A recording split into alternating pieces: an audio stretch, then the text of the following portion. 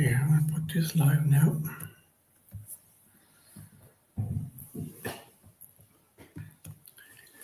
And I'll just switch that live now.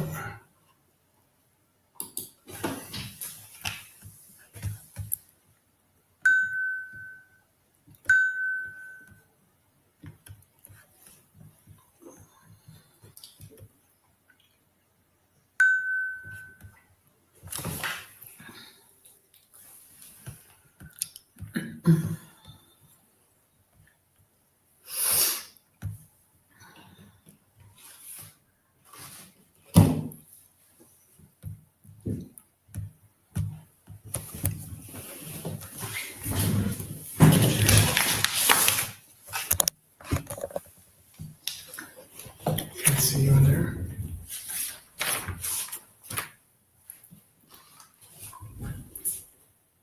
That's just a visual of what you're going to see here. All right.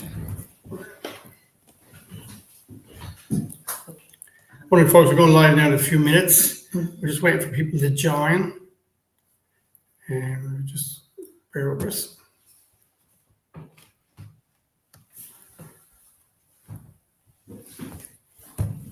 This is your chair. This chair doesn't go anywhere. That's why that looks so short.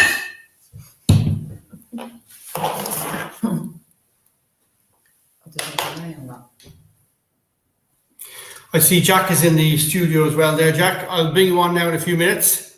Morning, Jack. We can't hear you, but I will be able to hear you now in a few minutes. Okay, just give us a sec now. Morning, folks. My name is Mark Beggs, and this is Anne-Marie. Hi, good morning, everybody. And welcome to our International Dyslexic Conference. We're sorry for just a slight delay. We're live on Instagram, on 3 different accounts on Instagram. We're also live on Facebook. We're also live on Instagram, and we're also live on TikTok now in a second as well. So we've an awful lot of people who are joining us from all over the world. We have Australia, we have Ireland, we have the UK, we have the US, we have Singapore, India, New Zealand, Australia. So we're delighted by the variety of people who are joining and from all parts of the world. And it is going to be recorded. So anybody who misses out or has to leave at any time during the day, they'll get a recording of the event also. And we're very excited because we have a lot of great speakers. We have a lot of people who are dyslexic themselves and who are making big changes in the world. And then we have a very young chap who's only 14, who's been brave enough to go out and start his own business with his granny. So we'll be talking to Jack in a little while. We're just waiting for a few more people to join because it's not quite 10 o'clock. So we don't want to kick off before people are actually ready. Yeah. So I suppose we'll tell you a little bit about who we are. So my name is Anne-Marie Beggs, for those of you who don't know me. In a previous life, I was a financial controller. And then 23 years ago, I changed career. And I trained as a dyslexia facilitator. And I've met an awful lot of interesting adults, children, teenagers. My youngest client has been 4, my oldest 84, and they've all taught me more than I've taught them. In reality, I would say you get to know an awful lot about a person when you work with them over an intensive period of time. As well as that, I've written a couple of books. So the first one is this one, A Bridge Between Two Me's, which I suppose followed my journey as an educator over the past 22 years. And if you're not sure, if you're only starting out on your journey and thinking about your child and wondering, might they be dyslexic, might they be dyspraxic, might they have issues with maths or ADHD, this is a great book because I've written it in very plain English. It's very easy to understand. one of my clients, his mum was Polish and her English was not that great, and she was able to read half of the book while she sat in the car waiting on her son. It also has insights into what does it feel like to go to school when you are dyslexic. So it follows one child through a diary entry from junior infants until they leave primary school, and how the longer in school you are in school, the more difficult the journey is. It doesn't become easier because the system hasn't changed. It becomes more difficult. It has some success stories from my students, and it has some stories that show you like how misunderstandings between students and teachers really affect students. The second book I wrote during lockdown, it was called Healthy Mind, Healthy Body. And it came about because I knew that I had students who were coming from very small classes. Some of them were autistic, and I knew that they weren't going to survive after 2 years of not going to school and then transitioning into senior school. So this program that I wrote was originally written for this small group of students, and it worked so well that I developed it into a full program and with a book to accompany it. So you can get the book and just work through it yourself if you have a child or if you're an adult, because the tips that are in the book and the steps that I go through are equally relevant for a child, a teenager, and an adult. But it was originally designed for teenagers because, as we all know, there's a huge increase in crisis in mental health among our young people, which isn't great, and we are trying to break that cycle. And Mark, my husband here, he's dyslexic. I'll let him tell you a little bit about himself before we start chatting to Jack. How you doing, folks? Yeah, so I'm dyslexic. I wasn't diagnosed until I was 35 when I was doing a master's in Trinity College. So up to then, my schooling was terrible. Because my reading was so bad, my spelling was so bad. I was always the last child in the line when it came to spelling during primary school, and the one that got the cane across the hand for not learning my spellings, even though I did try to learn my spellings. I spent some time mitching from school. Mitching is leaving school without leave, and making up reasons why I couldn't go to school. And my leaving cert wasn't great. I didn't get into college. But I ended up working for myself from a very young age at 22. And my first company was in the UK. You and I would now call it Deliveroo. I had 11 restaurants that we'd live around Chelsea and Kensington, and I had some well-known clients. And I've also owned companies since then, advertising agencies, internet companies, DVD companies, cat food or pet food companies, and a range of other companies. So I've had a good few businesses, some done very well, some done very badly. As you would expect with being an entrepreneur, not every company and every business goes according to plan. You make some money, you lose some money, you make some money, you lose some money. And so I've written a couple of books.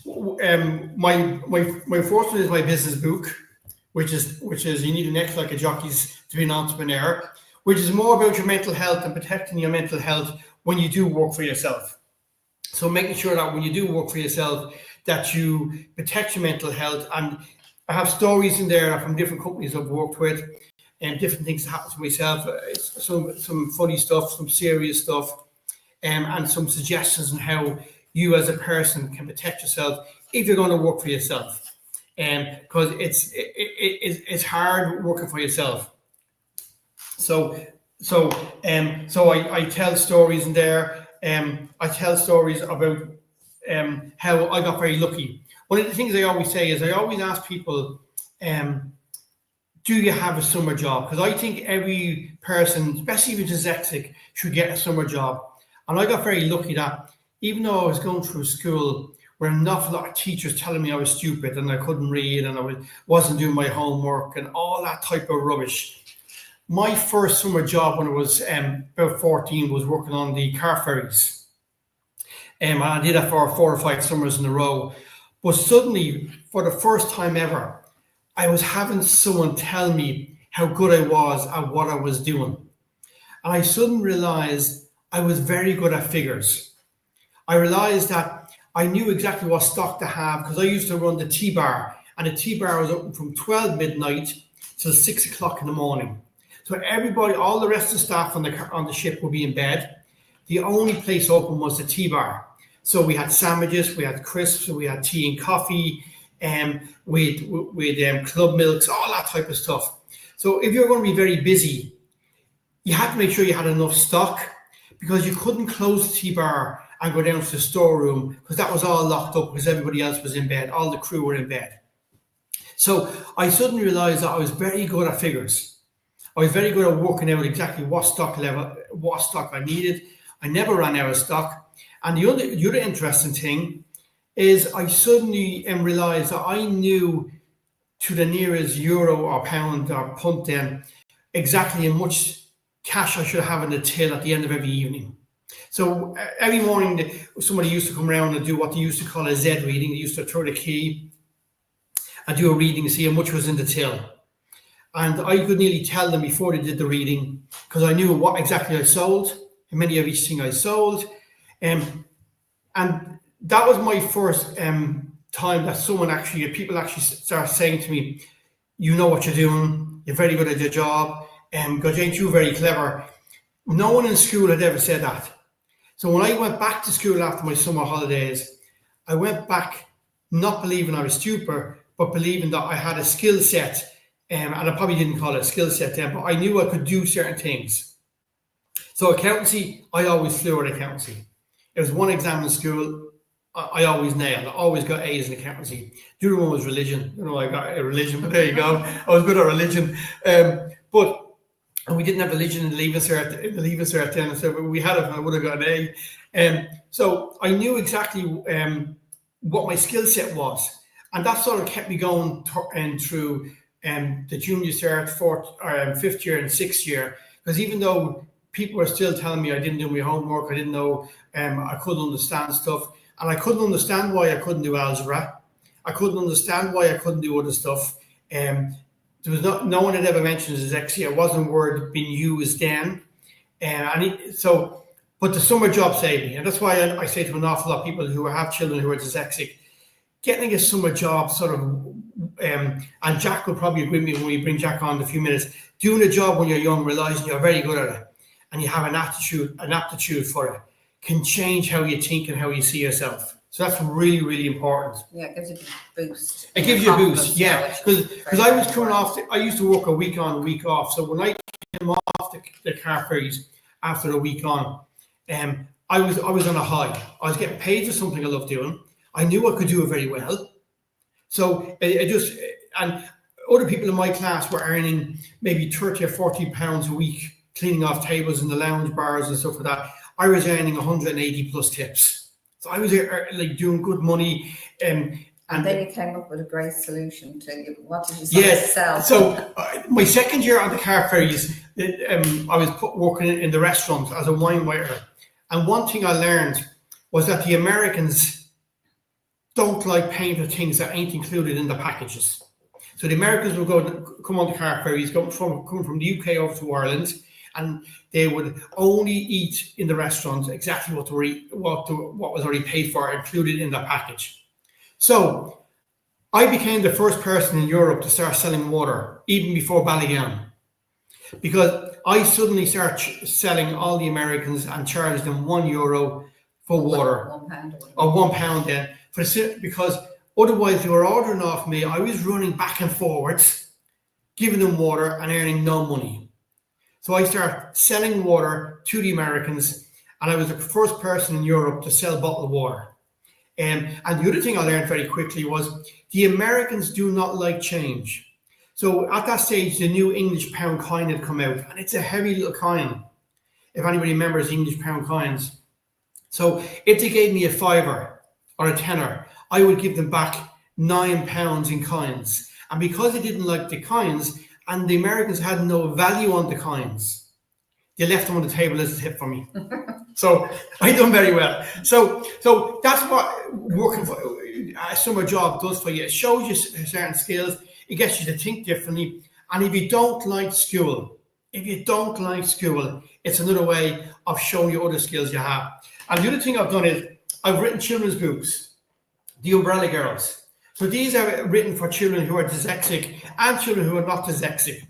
And all my proofreaders in the books are young children. So I got young children, some are dyslexic, some are not, to proofread all my books. We've 3 out at the moment. There will be 10. So it's a whole story, a whole series, one story going through the whole series.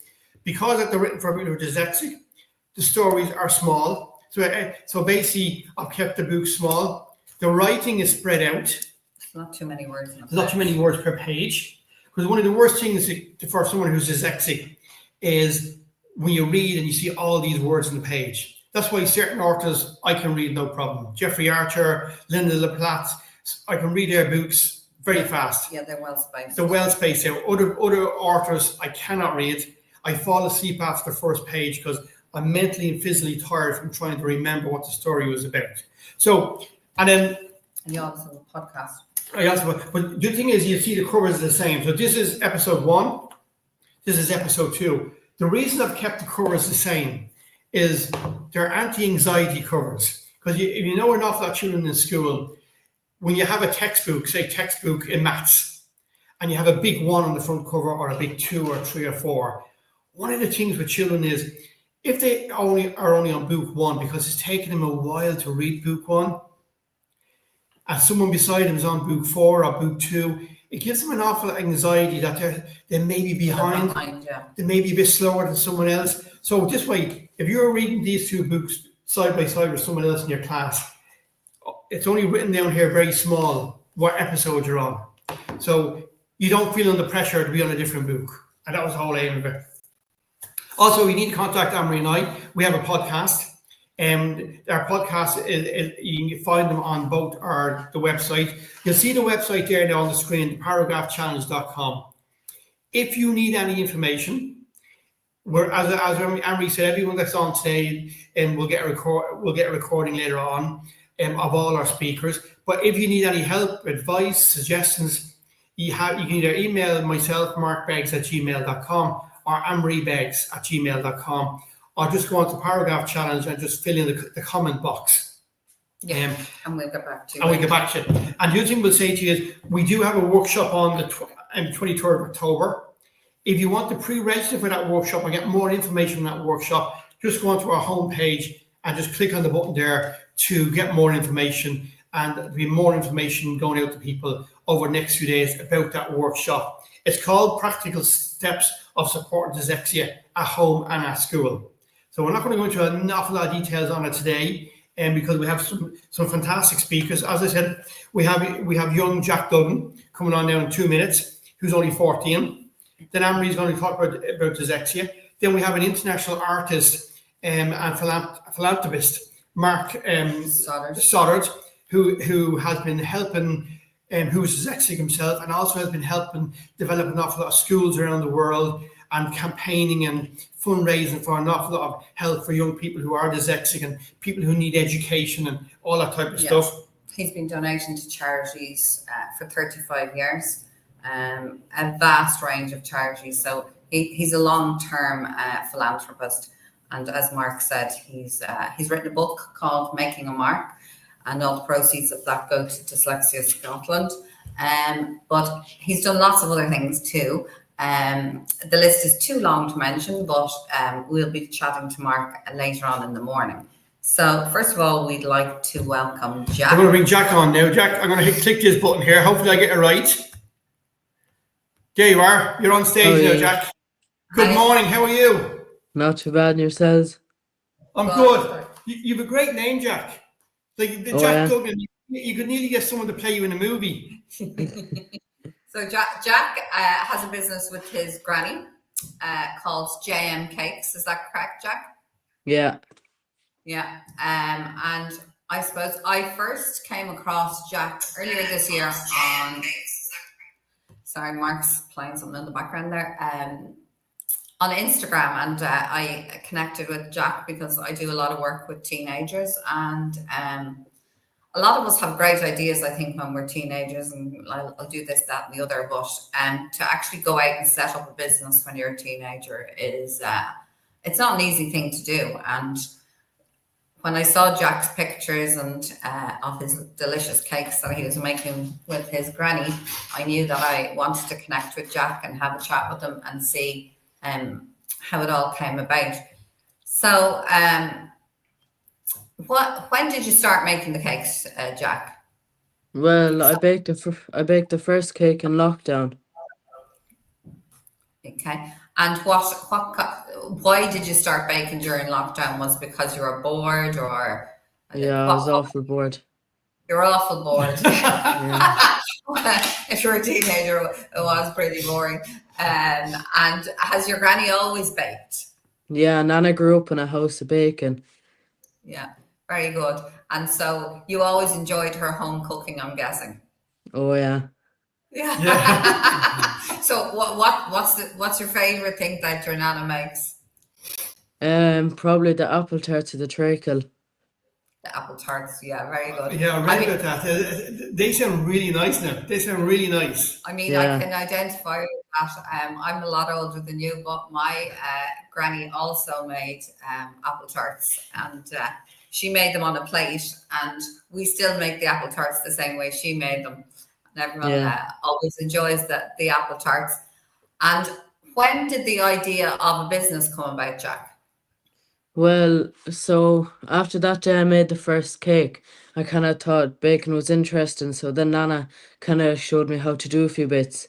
And then I wanted to learn how to make cookies. So I tried a good few times, and half the times they turned out like bricks. But then there was one time when I made them and they turned out lovely. They were soft and chewy. So I was awful proud of myself, and I was only young at the time. And I went out and I brought Mom's knitting table out with me, and I set up a table outside the house with cookies for €1. And a few people stopped in, and then I kind of liked it. And then Nana was saying, well, if you want, I can bake a few brown breads for you and stuff as well. So then it kind of just went on from there, and we got more popular around the locals and stuff. So now it's a thing we do every Saturday, and like we have the regulars that come to us. Yeah, very good. Yeah, I mean, I can identify with the issues with the cookies. So I used to teach. So for most of my time, I teach kids who are either dyslexic or dyspraxic, dyscalculic, ADD. So I have specialist programs that I do for that. But in the 2 afternoons a week, I used to do cooking classes and summer camps. And like most of the kids who came to me, they didn't have a weighing scales or anything in their house. They'd never ever baked cookies. And sometimes when they'd never baked anything actually, but sometimes when I'd do the cookies with them, some kids would be lovely and some kids would be like, they'd spread out really flat and, like you said, be a bit like a brick. Anyway, I always made delicious cookies. So I've been making them for years. And my daughter said, can you make me some cookies for the bake sale in school, because everyone loves your cookies. I made the cookies and they were desperate because I think I'd used a different, because in the ones I make, you use brown sugar and white sugar, and I used the wrong brown sugar. I'm sure they spread out into puddles. My daughter goes, I'll have to lie and say I didn't get time to bake anything. That would be embarrassing if I bring them in. So you do have to be careful with the cookies. Yeah, they're hard to perfect. They actually are. Like it's much easier for me to make cupcakes and apple tarts and stuff. Yeah. The cookies are, you have to have the right sugar, you have to have the right egg, the oven has to be, because my oven's a bit temperamental as well, Jack. So yeah, so is ours. It's starting to become a bit temperamental. And mine is hotter at one side than the other. So do you see? So like, you prefer doing this, Jack, than going to school, don't you? Oh, definitely. Yeah. So and how do you find school? Well, I was never really gone on school. Like, it's not something that I enjoy, but it has to be done. It has to be done. Yeah. But like, having said that, like your ambition is like you have a horse box, haven't you? Yeah. That you want to do up. Yeah. And the idea being what? When you do that up, what are you going to do with it? Well, we do it up into kind of like a portable bakery kind of thing, or and a coffee shop. So like we'd be able to kind of go to shows and stuff like that, and there'd be kind of desserts and tea and coffee, And we'd definitely stay out here though every Saturday. But I rather leave school and kind of just go on the road with the horse box and kind of go over Ireland and stuff like that. Right. And so you're hoping, like, your plan is to do the junior cert and hopefully then go out and do your business full time. Is that right? Yeah, hopefully now. So do you see yourself training as a chef? Not really a chef, no. I think it's a lot of pressure to be a chef. Sometimes I need to be watching Gordon Ramsay. But like Yeah. I rather When go on, Jack. Sorry. I rather kind of have my own thing, do you know what I mean? Instead of Sure. work like I wouldn't mind doing I was working in a bakery over the summer for a few days out in Clifton. It's called Walsh's Bakery, and I was doing a bit of a work experience and stuff there. But it was good now, but I rather kind of have my own thing, you know. Yeah. And like, were you working full time in the bakery? Well, not full time, no. Well, I was working downstairs and they were showing me the machines and stuff like that and kind of letting me help them out with things. I think it was 2 or 3 days I went. So, but they weren't full days. They were like from, I think, like 9 to 1 or something like that. Right. And how did you find that? Oh, I loved it. So you like the whole atmosphere of the whole business Yeah, from being there. yeah. Right. And where do you where you sell your cakes and your breads and all, is that in your garden or outside your house, or where's that based, Jack? It's just outside the driveway. Just outside the driveway. Very good. And how many customers would you have is it a Saturday? Yeah. Yeah, every Saturday. Well, it depends, you see, because some a good few people might come, but they might only get 1 or 2 bites. But then, like, 2 people could come and they could buy loads of bits, so it kind of ranges every week. But we always have the same people who come to us every week because they So you come to have, us for their weekly bread and stuff. yeah. Brilliant. We've an awful lot of people on here, Jack, saying well done and congratulations here. We have Sinead Conroy and other people saying what else is someone saying? Brilliant, brilliant, brilliant, well done. Who they say you can play yourself. You don't need another actor to play in the movie. Okay. So there's a lot of people coming in there saying how great it is. Thanks a And million. yeah, Yeah. so again, say anybody wants to drop down to him, he's willing to bake more and sell more. Isn't that right? Yeah, So does yourself and your nana share the baking? yeah. Yeah. So do you have a speciality and she has some things that she always bakes? Yeah, so she'll make the brown breads, the treacles, and the apple tarts, and I'll make all the sweet things then, like cookies, brownies, cakes, all them kind of bits. Very good. Right. And how long do you spend cooking? Like how long do you bake them all on a Friday for Saturday, or what way do you do it? Yeah, we do it. Oh, we do it all on the Friday and then sell Saturday morning. But it depends because sometimes we might get other orders on top of what we have to bake for Saturday, So it Yeah. all ranges every weekend. So how are you getting orders? Do you have a website?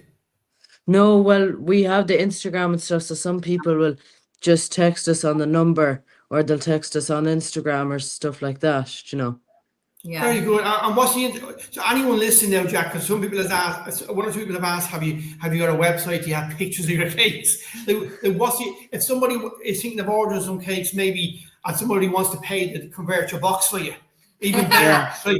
What's your Instagram handle? The Instagram is jm.duggan.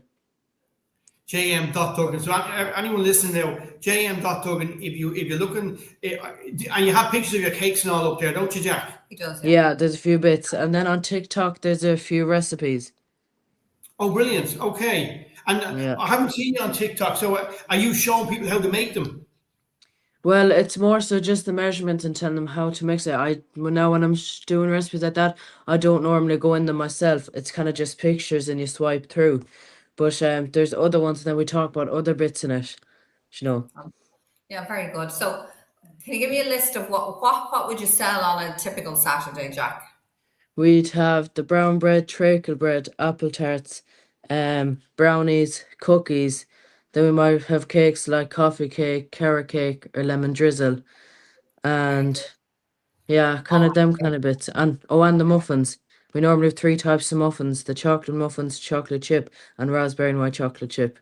tell you must be very busy on a Friday, Jack. Yeah, So, do you go to school on Friday as well? yeah, I have to. So, what time do you finish school at? Well, school, we have half days on Fridays, so it's not too bad. We finish at Okay, 20 yeah, past one. yeah. I was thinking And then, otherwise it'd be all night. yeah, and then I get the bus home, and then then I'll be home, I say, around 2 o'clock. And then I kind of start from there. Very good. And last week, were you at some festival or something? I Yeah, saw. the Galway Docklands Festival. Yeah. And how did that go? Mighty, we sold out. Well You done. sold out. Wow. Yeah. Brilliant. And did you sell out fast, or like we had gone after a few hours?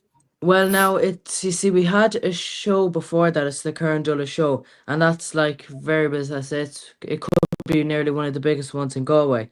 But Right. you see, that day we sold out. I think it was in less than 3 hours or something like that, and we'd like at 70 cookies and 120 brownies. We had loads that day, like.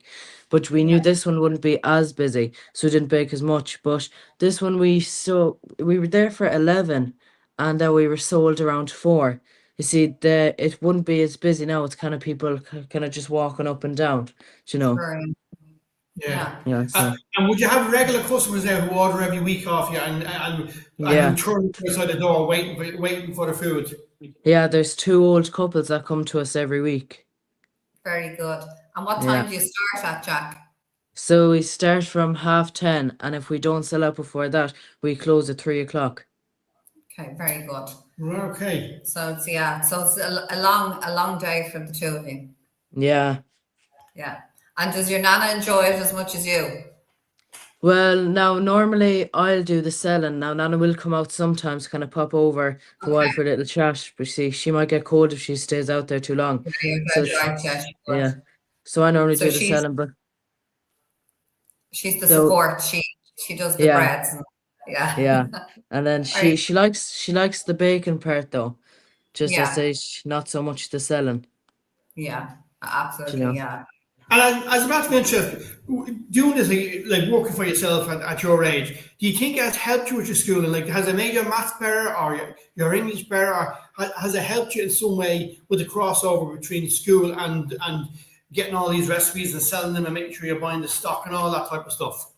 Well, in primary school, I had a lovely teacher. She brought me out for special help with maths, and that like brought me on a good bit.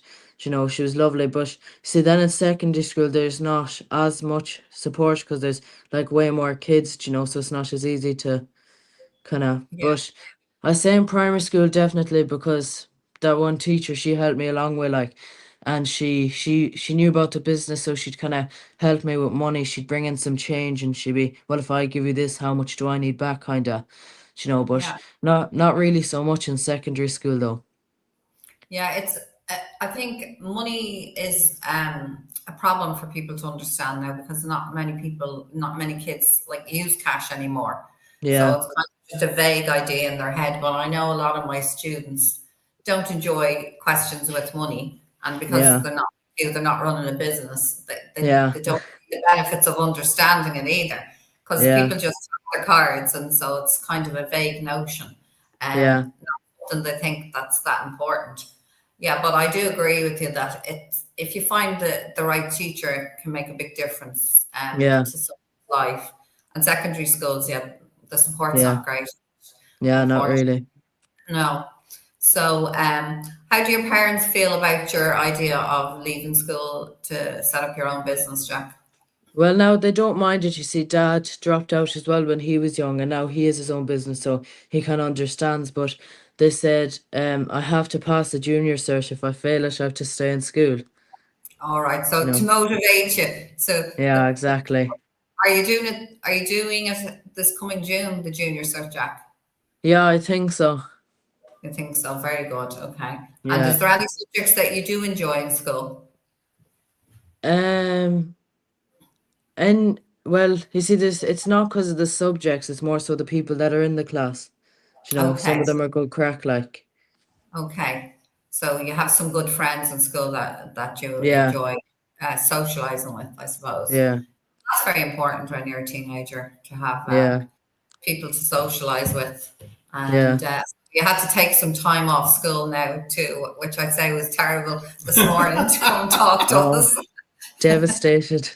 I can I only can tell imagine. you, yeah. Yeah. I mean, I think even kids who like do reasonably well in school and enjoy school are glad to have time off because it doesn't, Yeah, for teenagers now, I think it's just not interesting enough that yeah, it's not that relevant to their lives. I think a lot of people feel it. So yeah, you're following in the entrepreneurial footsteps of your dad then. yeah. Yeah. He's not a baker, I'm guessing. Oh no, he does metal roofing.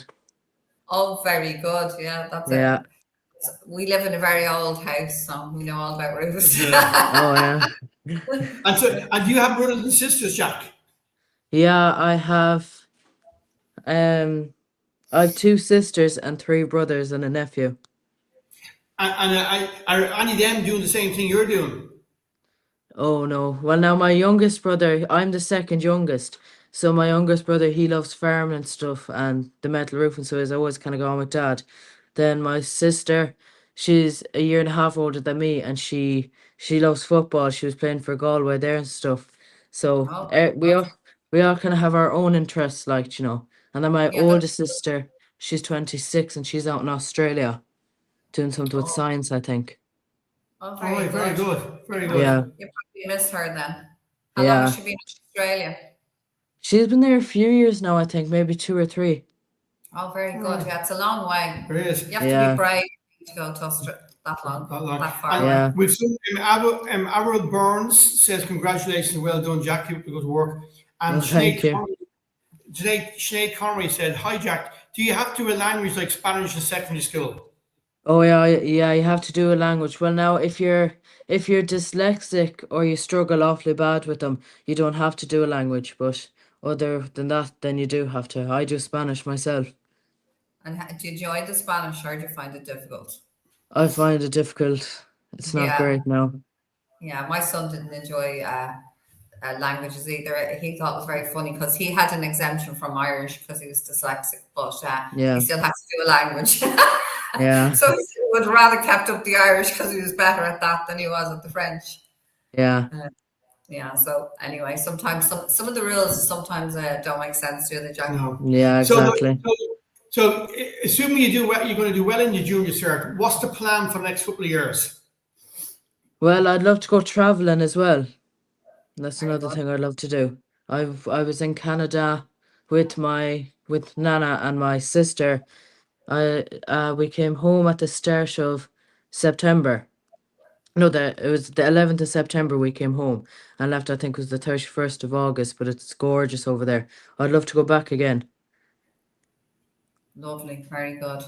And would you go visit your sister, or is that too far? Well, I don't really know, depends if she's back or not. Okay. I Oh, don't I so you don't now know when I what was her long-term plans are. Yeah, not really. Now I know when I was younger I did always want to go to Australia, but you see, I don't know do I want to anymore. But Yeah, I'd love to go to America, Canada, Paris, kind of all those places. yeah. You're dead Yeah, right. You might as well see the world, Jack. I love traveling as yeah, well. So I can yeah. identify.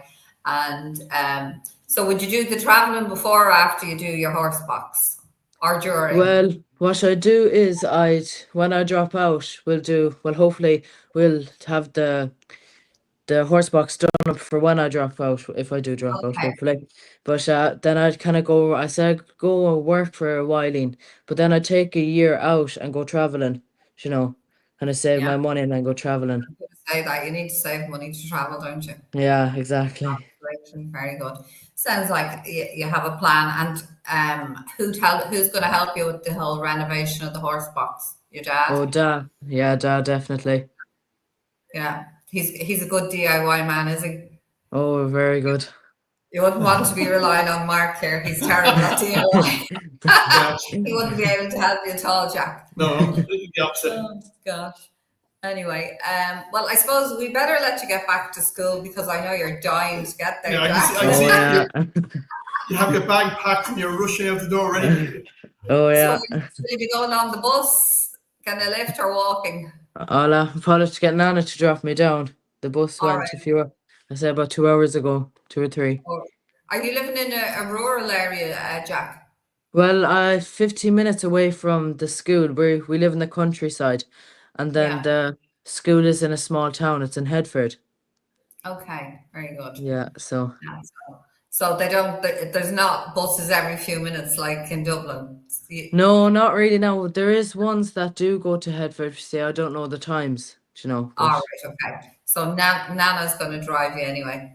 yeah. So I'd say you're going to be rushing there. Now, will you have a cup of tea or will you just go straight away now, Jack? I'll definitely have a cup of tea, anyways. I guessed that.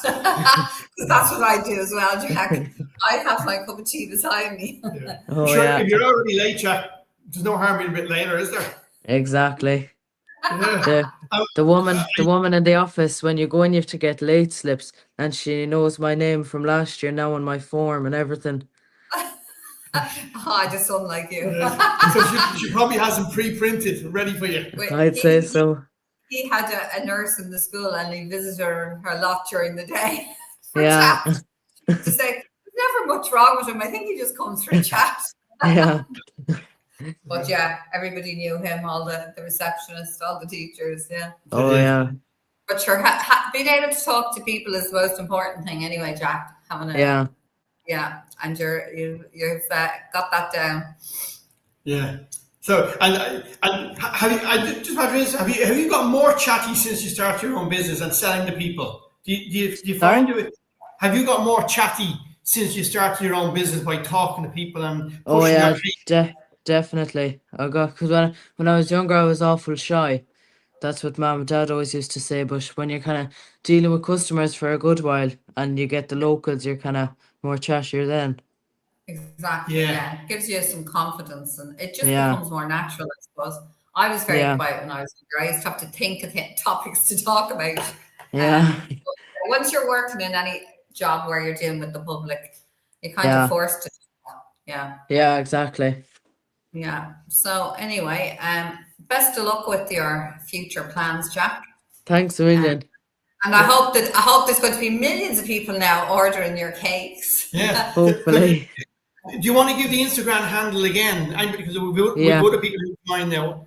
it's jm.duggan. Okay, jm.douglas. So if anybody wants to order cakes or they want to see the work that Jack does, jm.duggan. And what is your handle on TikTok? I'll check it now. I don't know that one off by heart. No problem. It's JM Cakes 19.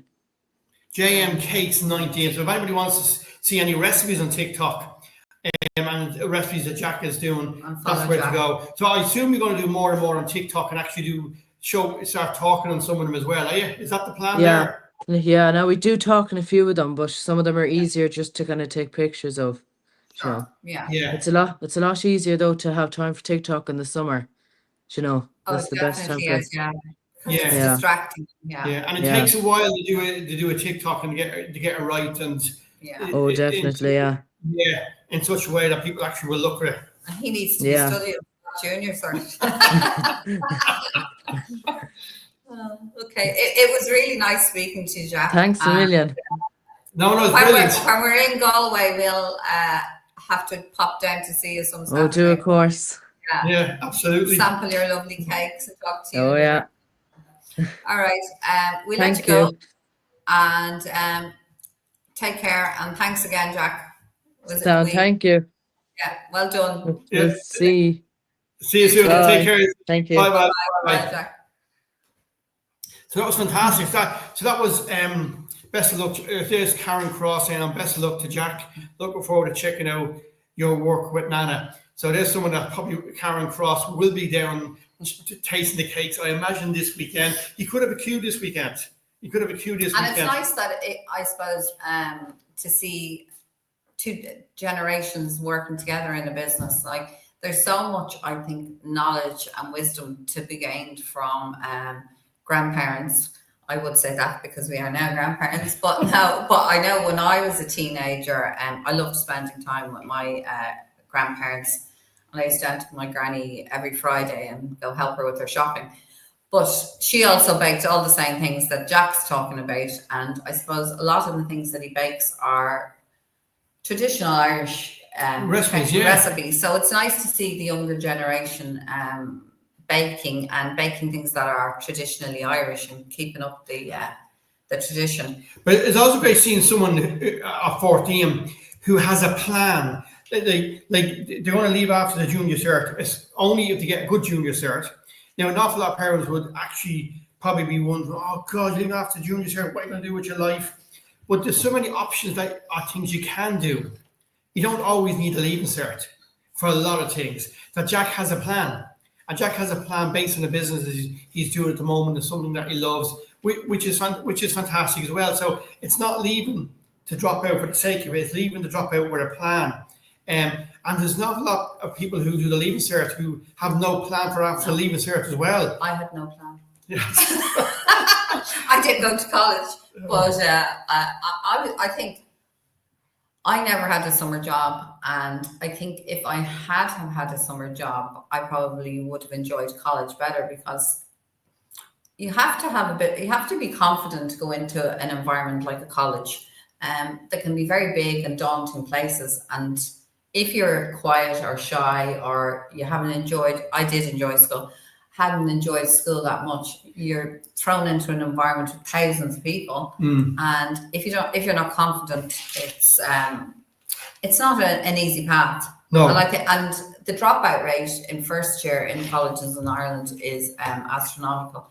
In some courses, it's over 50%. And I think that's because we don't really prepare people for college. We just prepare them for a leaving cert. Yeah. So maybe, So Jack, and just the things, say people, we're getting comments up here. Anyone on Instagram, because we were on about 4 different Instagrams, and we may not pick up all comments, but if you do have a comment and you're looking on us on Facebook or YouTube, just email markbeggs@gmail.com, and we're picking up comments from that as well.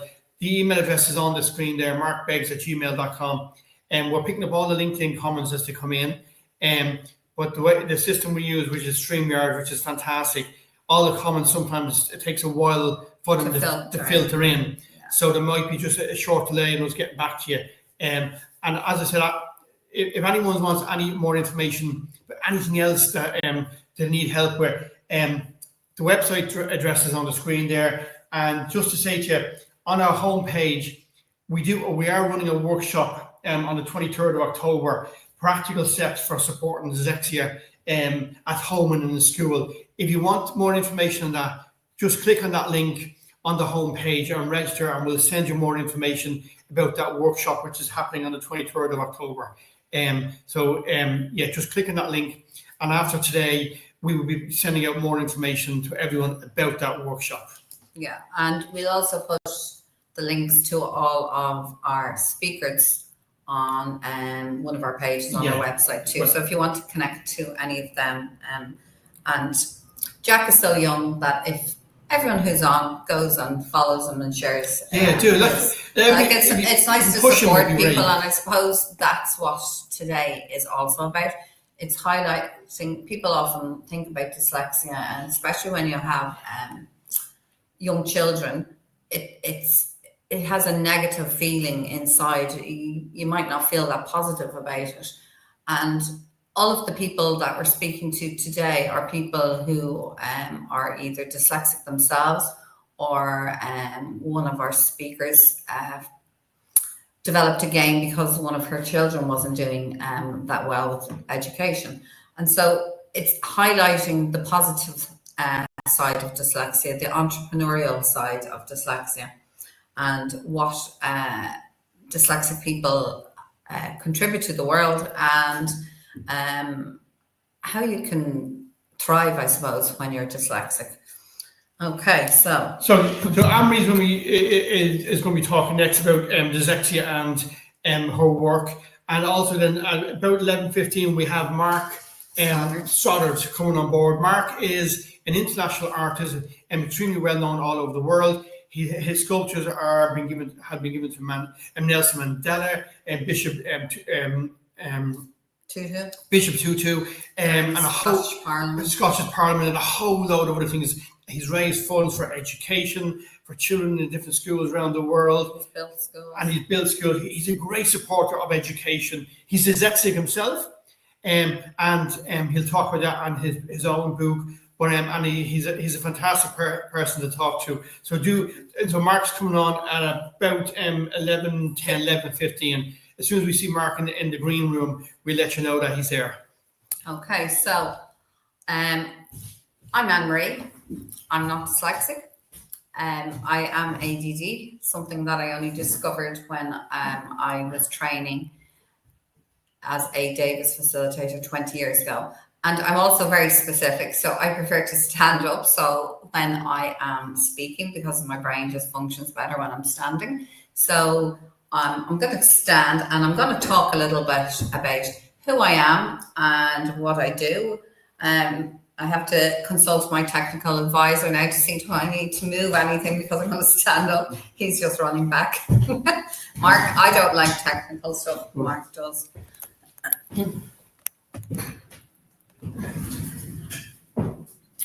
Okay, so a lot of the work that I do is one-to-one. So I work one-to-one with clients, young children, teenagers, adults. As I said earlier, my youngest student was 4.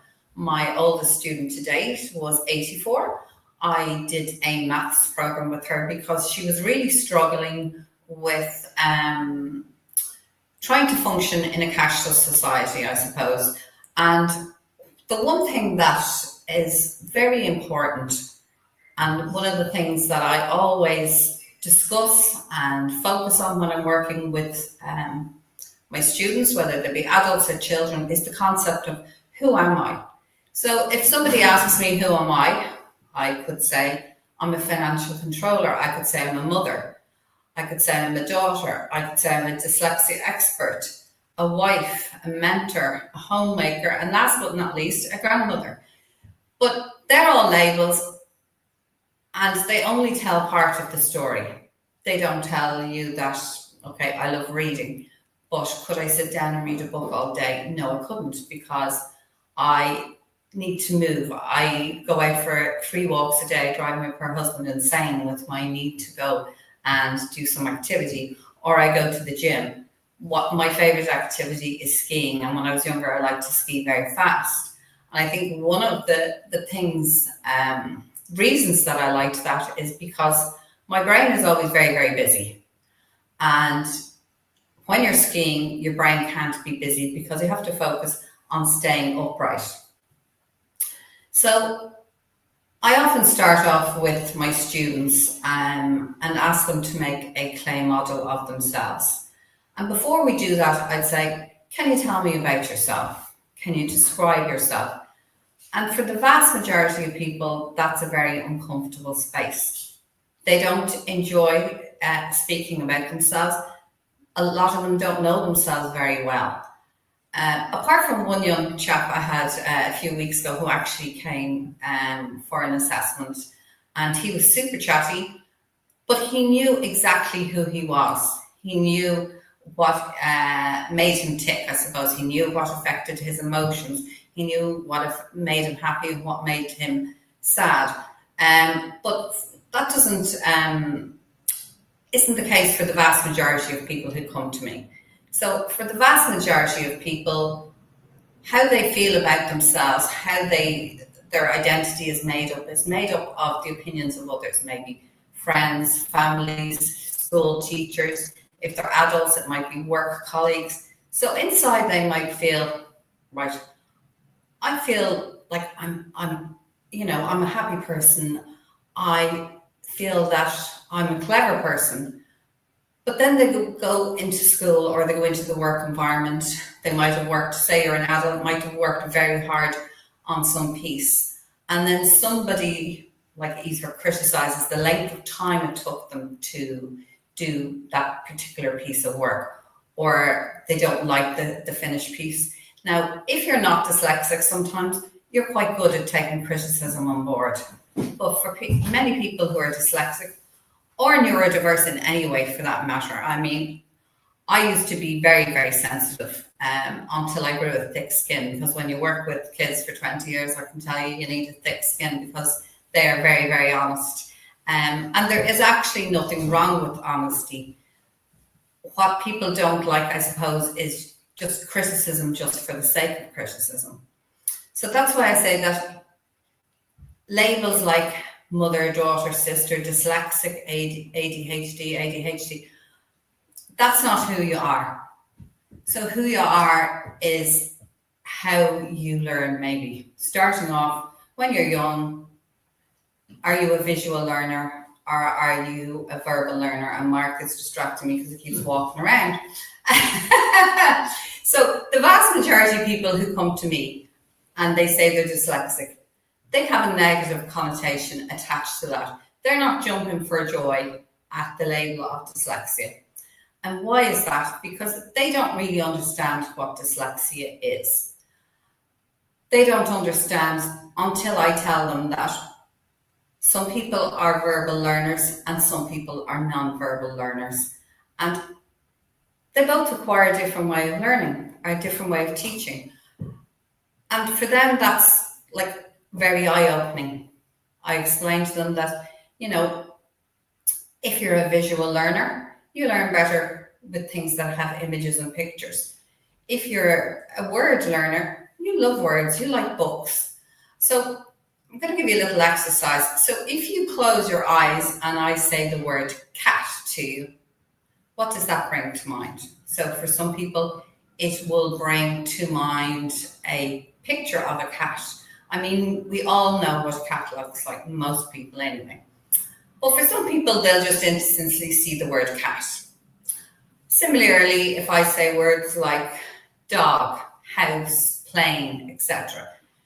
Now, if you're teaching grammar, you'll know that they're all nouns. So they're all tangible, 3D things that you can see in the real world. So I can see a chair, I can see a table, I can see a tree.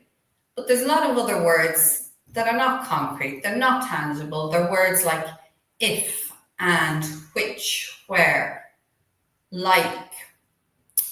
There's over 200 of these words in the English language. They're actually the most frequently used words in a text. And these are the words that cause dyslexic problems. So if I asked you again to close your eyes and I said to you, can you visualize a picture for the word if? I'm not a visual person, but I can't think of an image for the word if, apart from some that my students have made with me during one of their programs. And it's this lack of picture that creates blank spaces for dyslexic students. And what do blank spaces create? They create confusion. And what does confusion create? It creates a lot of frustration. So you'll see a lot of kids coming out of school, having spent a lot of time in school, very confused. Some of them will be very upset, some of them will be very withdrawn. And over time, this confusion really impacts on the way that they feel inside, I suppose, and the way that they feel about themselves. And, you know, when small kids, they don't know it's affecting their confidence, they just know they're not very happy. So if I give you a sentence like, the wise old man sat down by the fire. Now, within that sentence, how many words are visual words or words that would create an image in your head? So straight away, I can see there's man. So most of us know what a man looks like. In fact, my 2 grandchildren, when you go for walks with them, they point out man, man, man. So most of us are okay with having a picture in our mind for the word man. And the second word that's probably a visual word is fire. So most people, if they haven't seen a fire in reality, will have seen a fire on a movie, or they will have seen a picture of fire, so they can identify what the word fire is. But then some words in that sentence are very problematic if you're dyslexic. So the words the, by, down, sat, most of these create a problem for dyslexic learners.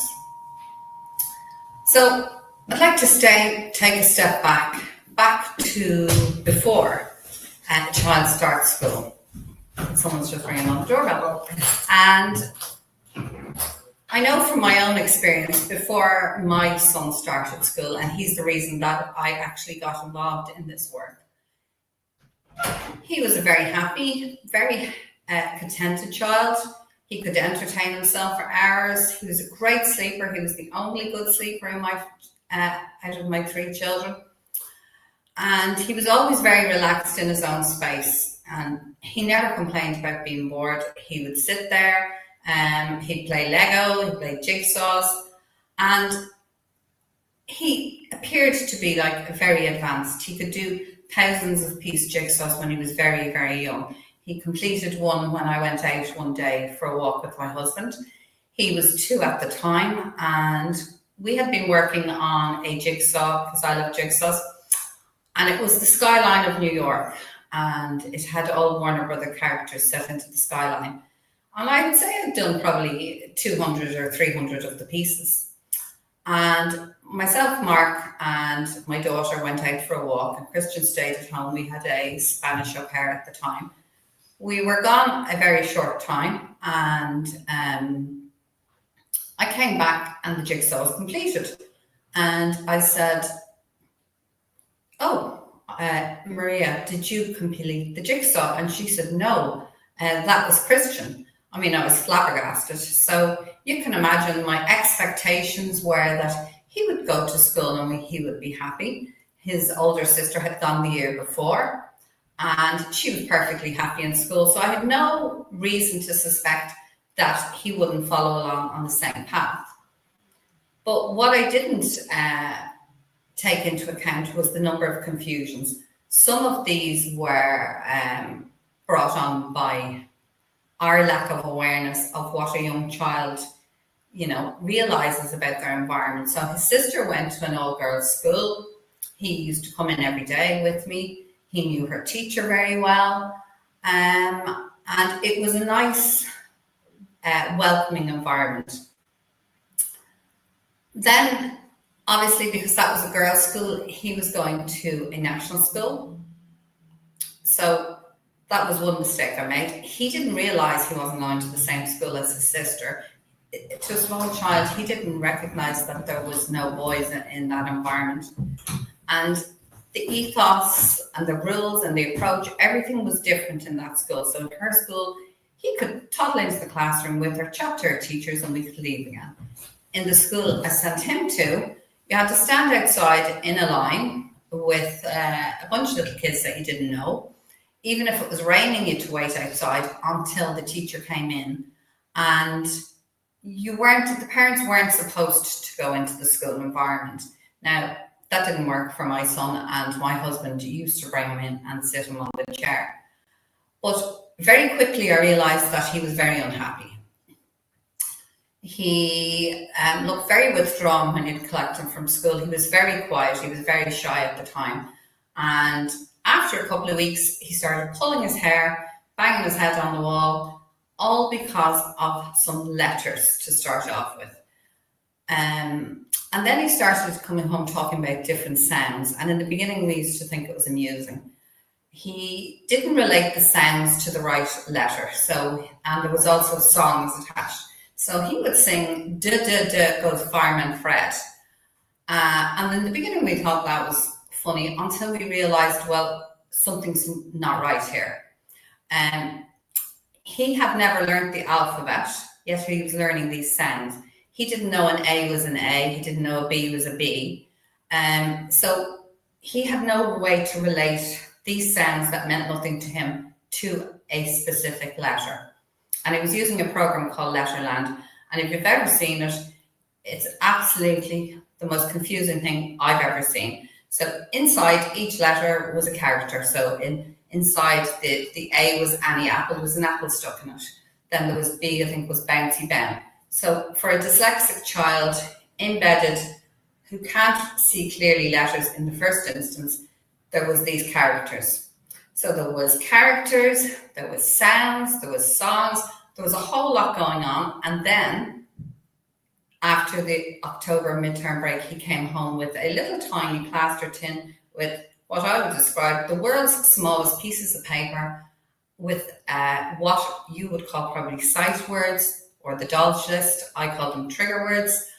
And no matter what he did, he could not remember these words. Despite this, he was sent home with a reader.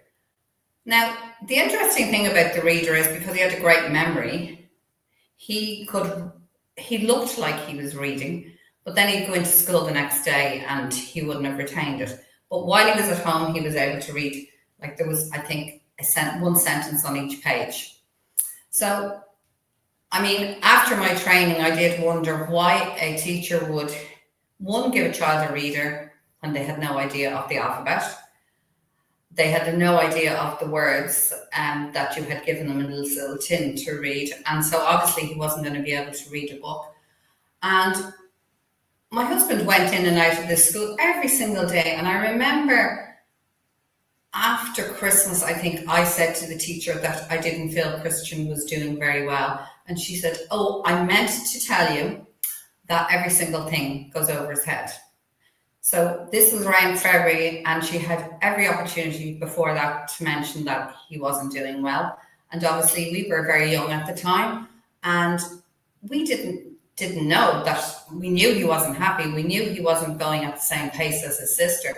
But like in our eyes, she was the expert. What I later realized when I was taking him out of the school, and I had realized that Christian was dyslexic, did she think he could be dyslexic? And she said, "I don't know, because I know nothing about that." And to me, that was quite shocking, because if you have somebody who's not doing well, would you not do a bit of research, even if it's not included in your training? Anyway, what did I do? So I spoke to my neighbor who was a teacher. She told me, "Don't worry, it's a different learning method and different schools use different methods. He will be fine. It just takes time for some children." I waited a couple of weeks and he hadn't improved and he was more frustrated. So I went and spoke to the teacher in my daughter's school, and she had much more practical advice. She said, get his eyes checked, get his ears checked. If they both are fine, find an educational psychologist and get him assessed. And that's what I did. I went for a private assessment, I think around February, because I know Christian was 5 at the time, and had him assessed. He, at that time, had a way above average score in maths. His English was below average. And so I decided he's not doing well in this school, so I'm going to move him to another school. So for senior infants, we made the decision to move him to another school. And I got a school report from the first school, and on it the teacher had written that Christian had struggled to learn to read, but had blossomed into a confident reader by the end of the year. Now, there's not that many kids of age 4 and like 5, just gone 5, who are confident readers, but Christian definitely was not one of the few. He was not a confident reader. He couldn't read. And so I knew then that I'd made the right decision to move school. So we moved school, very happy. He went to Sutton Park, loads of trees to climb, run around. He was flying along at everything.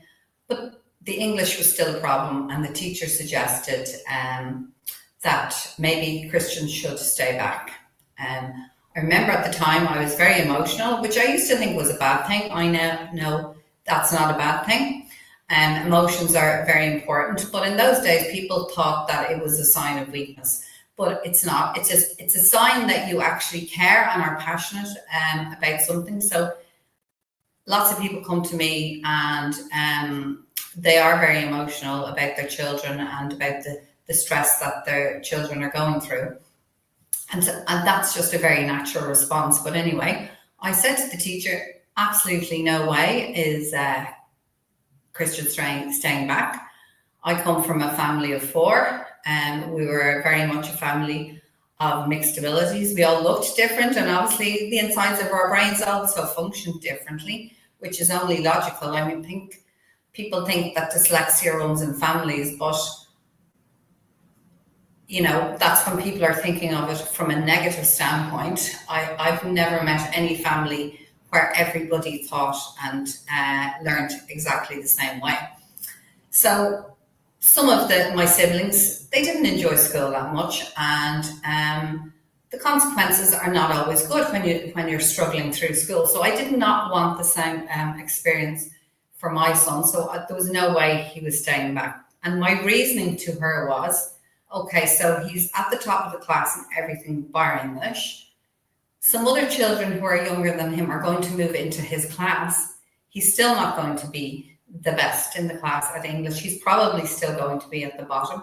And all that will have happened is that his confidence will have been impacted, and he still won't have learned how to read. So I let him go on in school, and I'm glad that I did. I would say to any parent that go with your gut instinct, that parents know their children best.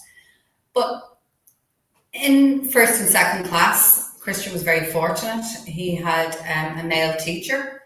The male teacher realized that something about the way Christian was trying to learn to read was not the same as some of the other students in the class. So he used to get a pencil and draw little pictures above the words for Christian.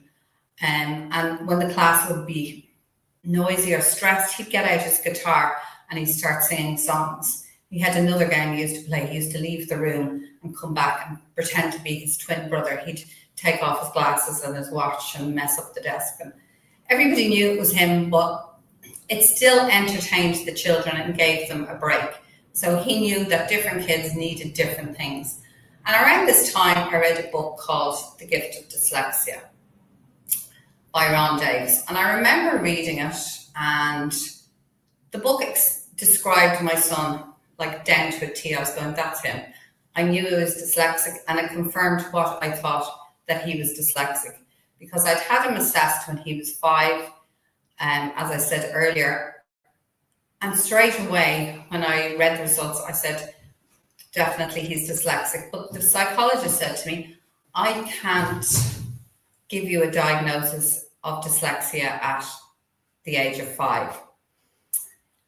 He's too young, and we're not allowed to give a formal diagnosis till they're 8, which is crazy because all they do is fall further behind. So what did I do then? I went in search of somebody who could provide a different solution. So I had Christian reassessed at 8. She confirmed what I knew, that he was indeed dyslexic. I found somebody who used the method that I use, and which was the Davis method, and it was a fantastic lady called Sister Antoinette. And as she began to work with Christian, I could see the difference in Christian. He became more confident, he became happy, he was less concerned with the label of dyslexia, because as parents we might think, oh great, at least I have an explanation. But for kids, sometimes when someone gives them labels like dyslexia, dyspraxia, dyscalculia, ADD, ADHD, autism, it doesn't matter what the label is. 1, kids don't always understand what it is, and 2, it doesn't always sit that well with them. So ever since, I then decided to do some training, first to support my son, and then I realized that this is just a fantastic solution. And so I kept going, and it took me about 2 years. And what I learned during that time, and what I've learned in the intervening years, is that the vast majority of people who are involved in the world of dyslexia are all kind, generous people, all willing to support each other, because it's actually quite a small circle of people. So I only started to go outside, I suppose, my own circle of my colleagues about 2 years ago. And what I found was that everybody else who's doing has the same end goal, I suppose, as me, and that is to support all young people. They're all passionate about mental health, about the effects that it has on a young person's mental health if they're in a situation where nobody understands how they learn. And they're all willing to help each other. And like that's demonstrated today by the caliber of the speakers that we have coming on after myself. So like this is our third conference. We did one in April earlier this year, and we did one a couple of years ago in the Grand Hotel in Malahide called the 4 Pillars of Education. And each time I reached out to speakers and asked them would they be interested in speaking, they were all like more than happy to do so because they all realized that we all have the same end result. So I'm just going to end by telling you a couple of stories about students and how I connect with them. So the first story is about a girl who came to me for a maths program. She was dyslexic. No matter what I did the first few hours, the response I got was no. But I knew that this child wanted help, but you just have to build up some trust with her. So I did a lot of different things, and then suddenly I said, oh, let's play a card game. Played a few card games, and then I took out one that's a tables game. Now, and I knew that this could either go really badly or really well, depending on how good her memory was. So you don't have to know the answers, you just have to remember where they are. So there's a bunch of cards that say Q for question and a bunch of cards that say A for answer. And I think there are 4 times tables. We flip them upside down on the table, a bit like fish in the pond. You pick a question card and you pick an answer card and see do they match. Now, she also had another card that had all the tables, the questions and the answers beside. So she didn't have to know which answer was right. If you don't get them right, you flip them back up. You flip them back down, I should say. Now, my memory is not as good as hers, so I couldn't remember where the cards were on the table. But she remembered them very well. And that completely changed her attitude. After that, she was happy to, engage with the content of the program. And I had another child who was also dyspraxic, but he came to me for a maths program, interestingly enough, too. And he also started off by saying no, because I think that's the response that they use in school. Rather than get something wrong, they just say no. For him, my approach was different. He loved playing online games, and we discovered that he liked little play figures. He wasn't that good at manipulating the play, but during the week I helped him and we made a whole selection of gaming figures, and that's how I engaged him in the content. So the secret, I think, of working with children is you have to step into their world, see what they're interested in. They're all interested in different things. I had one child who was an expert on Star Wars, and he used to expect me to remember the line, who recited a particular line. And I used to say, my memory is not as good as yours, but I do enjoy those movies. So I've had a lot of experts in different areas to come work with me. So I'm going to end just by telling you one last story, and then we're going to welcome Mark Stoddart, who's been waiting in the waiting room for me to stop talking. And this particular child, one day, I'm going back to what I started off with, and that is identity. He was making a model of himself. I helped him roll the clay because we work in clay in the program that I use. And he had it finished and he made some hair, and I was rolling little strips for her. And he just put it at the front. And I said to him, are you not going to put any hair on the back of your clay model? I thought that this was just a choice. He was just making it and couldn't be bothered to make hair for the back. And he suddenly went, oh. And he went like this, do I have hair on the back of my head? And I said, yes. And he said, oh, I didn't realize I'd hair on the back of my head. And I said, do you brush your hair? And he is, yes. So I got him a mirror anyway. And he was looking at one, put one behind him. And he goes, oh, I've never seen the back of my head. And I suppose that, ties it all together really nicely, that, our identity is based on what experiences we've had, positive or negative. And so I'd appeal to all the parents out there that if your child is not doing well, don't let them develop a negative self-identity. Go and find something that works. So it could be working with me, it could be working with somebody else, but go and find that person that connects with your child and that's going to maximize the way that they learn. Because dyslexic people, they're not only relevant, but they're essential to the future of the world. So, they're the ones that are going to come up with the creative solutions that are needed to solve what's going on in the world at the moment. So thanks very much for listening. And I'm going to sit back down now that I'm finished talking. Okay, so I am going to pop off for a few minutes and I'll be back shortly. And Mark's going to take over. Now, I see Mark is in the waiting room. Sorry, I'm just making sure.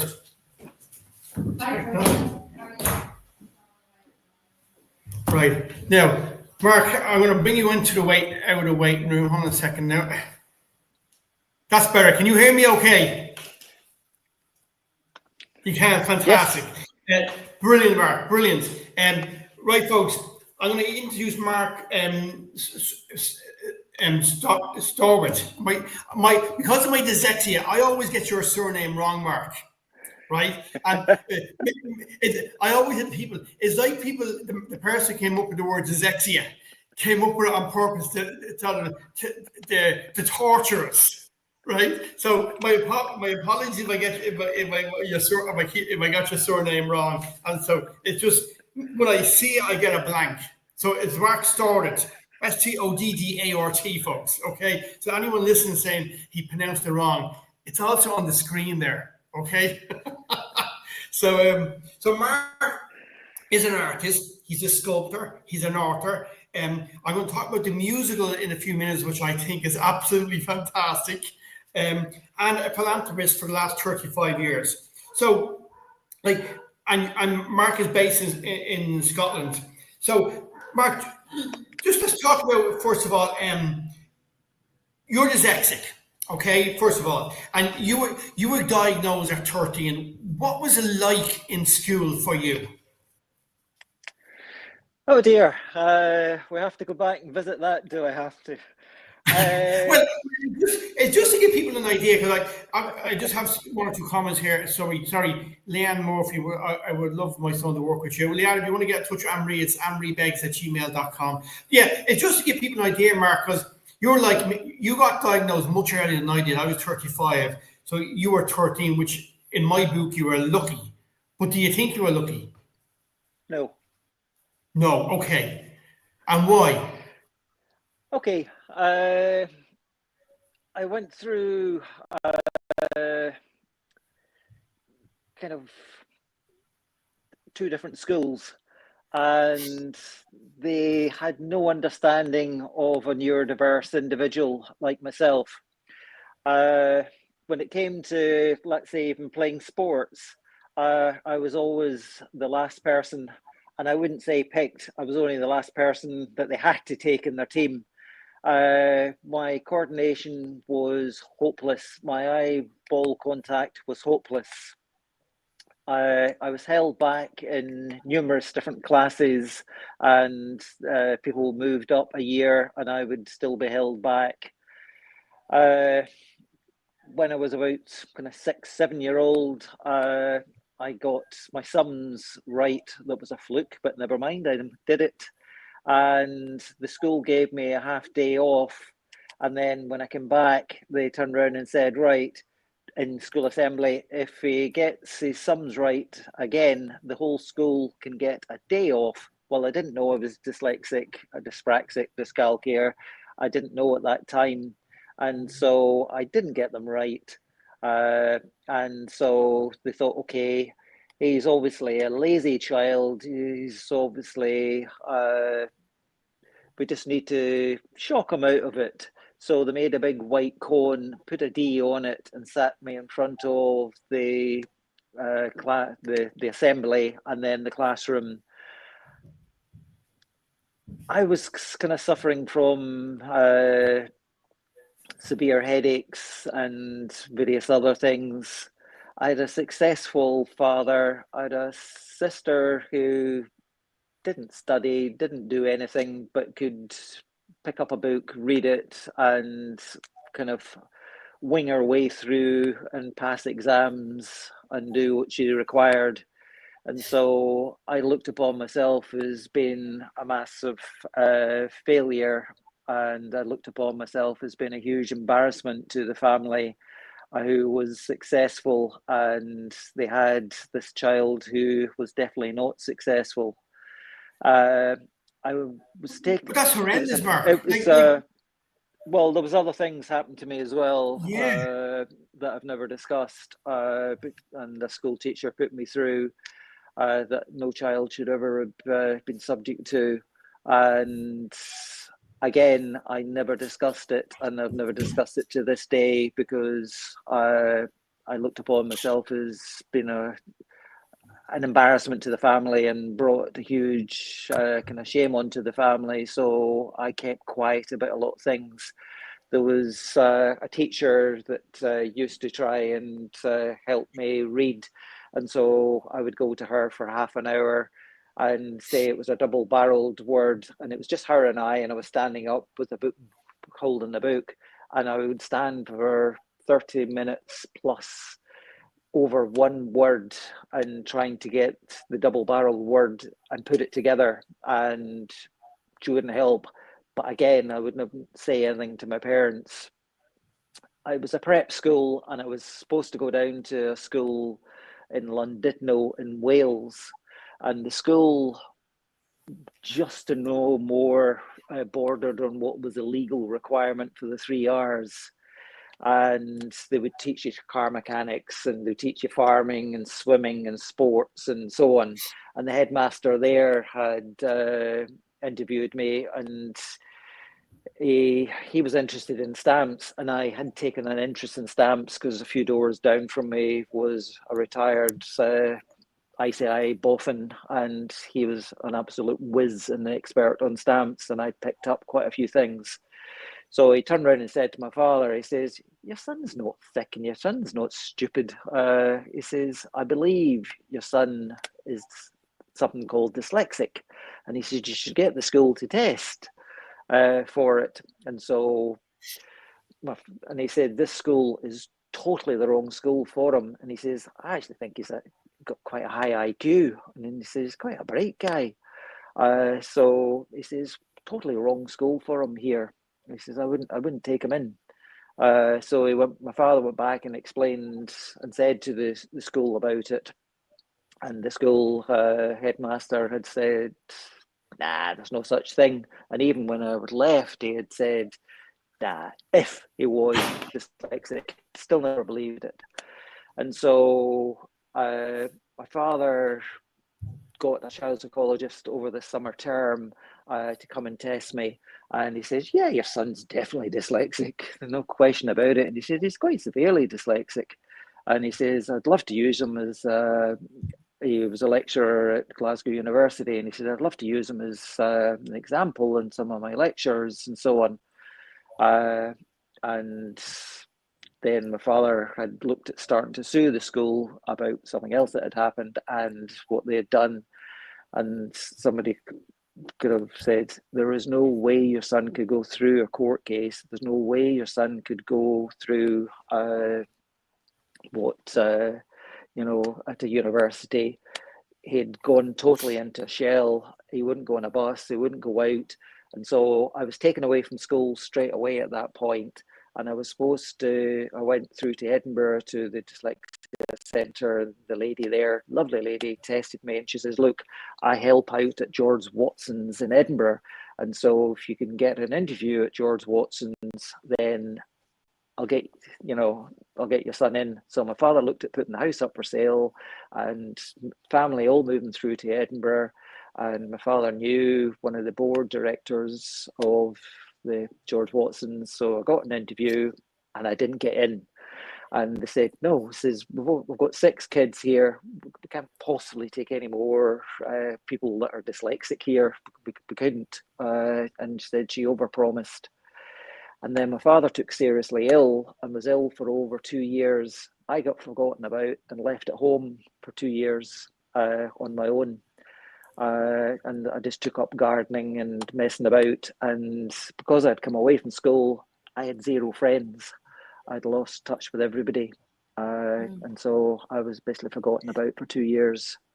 And then... What age then? But I was coming into about 15 at that point. I was over 15. And then my father took me along to the local council and said, he's interested in gardening. Maybe there might be an outside chance that he could cut grass and get a job with the council cutting grass. And he says that's all he would ever achieve in his life. And then somebody reported my father for having me sitting at home. My father got well against every odds. And my father was a huge, bigger than life character. And quite an overpowering kind of person. And he did what he thought he was doing for the right reasons, but didn't go about it in the right way. And so my father got shoved into having to find a school for me. So he found the school down in Sussex. And the school in Sussex is the first dyslexic school in the world, Frewin College.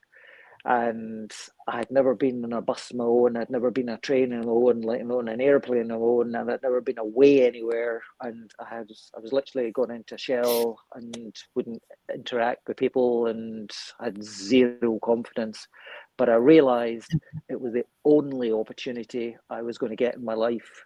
So when I went down, and everybody thought, well, there's no chance he's going to stay down there, we're going to have to bring him back. But I knew it was the only chance that I had. And basically I started back at square one, going back through all my education up until just over 18. And the headmaster at the time, he was different. I mean, all the teachers were different, but he had a different outlook. And he would give you as much rope as you want. But if you hung yourself, well, he'd pull you in. But he had 0 interest, 0 respect for any parents, and it was all about trying to support the kids at the school. So he used to allow me to go up to London for the weekends and go down to Brighton for the day, and he used to. I used to sometimes go down to the school before it opened up. And there was no teachers, there was no people, there was nothing. He lived in a house in the ground. The house was built in 1600s, maybe even earlier, and it sat in a mile radius of ground. He would give me the keys, open the school up, and he says, look, I've just kicked the heating over. So he says all the massive big floorboards will creak, crong, bang, and everything as it starts to going up. I was the only person in the whole school. You try and sell that to an insurance company, they would.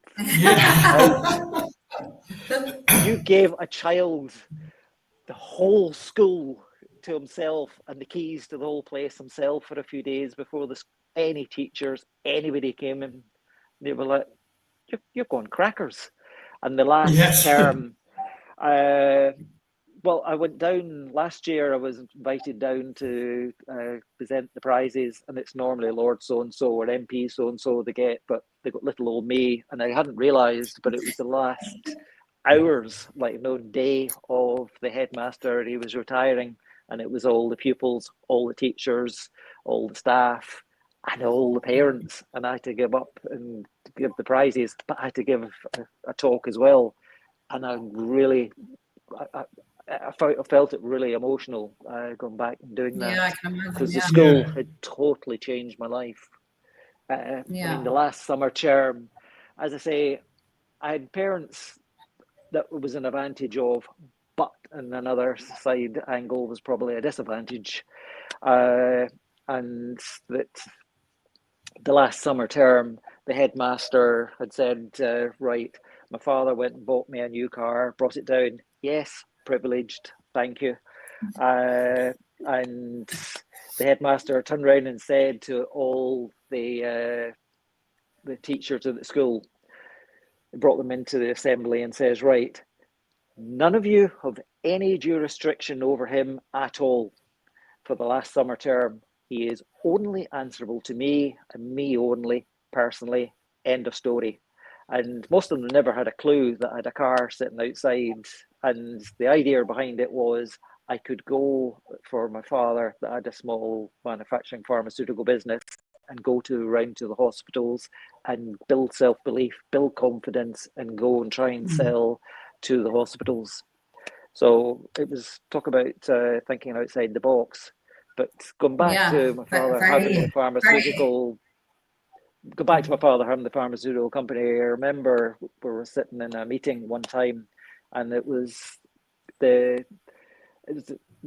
director of Boots for a buyer, and he came to us and had been out for lunch, and the guy opened up and was chatting away in my father's office, and he said, yes, he said, I've got a son, and he was explaining very severe physical disabilities the son had, and it was quite emotional that he opened up and he would and talked about his son and the challenges he had and so on, and my father was sitting listening and so on, and at the end he turned around and says, yeah, I know how you feel, I've got a disability son here as well. I thought, dear God, I'm in the same camp as that in your head. I mean, the guy would have been delighted to have a son like me, but you were putting me in the same camp. And it's like, geez. Yeah. But isn't it great that your father had the wisdom to go and find that school for you?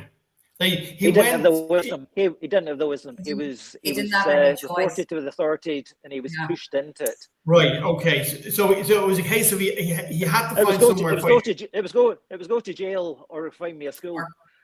But he still found a dyslexic school, which made a huge difference. If you had it was the best school in Britain, and I will turn around and say it was the best school in the world, and it was the best school for me. Yes, yeah, it was the best school for you. And if it had been just for another normal school, you probably would still be the artist that you are today, but you would still have a lot of those struggles. I wouldn't. I don't think I would have even been that. Sorry for interrupting you. I don't think I would have even been that. No. I had no belief, I had no self-confidence. I wouldn't have done anything. I would have just been a burden in society and a burden in life. Yeah. I mean, that's why I always say to people that, the most important thing for your kids is that they're able to function well in society and in life. It's not about how much can you stuff into their heads. It's about are they nice people? Are they kind? Can they do they have some skill that they want to share with the world? Can they have a conversation? Because an awful lot of kids can't have conversations. Can they look after themselves? Without all those practical things, then kids don't survive and they don't do well. There's the prisons are full of loads of kids who, were disadvantaged in one way or another. A school didn't suit them, So, I mean, for society, it's important that parents recognize what are the essential things that your kids need and what's going to support them socially and emotionally and mentally. And not focus so much on academics. I mean, when I was in school, there was one girl who was very, very good at school. This girl, because of some mental health struggles that nobody was aware of. Now, this girl was very, very academic, but she ended up committing suicide after the Leaving Cert because she expected to get 9 A's. She didn't. She failed everything. To this day, nobody knows why that happened, because that had never happened to that child before. And obviously she couldn't cope with, the disappointment of the school, the disappointment of the family. And when you think about what you said about the school that you went to was the right school for you, at one stage I had my 3 children in 3 different schools, because I believe that different schools provide different things to different kids, and that one size doesn't fit all. And so that's why they were all in different environments. And one of them I ended up homeschooling, not the dyslexic one, mind you, the youngest one, who realized that there's not really anything that a parent can do when you're 12 or 13 and you decide that you're not going. They can't, like, as one parent said to me, I don't know what the school expects me to do. I can't bring her up and just throw her over the wall because her child wouldn't go to school. And I think that's a difference at this generation. They actually realize, well, actually, I have quite a lot of power. I can just decide I'm not going. What are they going to do about it? Yeah, I decided not to go to school on certain occasions, and for that, I was given 6 of the letter on each hand when I came back. And it was today I could actually say I'm not going. I'm gonna be homeschooled. Like on my time, there was no homeschool. Like I keep telling people that I got saved because I got a summer job on the car ferries that my dad got me, and I learned I am not stupid. I have a brain. I'm very good at maths. I'm very good at talking to people. I can actually sell sandwiches. I can sell this. I can do this. And only for that and those 4 summers on the car ferries for 3 months at a time, I would be still go back to school after every holiday, believing what the teachers told me. Depressed That you're stupid, you couldn't read, and you're too slow at this, and you were lazy. The lazy was the big thing. Even though I knew I wasn't lazy and I worked very hard to try and understand algebra and understand stuff. So how did you get into the sculpting, Mark? Yeah, because how did you go from the person who loved gardening, and then you went to the dyslexia school, and then I met Mark about 2 years ago when Mark was launching his book Make a Mark in Dublin. Now I have to admit I had no idea who Mark Stoddart was at the time, but I said, oh yeah, someone who's doing something in the dyslexia world. I looked him up and I said, oh wow, he's actually very famous. And I went along to the lunch, and when I met Mark, the one thing that I noticed about him was that he was just a nice, normal person. Because not everybody who's been very successful are nice, normal people. And I thought he was like quite shy. There was actually only a small group of us, but something about Mark anyway really appealed to me. And then I went online. I've chatted to Mark like a few times, and we met at the Dyslexic Conference. And I think the thing that stands out most about Mark is, while he has an impressive catalogue of achievements, but he's such a kind person, and I know that lots of people connect with him for various different reasons. And I know that Mark says yes to an awful lot of things and donates an awful lot of his sculptures. But I think he gives up an awful lot of time as well. And, time is very precious. And so he's always flying around doing charity work, visiting someone, setting up schools. I'm like, wow, how does he have time to do all this? But so how did you actually get into the whole world of art? Good question. When I was down at school in Sussex, the woodwork teacher used to give me the key to the woodwork room, and I used to go in and mess about and do bits and pieces, and it was mainly just for myself that I was doing it. Again, that what you just handed a child a key to woodworking lathes and everything else. Again, when I went to school last year, we were wandering around about different things, and I says, in there, I said, was the cupboard, and I said there was Major. The Major, I said, used to give me the set of keys. And I said, I used to go into the gun cabinet and get about 4 rifles and put them on me and go out and so on. And it was like, what? You were allowed to go and get the guns. And you could walk out with 4 rifles and go out. And this is, yeah. So, yes. Yeah, I hadn't thought about it in that context, but he was like that. Yeah. One, there was guns on the on the school In the school, campus, yes. and 2, you had the keys to the cabinet to just go and help yourself to the guns. He was like, what? Yeah. So, but it hadn't crossed my mind at all. So I worked for an American pharmaceutical company down in London, and because of my dyslexia, I ended up getting fired from it. And I was getting engaged at the time. I was engaged and getting a house built in Walton-on-Thames, and then I was going to work for a huge finance company, huge big company, and I got offered the job, and the CEO for the company had said, "Oh, could you come to the boardroom?" And everybody says, "This is very weird." He says, "Doesn't normally ask." So I went along there, and they said, shoved a paper in front of me and says, "Read that." And I stumbled across a few words, and he says, "You've got something called dyslexia." And I says, "Yes." He says, "Oh no," he says, "we couldn't have somebody like that working for our organization." I said, "Yeah, but I've been offered the job." He says, "Oh no, I'm revoking the job." So, and I'd worked for my father before that, and then I sadly went into the engagement, and everything all imploded, and my health imploded, and my mental health totally imploded. And I didn't work for a while, and nobody had a clue what was going on in my life apart from my father. And I never took any medication, but I tried lots of different things trying to get myself back, and it took quite a long time. And I still suffer from panic attacks and phobias and so on. So then I went and started to work for my father again, and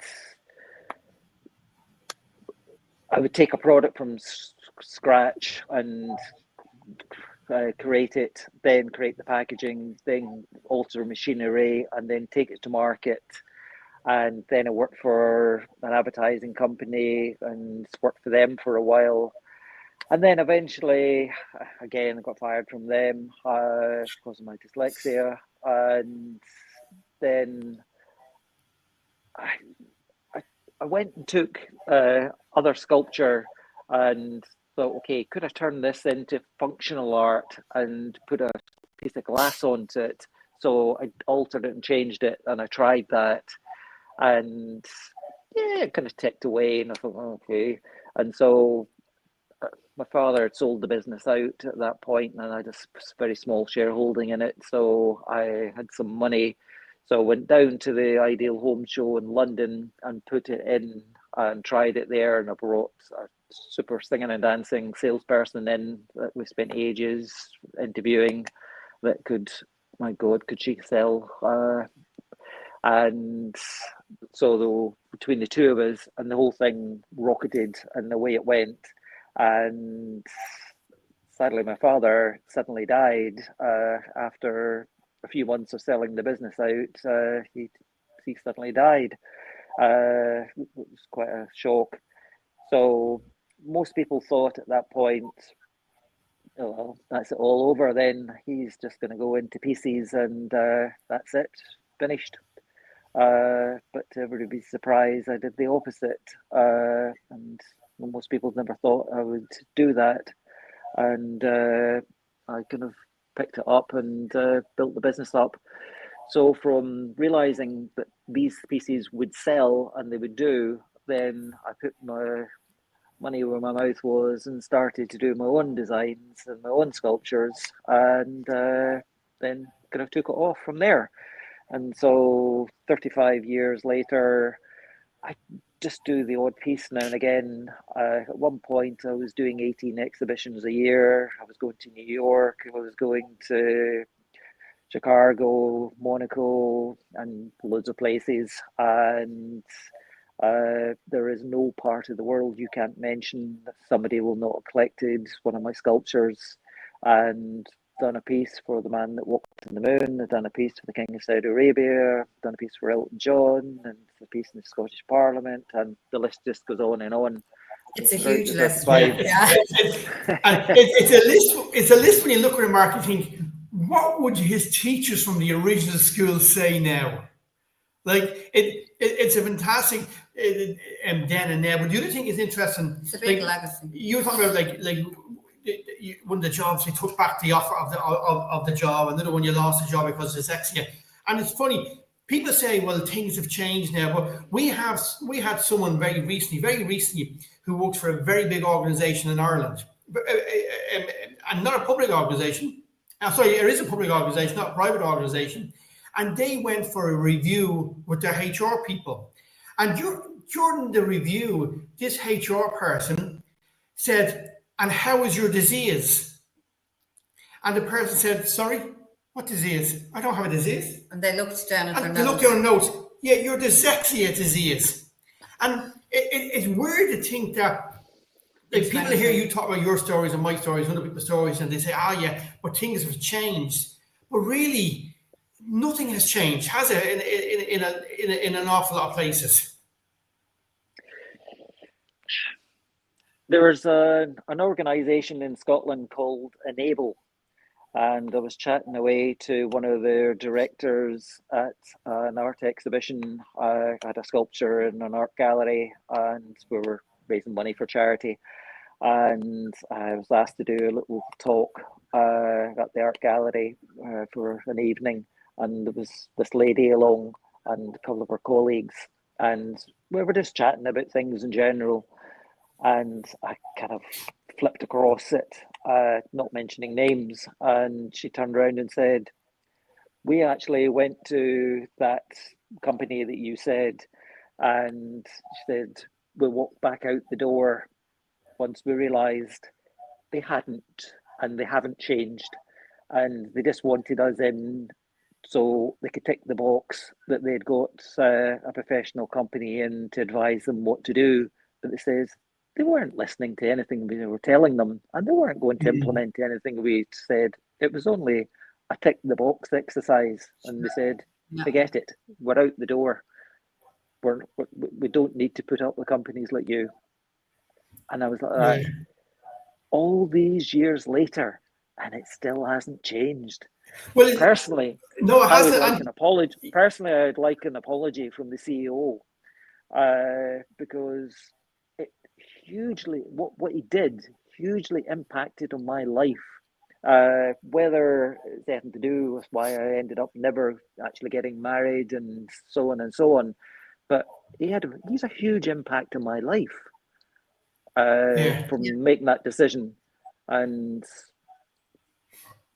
I would like an apology from the company. Okay, not financial apology, just an apology to what you actually, that split second thing you did, to what impact that had on the rest of my life. That's I suppose that's the thing, isn't it? How it impacts, like how people in companies and schools, how much impact they have on young people's minds and long-term mental health. I remember when my son was doing the Leaving Cert. Now he was fortunate; he was in a very nice school, but the teachers wanted him to like drop down from past physics to like higher level physics to lower level. And I sent a letter into the school and I said to them, the level of the subject is irrelevant. He's dyslexic. The same words are used in both levels of physics, so it's not going to make any difference which level he does. Anyway, he did the lower level and he got an A. Now, the lower level is not designed for people to get A's. It's for people who are struggling in different subjects.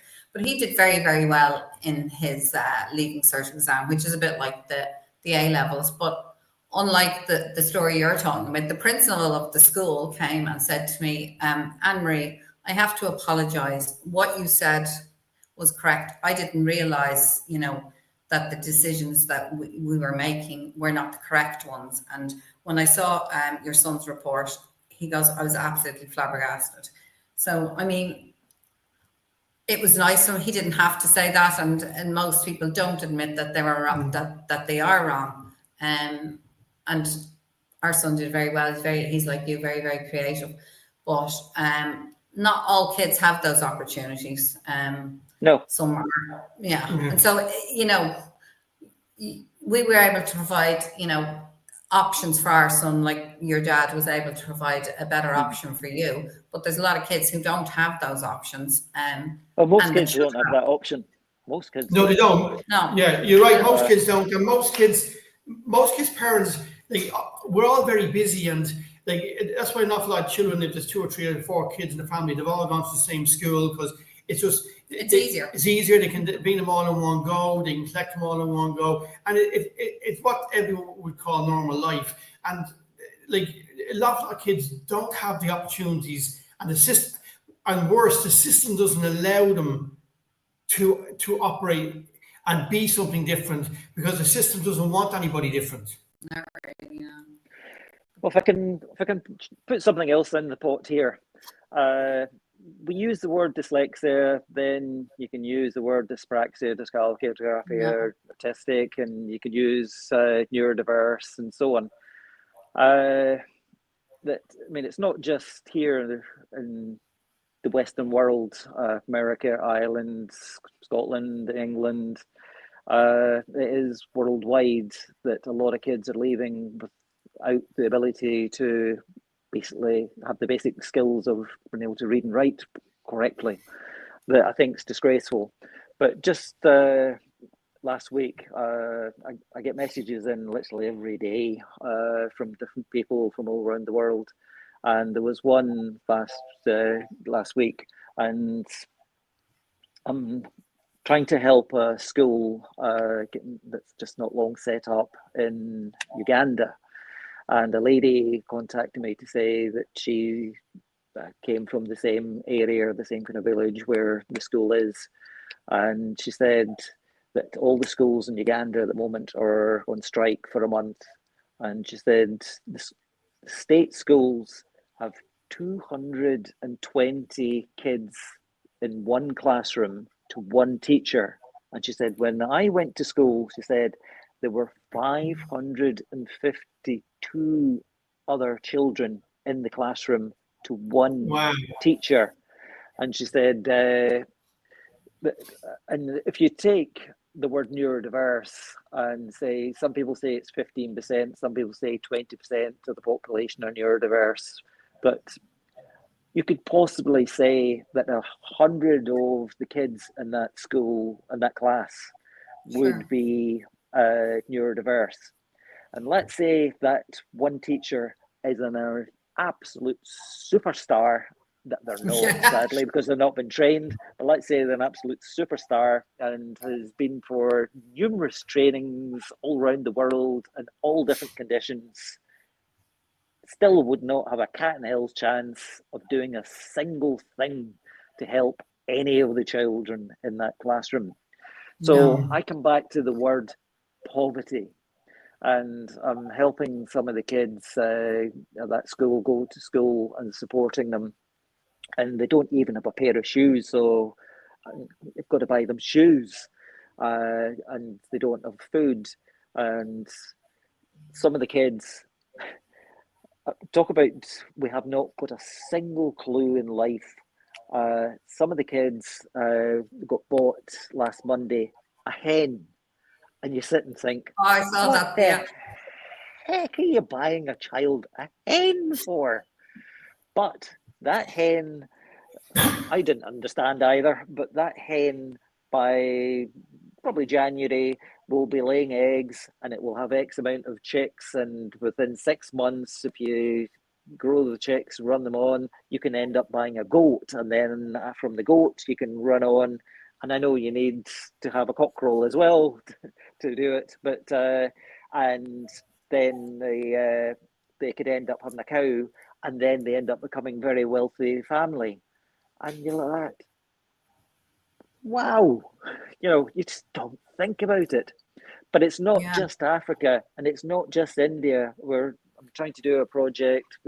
It's a friend actually in Dublin that is built quite a few schools in India, and I'm trying to see if HSBC Bank can get involved because they're interested in helping girls, and it's been the girls that I'm sponsoring at the school in Uganda, because they either get married off young, or they end up having to work around the house or work on the land, or if there is a little bit of money, and quite often there's not, but if there was, it would be the male that would get sent to school, not the female. So it's to try and give them a chance. And that is basically what I've tried to do, is give children an opportunity, one, not to go through some of the things that we, Mark, went through and subject to, but also give them an opportunity in life to hopefully get a break and realize their own personal dreams in life, and just give them a chance in life. But you give them the basic skills. I mean, the schools give them, there's somebody there that will teach them how to grow crops. There'll be somebody there that will show them how to make their own clothes and do different forms of art. And when we use the word art, it's very broad. You know, you can be, a designer for furniture, designer for, you could be a great chef, and that's artistry and it's right, and an architect and AI, and it's the word art is, But I've always say that even if they're not going to make a career out of it, and personally, to some point, you actually don't want to make a career out of it, and you might say, why on earth not? Because when I was doing it at full throttle, and I had the truck, I had the van, I had the staff in the office, and we were doing 18 plus exhibitions a year, and so on, I was literally prostituting myself, because I was sitting at an exhibition, I had to sell to pay the animal behind me and feed it. But if you can, as a child, whether it's gardening, whether it's drawing, painting, sculpture, pottery, whatever, and that's your little world, and you sit and do it, and you enjoy it and you like it, that is yours for the rest of your life. And as you go on throughout your life and you hit a bump in the road in life, you still, whether it's 10 years or something later, you never have touched it, you can go back to that, and that's your little world, and it's your comfort zone, and it's part of you, and it's not part of anybody else, and it's yours. Exactly, and that means something. It's a place to relax. I remember my eldest daughter was a very passionate dancer, and she went to performing arts college. Actually, both my daughters did in London, and she was actually very academic as well, but dancing was her passion. But I remember, so we have like 2 sets of exams. So for both sets, she wrote the same English essay. So it's the only English essay she entertained writing. And all she did was upgrade it for the Leaving Cert. Now, she did very, very well in all her exams, but she wrote about how she felt when she danced. And when you read it, it was very, very inspiring. And she said, she just used to talk about art. She just went into her own world where she was just herself. But when she was doing the Leaving Cert, I said, you haven't written many essays. And she goes, no, I don't need to. I'm writing the same essay again. So no matter what, the topics were, she managed to rework this essay, and that's what she wrote about. And it worked. And then also, Mark, on your book, which is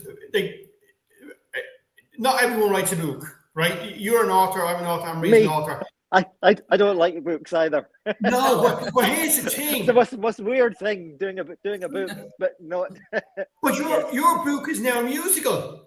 Oh yeah, I forgot to. It's very few people's books going to be a musical. So that's another big leap. How did that happen, Mark? How did the book suddenly become the musical? No idea. I'm a clue. You tell me. Was this your idea or someone else's? I can't take the idea. Sorry. Nope.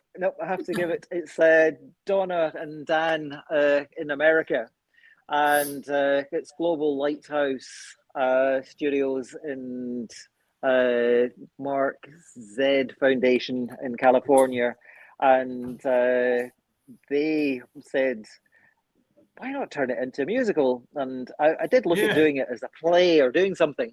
And this is no. So the concept is, yes, it's my story, but what we're all trying to achieve here, we're trying to get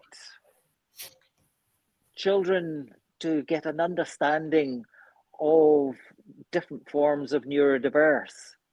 So I'm not Shakespeare, but let's look at a Shakespeare play, and you've got a play, book, musical, and so how many times, and it probably will carry on, has it been readapted, changed, altered, and so on? So taking the concept that, yes, we've done the music, yes, we've done the words, and the idea is the musical will be given round the world to different schools in remote parts, and the children will look at it, and then they will do their own interpretation of my story and make it to their own culture.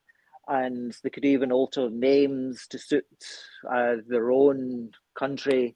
And so the play then becomes their own and will connect with them.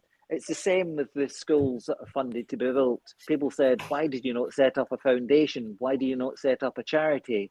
And I says, well, we're looking for longevity, and we're looking for just to help people, and it's not about me. So if it was somebody in Scotland that owned it, well, we're not going to connect. It has to be connecting to the local village, town, county, country, environment, and so on. And then hopefully it has got longevity at that point. But, you know, if I drop dead, then what happens then? And it wouldn't work. And so that's the idea of the musical, is it becomes theirs, and it can then move to different countries around the world.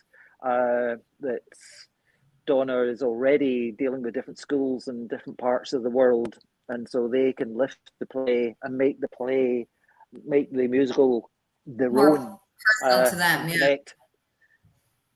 Very good. Yeah. I mean, it's a great idea. It's not something that I've heard of before. I mean, obviously, I had 3 kids, and they all did musicals, and they did.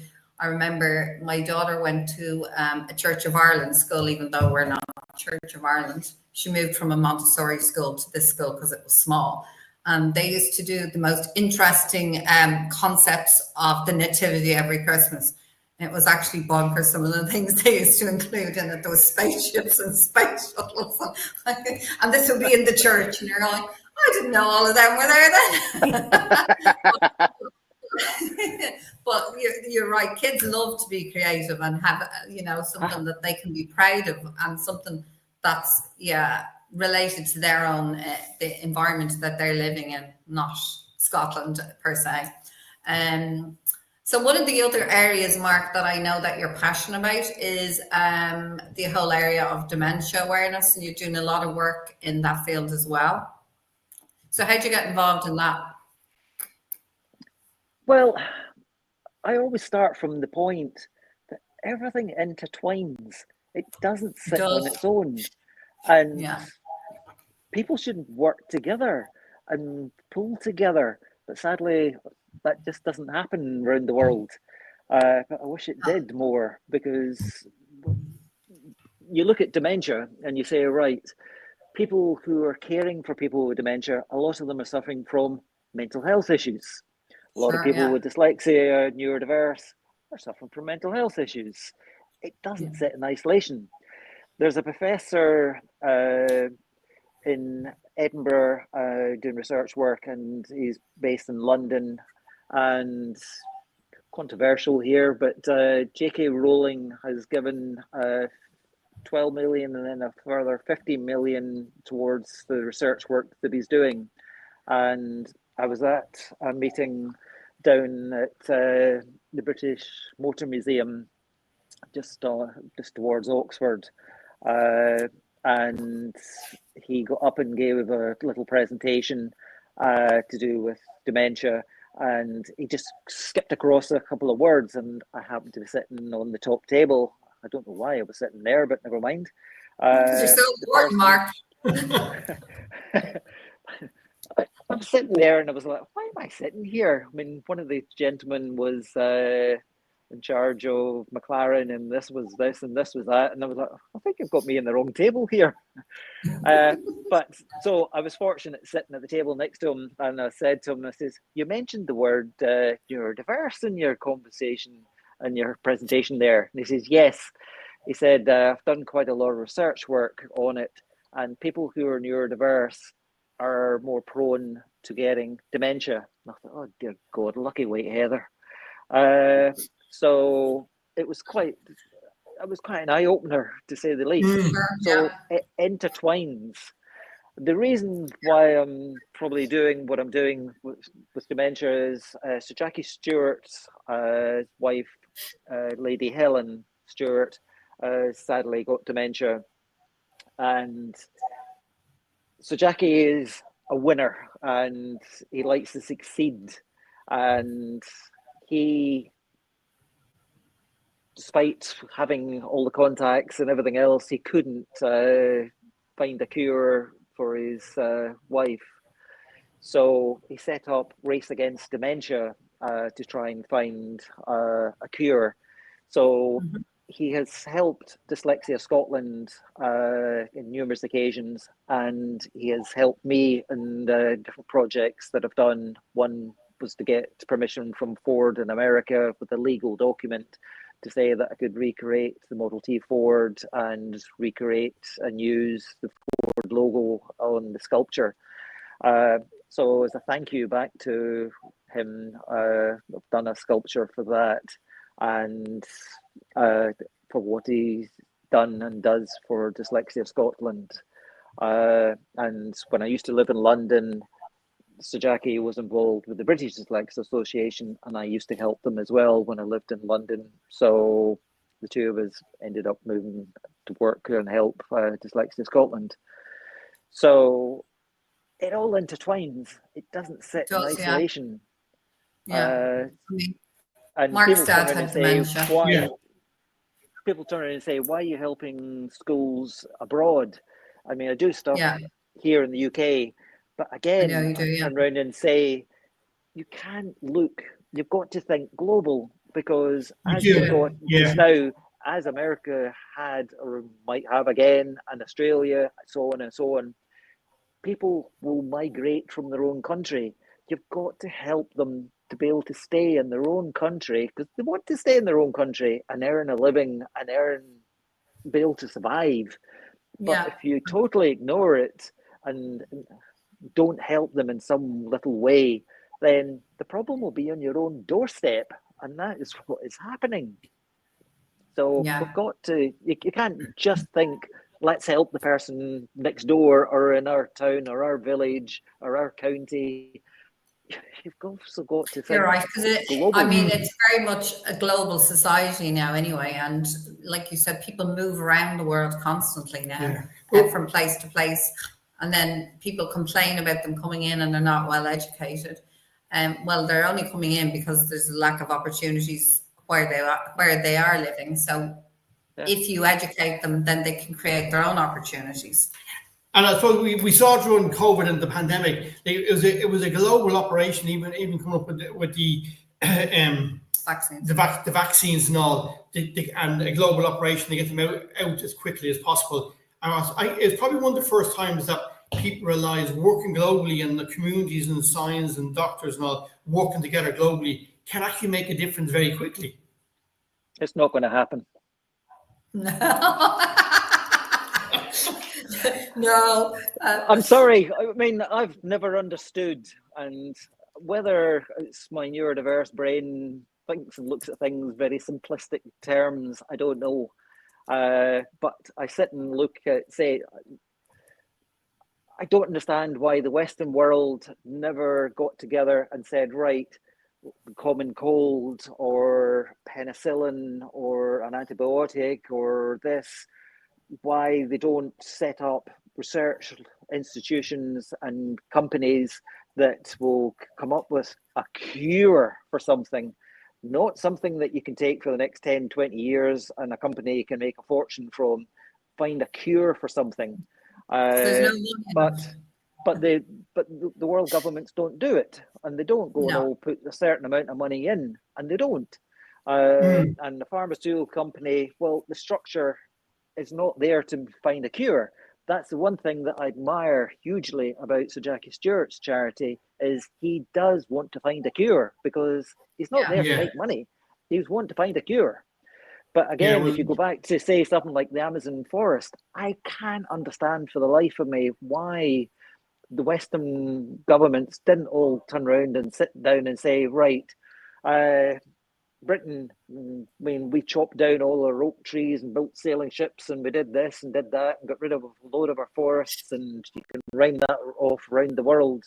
Why the Western world didn't all say, right, it's your country, we don't own it, but you need money, we get that, we will take the Amazon forest over, look after it, police it, and we'll make sure it's all done, and we'll give you a certain amount of money every year for us to look after it and maintain it for the world.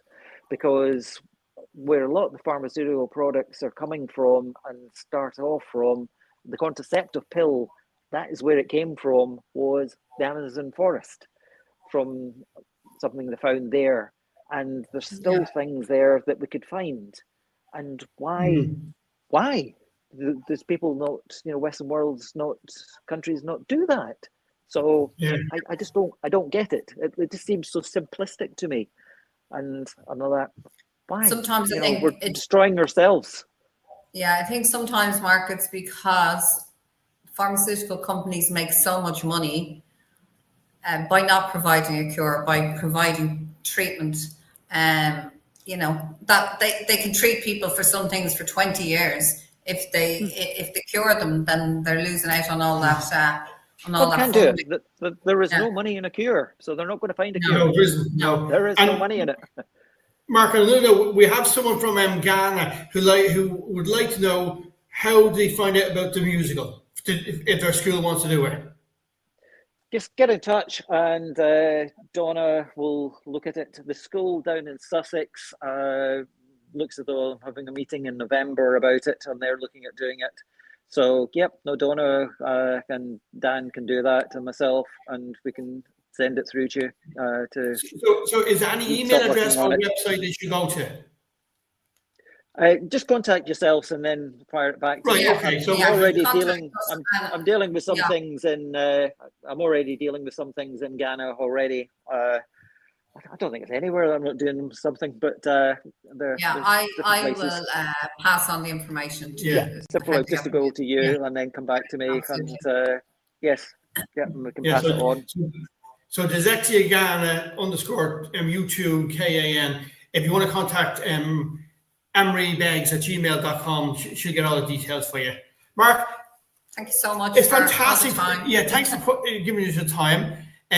I still would like to see the faces and those teachers going back all those years. When you say you've done stuff for Nelson Mandela, you've done stuff for Bishop M22 and other people. Because the amount of stuff you've done and all that massive stuff you're doing to help schools and build schools and help education and educate people is just phenomenal. It's absolutely brilliant. Yeah. Could I leave you with two thoughts?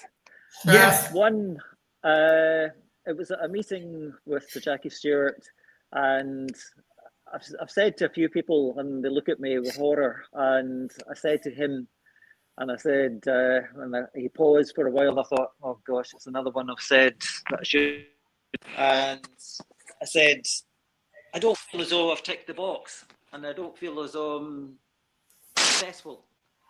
And he looked at me and he says, I'm the same. He says, I haven't ticked the box and achieved.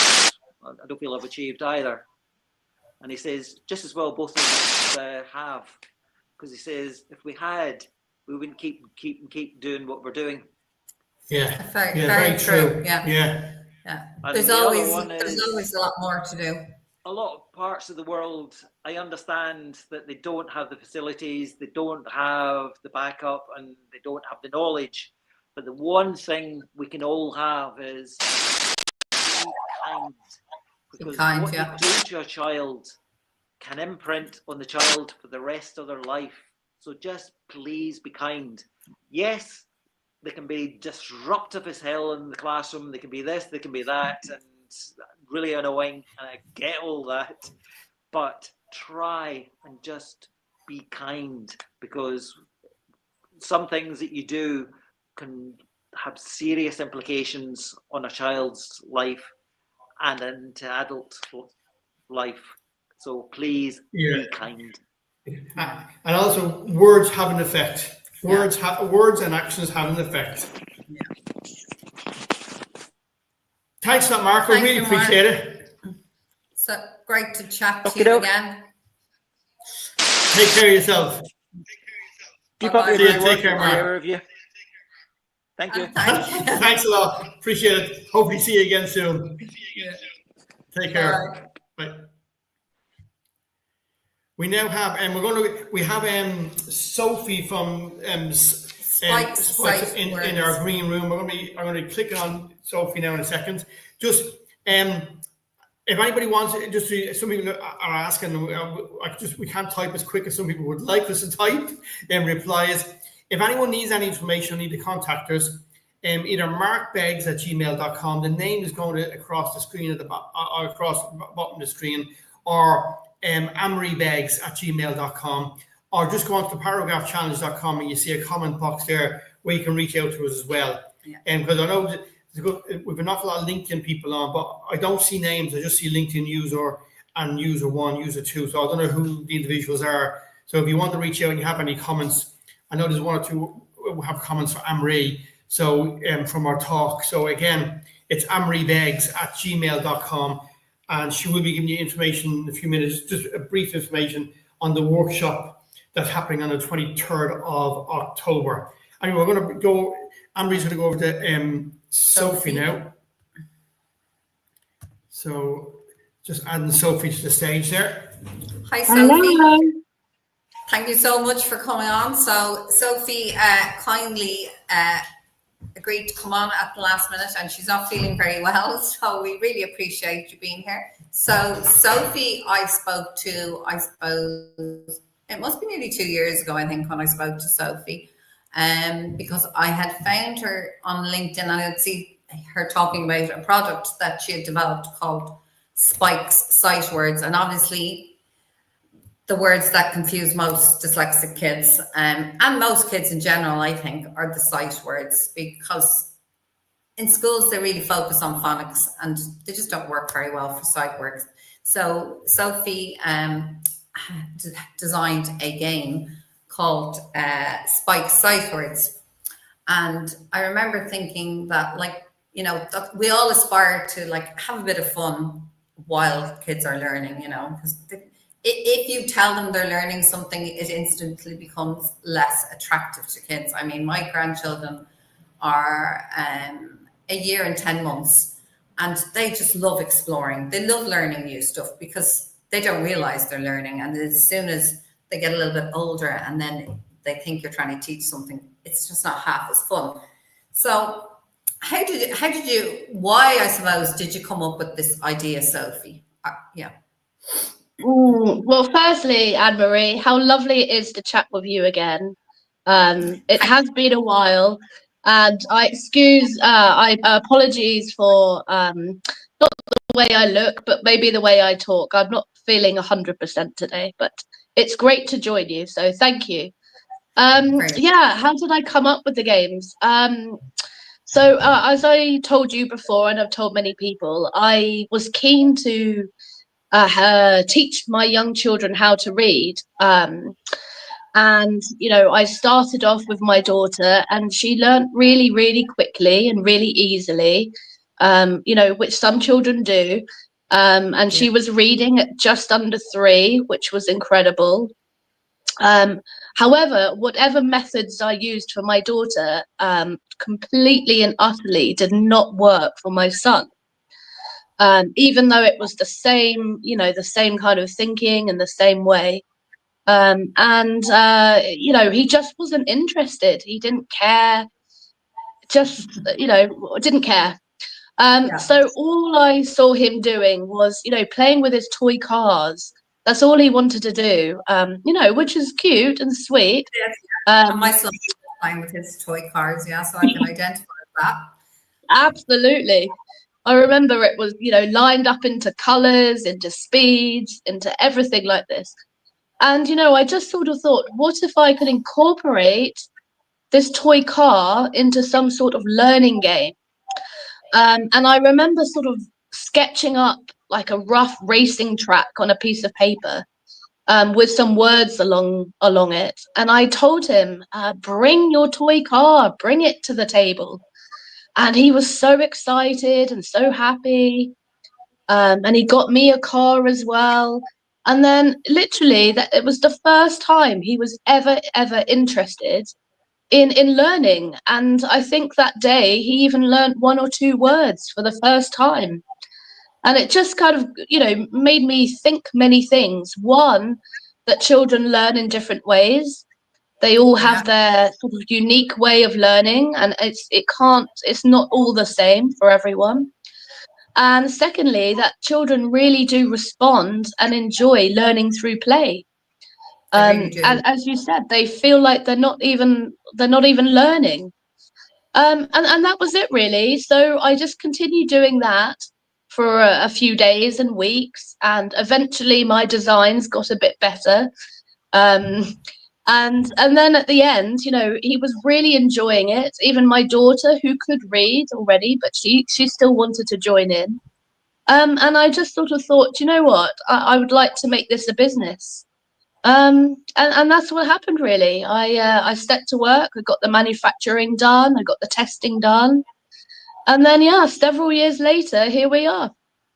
Yeah.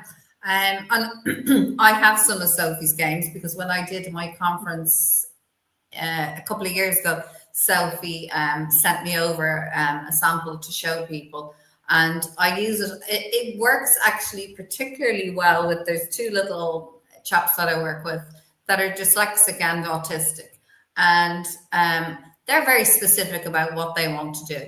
So sometimes they only want to hit a tennis ball, and sometimes they engage in the clay.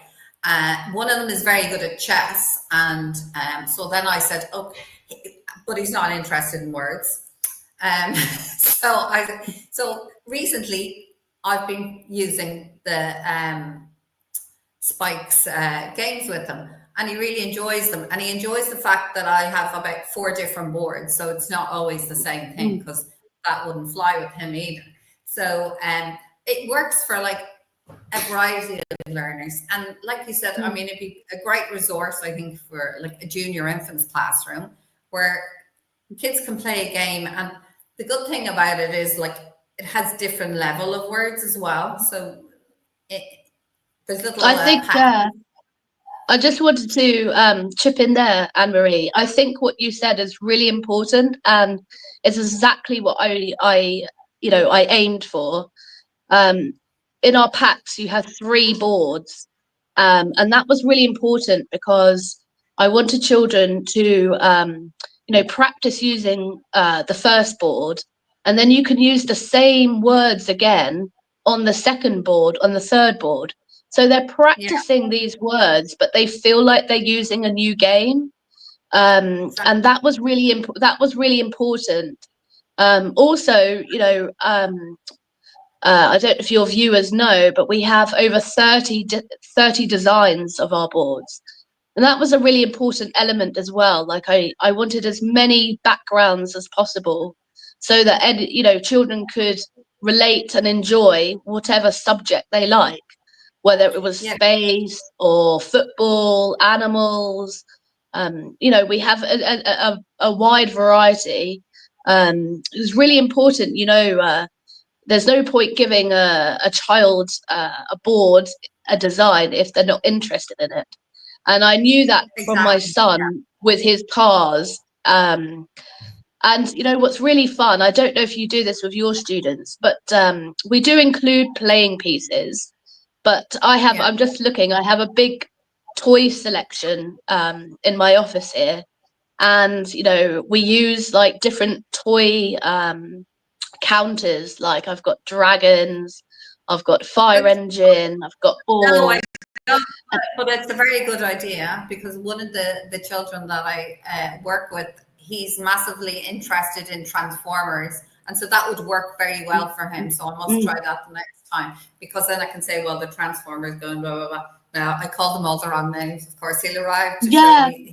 It's a different one. And I'll say, "Oh, is that sound?" And he looks at me and goes, "No, this is blah blah blah." And I'm like, okay, I better write that down, because I'm going to forget that. But you know, it sounds like it would be good to play it with this then. Yeah. Anything that engages them and, you know, keeps them interested and learning. So that's a really fun element we bring to it. And I just wanted to pick up on your other thing about different levels, or all our different word tokens. So we have like beginner, intermediate, and advanced. And again, that was really important. So you can start using the games at whatever level your child or student is at. You know, for my son, I started obviously right at the beginning, but I'm really happy now. He still plays it, but we're now on advanced, which is really good. Yeah, it is really good. And I mean, what I do with this particular child is, so I will like look through the tokens and I'll put into the game like words that a lot of words that he knows, and then a few new ones, so that otherwise he'll be going, no, it'll take away from his enjoyment of the game if they're all new words. But sometimes he knows some words that aren't only in the beginner pack. They might be in, because schools have a strange way of teaching words sometimes. But you can tailor make it to any child and any ability, really. So last week, I think for another child, they only knew like the pronouns like he, she, I, all those type of words. So I put most of them in it, and then we also put 2 or 3 new words. And so they're going along and say, what's that word? But the funny thing is that some kids, one of the children in particular, who's the zero interest in the books, you think he doesn't know the words because he's no interest in the book. But when he plays the game and the words are isolated all on their own, he'll go, yeah, can, blah, blah, just because he wants to get along. Where if you take the book out, he's going, no, not doing that, not interested. But by playing the game, you realize, well, actually, this information's in this child's head. He's just choosing not to read. And so that's okay. You know, I'm fine with that. As long as we, you know, get through the program of what it is I'm going to do with this child. I mean, when he came to me first, his balance and coordination and everything was terrible. So we did a lot of work on that. Now he plays tennis and goes to GAA, and he can speak much better. So I suppose it's incorporating it into a whole package of supports. And it's like you said, just like, okay, we've done that. Now let's play a game.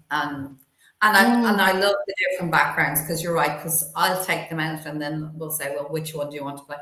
I did that one last week. I'll do this one. And some boys are very specific about the things that they like playing and their interests. Like one of my students is like obsessed with dinosaurs, and another one's obsessed with new. Like they all seem to have like very niche areas. But like you said, how many boards did you say you have? 30?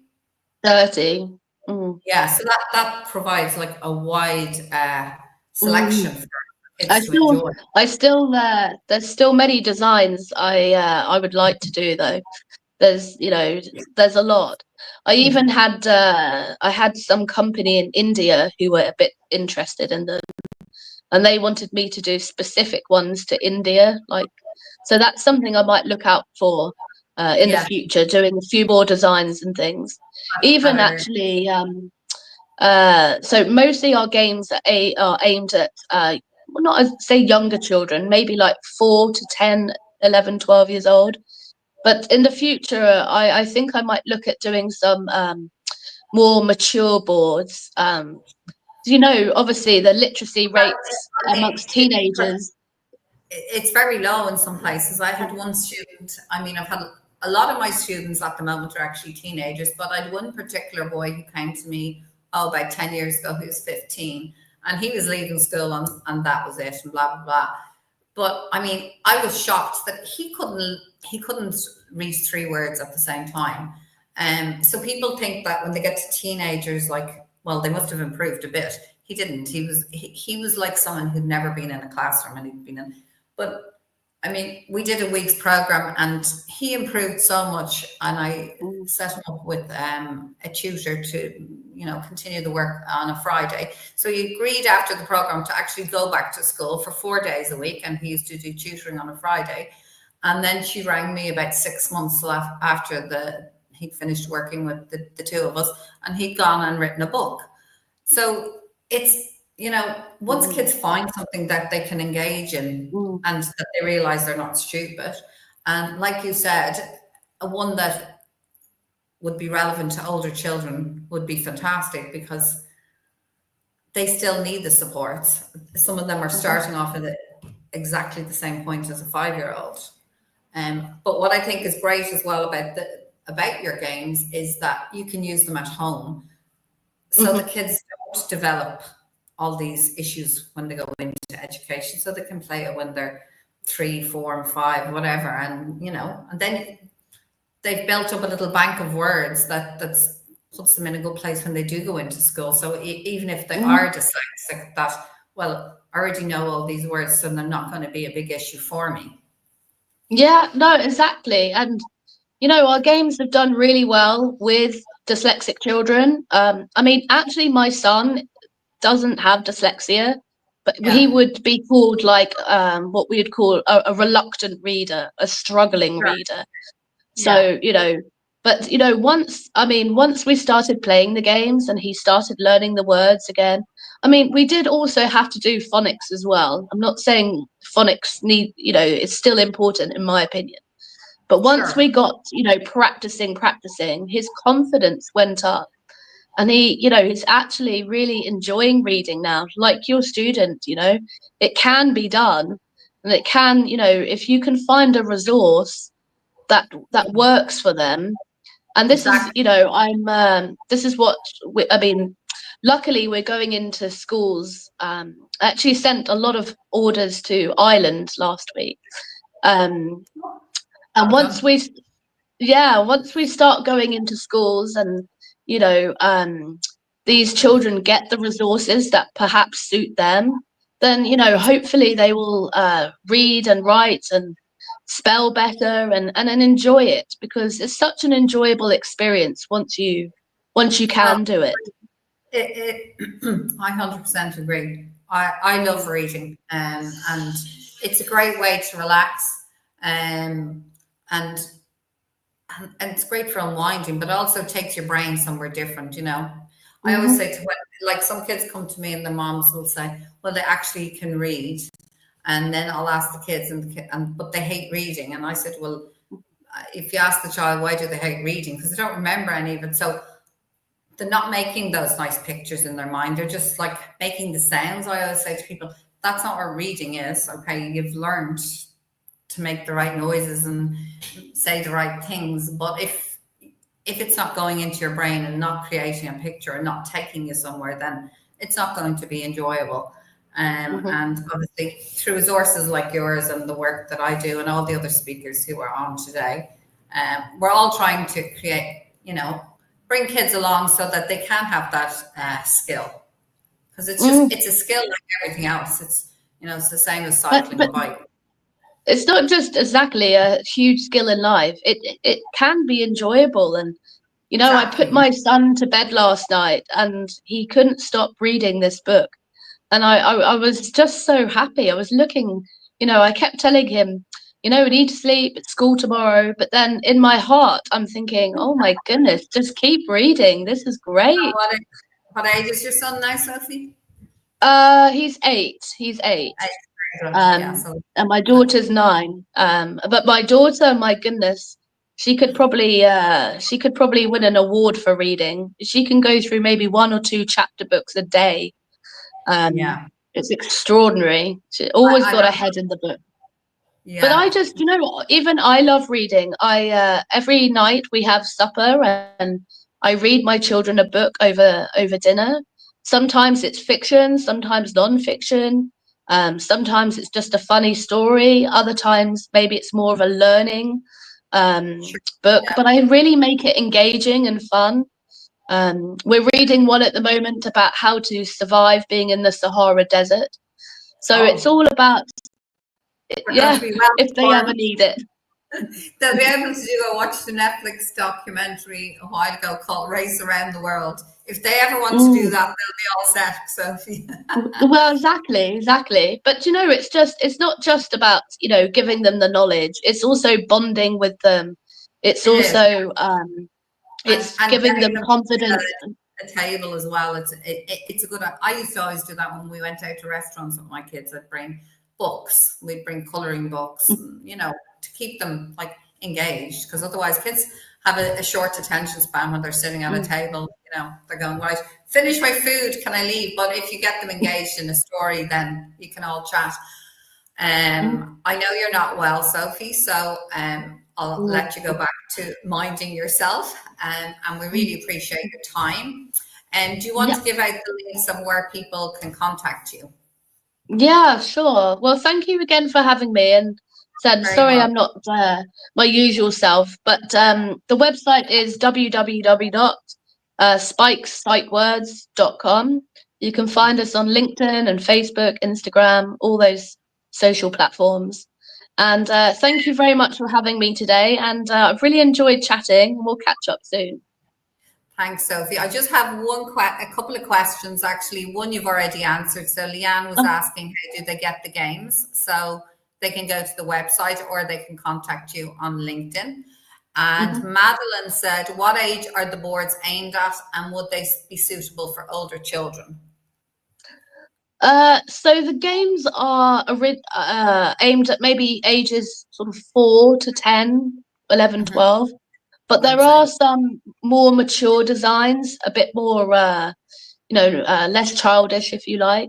So there are a couple of those. So maybe like teenagers could do that. I've sold many to secondary schools. Yeah.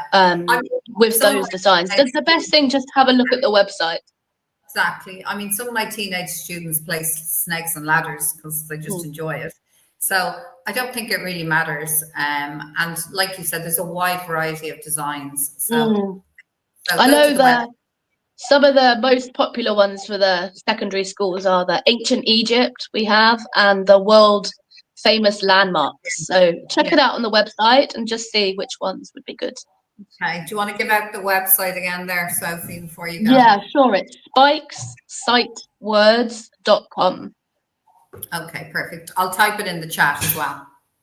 Yeah, that would be great. And as I said, I'm sorry I'm not being my usual normal self. It's I don't know. It's those children giving me those sickness as always.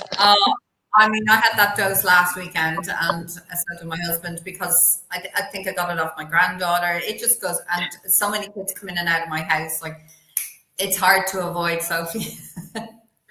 I know. And if only it was going to be the last one of the year, but you know it's not. But anyway, Thank you so much again. Thank you. And if anyone has any questions, just let me know. I will do. Okay. All Take right. care, so. Thanks, Anne-Marie. Take care, everyone. Bye. Bye. Do I press remote? So I'm just gonna. Okay, so.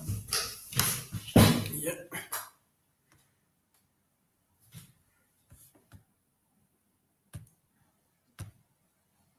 No, I'm just getting at the actual. Okay, I'm just gonna type the address of the website in the chat for everybody.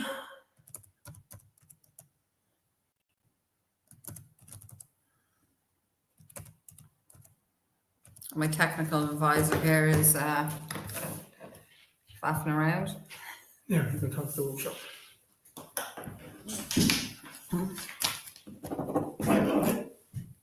You just get that. No, don't. Okay, folks. So I'm just going to talk about just a few minutes. I alluded to it when I was talking to Mark, just about being dyslexic and which I am, and happy instances. As I said to someone a while ago, since the day I was born till the day I die. Even though some people think there's in one very large Irish organisation that it's a disease, it's not a disease. So it was just to say that one of the things being dyslexic, we do an awful lot of workshops for companies and for organisations, and we get called in to help people. To help people who are neurodiverse work better in the whole organisation with people who are neurotypical, and we give examples and we walk through on how simple changes in the organisation, in your organisation, can help someone who is dyslexic or dyspraxic or ADHD, and simple things like some people who are dyslexic, for argument's sake, may not like having a digital clock on the wall, because sometimes if someone says, right, we've got 35 minutes or 45 minutes to finish this project or to have this meeting, they may not be the best at visualizing how much time is left. Where they had a round clock, your normal round clock, then they can say, well, okay, to see it's 10 o'clock, maybe finish by 10:30. They can see it more clearly. So that's one simple change that we've recommended to organizations. The other one is time and space. People who are dyslexic take longer sometimes to read things and to do certain projects. However, when they've done it and they know what it is, then it lasts with them forever. They remember stuff. So when you're giving a project to someone who is dyslexic, or who you believe might be dyslexic in your organization, one, it's very good to lay out the steps that you think needs to be taken in that project. Because people who are dyslexic, sometimes if they're given a whole project to do, may get very overwhelmed and maybe get lost, and then their anxiety will go through the roof and stuff like that. So it's important that you give them the space and the time to do that project. And it's important that you give them you also help them with the time in explaining that when it's needed, what date the project is needed for, but also just having a check with them every so often that they are on schedule and are on time. And do they need help? Do they need extra time? Because sometimes you will have people who are doing projects will hit a barrier. They'll hit a barrier and they know where to go next. The good thing about people who are dyslexic, we're very creative. And being very creative means, as in when I'm writing my Umbrella Girls, my book, or other stuff, I know the beginning and I know the end. I know how the story ends, but I have to explain the story to you. And I have to force myself to slow down and tell that story. So when you ask someone to do a project and work, they probably already see the end result of that project. They see how it's going to finish. But they then have to realize they have to do the project and all the work to get to the end, to show you, everybody reporting into what the results of that project are. So that's why it's helpful to keep in touch with someone who's doing a project, making sure that they're following through the steps, and ask them, do they need more help? So it's just simple points like that. But in our workshops, we go into much more detail and we talk to people. And you'd be surprised about the people that are at these workshops who actually tell people they're dyslexic, and the people who don't realize that people who work with them may be dyslexic, dyspraxia, dyscalculia. And also you'd be amazed about the people who don't understand what dyslexia is, what ADHD is, what dyspraxia is, what dyscalculia is. They had no idea before this, so that when we leave the room, they're much more generous in how they treat people and much more caring, because they suddenly realize, okay, they think differently, they do things differently, but they get the results that we need. But we just have to help this person because they work in a slightly different way, but they still will get the exact results or better results than we need. So that's the whole aim of the workshops that we do. So Anne-Marie's now going to jump in and talk before we have Nick and Nick and Stephen are two chefs. One's the author of a fantastic book, which I'll show you in a few minutes, and one is one of the youngest winners of professional master chef. So I'm looking forward to that. So Amory's going to have a talk about the workshop that's on the 23rd of October. Okay, so the workshop, as Mark said earlier, is called Supporting Dyslexia at the Home and in School. So maybe you're just looking for some tips and some ideas on how you can make home life more difficult, not more difficult, easier. Because very often when kids come home from school, they're really agitated because of all the confusions during the day. And so what can parents practically do to help that? And likewise, we have a lot of SNAs on here, and I know an awful lot of SNAs and a lot of teachers, quite a lot of my students, their parents are teachers, and teachers too are looking for resources because they don't currently learn anything when they are doing their teacher training. The amount of training they get on supporting dyslexia or anyone who's neurodiverse in school is quite small, and the classrooms are quite large, not as large as the ones Mark was talking about earlier, but so that's on the 23rd of October at 7:30 in the evening. So anybody who's interested, if they go to the website, there's a link there that they can press for more information. But if you're looking for something you can do right today, the things that I recommend to everybody who comes to me, when your child comes in from school, don't ask them about school. They probably had a crap day and they probably don't want to talk about it. Get them outside for some fresh air. So let them run around the garden or go to the park where they'll have to get some fresh air, because some kids will just naturally want to stay indoors. So, but even getting them outside for 5 or 10 minutes, get them to jump on a trampoline, kick a ball, run around with their dog, whatever it is. When they are doing homework, because I know this is a huge area of friction in families, break it down into little manageable bite-sized amounts. Now, I've got a lot of feedback from parents saying that their young children are spending 2 hours doing homework. Kids are not meant to spend 2 hours doing homework. I will put the guidelines up on our website under the section My Supports, because there's guidelines for the amount of time at each age that a child should spend doing homework. Nobody in primary school should be spending 2 hours. What I used to do with my son, say he had English, he had maths, he had 2 different types of maths. He had spellings and he had tables. And the teacher said, just write beside that he spent 15 minutes on English and this is how much he got completed in this 15 minutes. He spent 15 minutes on maths and that's what he got done, and so much on spelling and so much on tables.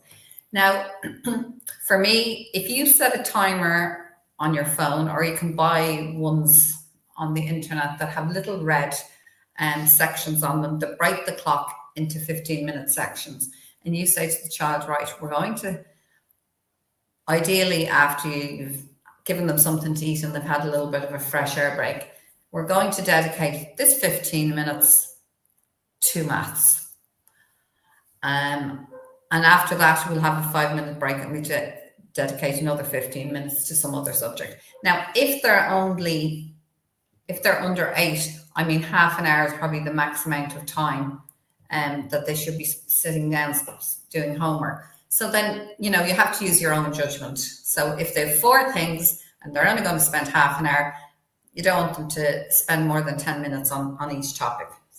If it's something that's really causing friction and the child just can't do, and you're doing it, just don't do it. Put a note in the journal and say, my child doesn't have the skill to do this. They haven't learned this topic, and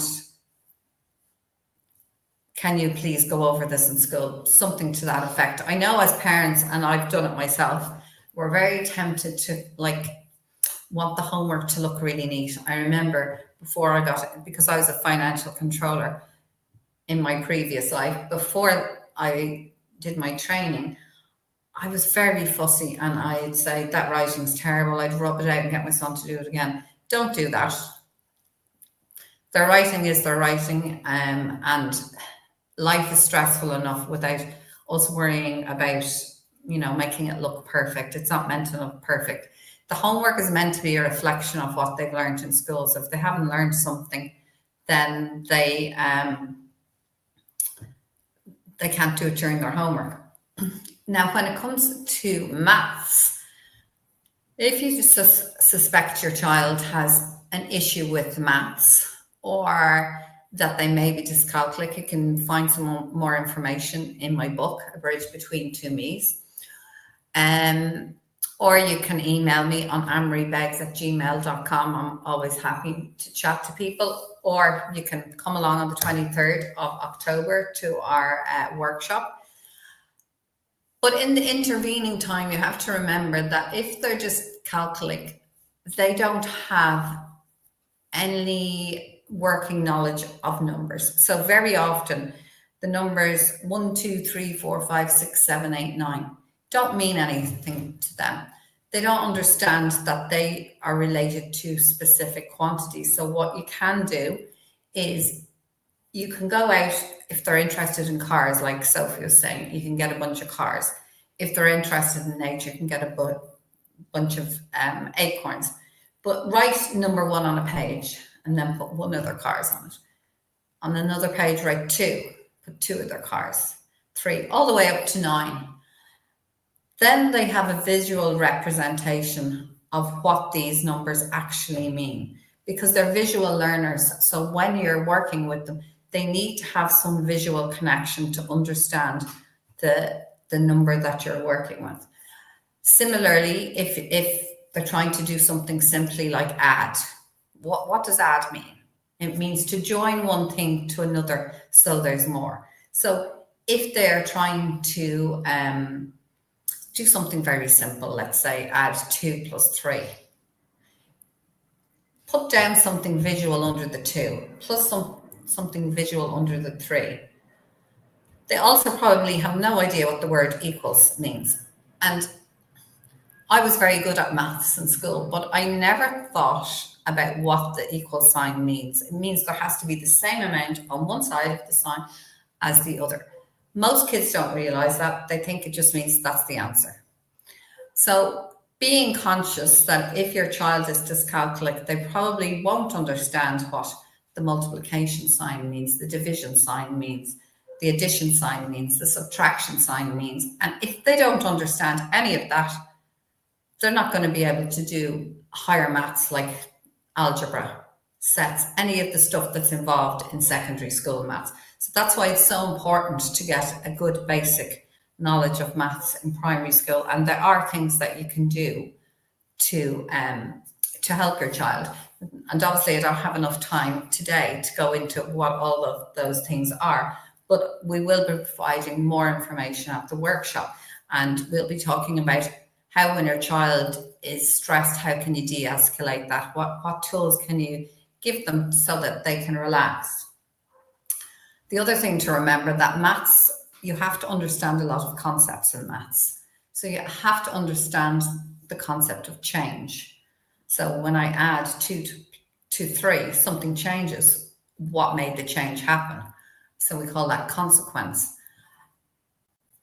A lot of kids have a lot of issue with time, so do a lot of adults. And that's why they don't arrive on time. A lot of people are late for appointments. They're not good at calculating what time do I need to leave my house to get to a specific location. So there's some of the things that we work on when we're working with adults in workshops. We work on, how do I set myself up for the day? How do I learn to relax? How do I master the concept of time? Because it is a concept. It's something that's always with us. Time is always moving. Another concept that's very important in maths is order and disorder. So maybe you have a child who's very, very untidy, but maybe that's because they don't know how to organize. Maybe they don't know how to create order. And then we all have different versions of order. I mean, I like the place to be very tidy. It's an ambition, I would say, because I live with a dyslexic person whose ambition would be very different. Mark's more interested in, organizing stuff for the event and technology, and I'm running around like a lunatic tidying up, and probably less important at specific times. So they're just some of the things that we'll be working with, talking about in the workshop. And if you have a dyslexic child, remember that they too need concrete things to create understanding. So if there's a word that they're really not understanding, try and find examples in the real world. My youngest daughter went to a Montessori school until she was 10. And I have to say that the way they teach within the Montessori environment works very well for everybody, because there's concrete materials. Kids can visibly see what it is that they're talking about. It's not some abstract idea. So if your child is struggling with a word like sat, okay, so visibly talk about what does that word mean. I sat on the chair. Oh, look, the dog's sitting on the chair. Create a model of it. So that's what I work when I am working with the child. So I work with younger children on one program, and then from age 8 up, we use a different program. But at the center of all of them is creating models in clay for all of those blank spaces, because that's what causes the big problem, as I chatted about earlier. And I'm going to get Mark to come back now, because we're going to welcome on our next guest. But before I do, I'm going to remind you again about our workshop, which is supporting dyslexia in home and school, on the 23rd of October at 7:30. So even if you can't come along in person, there's no harm in registering, because anyone who registers will get the recording of the workshop, and it'll give you a lot of tips to help your child negotiate school, homework, all those things, and put them on a more confident footing on their education journey. And likewise, if you're an adult who's dyslexic and is looking for information, please come along as well, and we can address that. I'm just going to read, I have a question here. How do I help my son that has dyslexia but is getting into trouble for behaviour in school? He's bored in school but is being late and still being disruptive. Okay, so Leanne, so a lot of children, not a lot, but I would say 50-50. So there's 50% of dyslexic kids who do what I would call fly under the radar. So they stay very, very quiet. They don't engage in school because they're trying to hide. Then the others who, like you said, get labelled as badly behaved, are badly behaved to distract from what it is that they're struggling with. And it's a common problem among a lot of children. If you want to send me an email, Leanne, it's annemariebeggs@gmail.com, and we can arrange a phone call and I can have a chat to see exactly, like, because I need a bit more information on what age your son is and what are the issues behind it. And probably the workshop will answer in the workshop. Sometimes questions will be answered as well. Yeah, workshop. Absolutely. And Catherine has a question there. Catherine, is there any structure literacy course for a 7-year-old I can follow? Yes, there is. So I do a literacy course for children age 7. So if you want to get in touch with me again, it's annemariebeggs@gmail.com, Catherine. And so this literacy course it's very different from, so most literacy courses focus on phonics, which typically don't work that well for dyslexic children. So the one that we do, it doesn't focus on phonics, it focuses on concrete material. And so happy to chat to anyone if they just drop me an email or come along to the workshop, whichever is going to work best for you guys. Brilliant, thanks very much. And we have we have 2 chefs on next, and I can see them both in the green room. And I hope neither of them are eating all the food that's there, and I hope they prepared the food themselves. I can see Stephen laughing, so Stephen has not prepared the food. This is a very bad green room. You don't, if you're on RTE now, they'd have given you a few drinks and something to eat, but we don't have that. Sorry, lads, it's not the BBC. There's no free food. And I'm going to bring you both on the stage now, if that's okay. Just bear with me. There's Nick, you're on, and hi everyone. Stephen's on. So thanks very much for your time today, folks. I'm actually starving, and I have two chefs on because we've been on since 10 o'clock, which is sort of funny in a way. So if I quickly start off with Nick, because Nick and I have a podcast coming out. I interviewed Nick there a few weeks ago. I had a great chat with Nick, and that's coming out very shortly.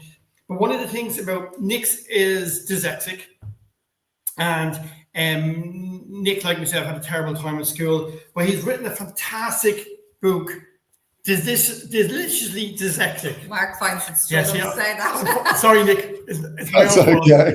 But this book is fantastic because, as I did last night, even the diagrams or the pictures in it by a lady called Daisy, isn't it, Nick? Correct, yes.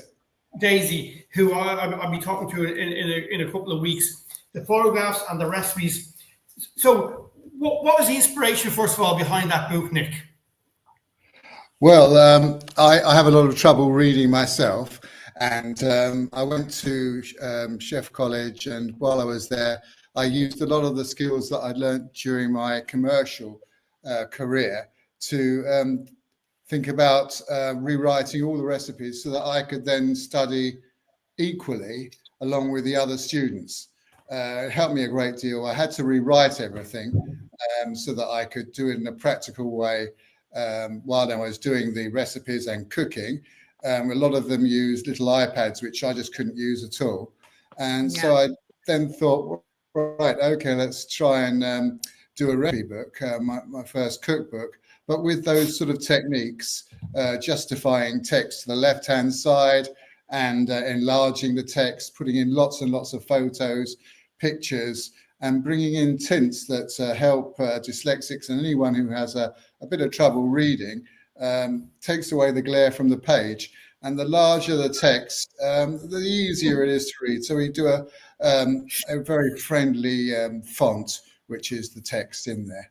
So and it's a fun, like, that's why I was showing that picture with you with the fish in the head and all. It's a fun book, like for children taking this up. And we had a young, you probably didn't see it. We had young his name was Jack Duggan. Jack Duggan. He was one of our first speakers this morning. He was 14. He's 14, and he's out every weekend with his granny outside his house. They cook a load of cakes and cookies and breads, and they sell them. And his ambition is he wants to do his junior cert, and then he wants to leave because he has a horse box. He wants to do the horse box up and get out there and sell and make bread and make cookies and make cakes. And like for children, this is because of the photographs and the pictures and all that. It's a fantastic book for someone not only who's dyslexic, but anyone even young that has an interest in cooking and baking, because some of the recipes are very straightforward. You don't even need the oven for some of them. No, exactly right. It's very important that there's simple recipes that don't need any cooking, as well as recipes that perhaps may be more involved.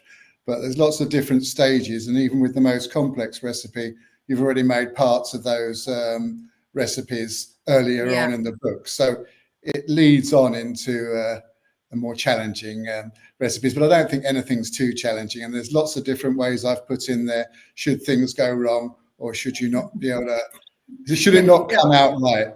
I think Steve would agree that a great chef is one that makes mistakes, but does something wonderful with those mistakes. Yeah, absolutely. And now, Stephen, and thanks for joining us, Stephen. I really appreciate it. But Steve, like you were the winner of Professional Master Chef in 2013. You're one of the youngest winners. So, yes, yeah, it's a long time ago now. You still have the smile on your face. You still remember it. So tell me, like, what brought you into the world of being a chef? Like, was it something that you developed through school, or were you just by chance? How did you find your way in there? Yeah, I think school it wasn't easy. I was definitely more practical than working with textbooks, so to speak. So my passions were sport to begin with, but as soon as I got into cooking, I found something that not only I enjoyed, but I could then start and make a living from. Yeah, and you're making more than a living, because like your restaurant, am I pronouncing it right? Etc. ETCH. Etch. Sorry. See, look, That's that's why you shouldn't allow me to use the Z press in the car. I was looking at it and I was going, actually, he's going to etc. We'll end up somewhere different than we should have. And So we nearly kill each other. and we need to kill each other. So you 3 of the AA Rosettes, inclusion in the Michelin Guide, and you've been voted with the top 100 restaurants in the UK. Like, how old are you now, Stephen? I'm 39. And like, that's some achievement. Like, that's just phenomenal. Yeah. Yeah, I never would have thought that it would take me down this path, but I just love getting like submersed in food and cooking. And I guess I started off maybe not doing fine dining. It was more brasserie style food, but as soon as I got to work with Raymond Blanc, it really kind of opened my eyes with what you can do with food and the journey that it can take you on. Yeah, absolutely. Yeah, and was it hard, like, for any chef to work with like Raymond Blanc or Chris Wheeler or Matt Gillen? Like, I assume you don't just send in your CV and you hope for the best. I assume you have to get off your backside and make an impression in some shape or form. Yeah, I think as long as you've got a good work ethic and you're willing to learn, and I think Nick said there earlier, you're willing to learn from your mistakes and do better, then you're pretty much halfway there. I guess the sacrifices you make are things like missing out on family occasions like weekends and evenings. But if you can get over that bit as well, then there's no reason why you can't be a successful chef. And isn't that one of the things why some people get put off being a chef, that you're actually working at a time when other people are celebrating or having a family time? Yeah. The work is. Yeah, but the way we do things now is very different to the way I learnt. We're only open at Etch 4 days a week, so Wednesday to Saturday. I think Sundays is really important for us to give back to the team so they can have that family time. And we also give like Christmas and New Year's off, and just try and encourage that work-life balance, which is so important. Yeah, and it is important. We're just saying the other day there, isn't it, like, I don't know where you were looking at the Guinness series on Netflix, and we're talking about how companies years ago like built towns and houses around for people so they could get the work-life balance. Yes, they were near the office or the workplace, but they were also had somewhere to live and somewhere that they could go to. Where nowadays an awful lot of companies seem to be, how can we pay as little as possible, and if we don't need you, goodbye. Yeah, because there's quite a lot of, I wouldn't call them restaurants, but I said coffee shops in Ireland have developed this bad habit, I would say, since COVID, that if they're not busy, they'll send their staff home. And when they send the staff home, they then don't pay them for their time. But they forget that these staff have families that are like depending on the finance, or if they're young people that they need to pay their rent and stuff like that. So it's nice to see that you're interested in your employees' work-life balance. Now, I do notice the vast majority of restaurants in Ireland don't open on Monday and Tuesdays anymore, because obviously people don't. It was too expensive, I think, as well, to be open for a 7-day week and very quiet on Sunday. So the vast majority of them don't open Monday, Tuesday. And traditionally, I think a lot of restaurants in the city didn't open on a Sunday anyway. So what age were you when you first got into cooking, Stephen? I loved cooking for my family at home. I was probably about 9 or 10, and would always help out on Sunday roasts or Christmas dinners. Like, one of the reasons for that was it got me out of washing up. So I was then in the kitchen rather than clearing up. But I started, I guess my first job, I was about 15, where I was just working at weekends, and then left school at 16 and just threw myself into it. But, one of the points you just raised there, I think it's like more of, every restaurant's different, but it's more of a political point as well, because when I got into the industry, I was given like free staff accommodation as part of my low salary, so to speak. But then I was provided with like all meals included. And then obviously the government now, you're not allowed to give free accommodation. You have to now charge it and tax it.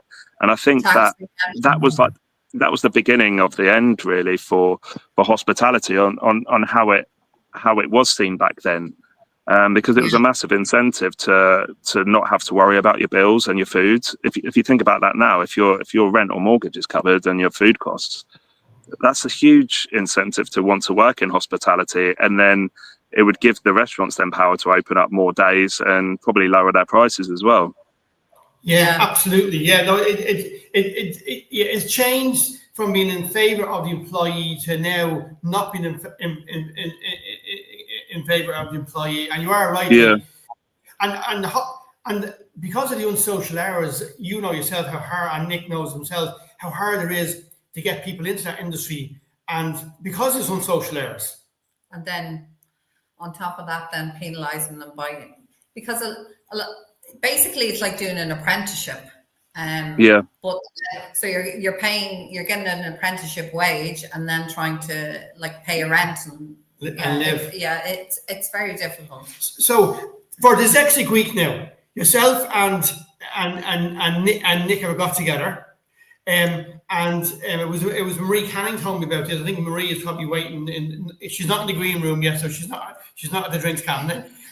So tell me, you're doing a meal. I don't know what it is, one meal, but a meal where a number of individuals from different parts of the dyslexic community.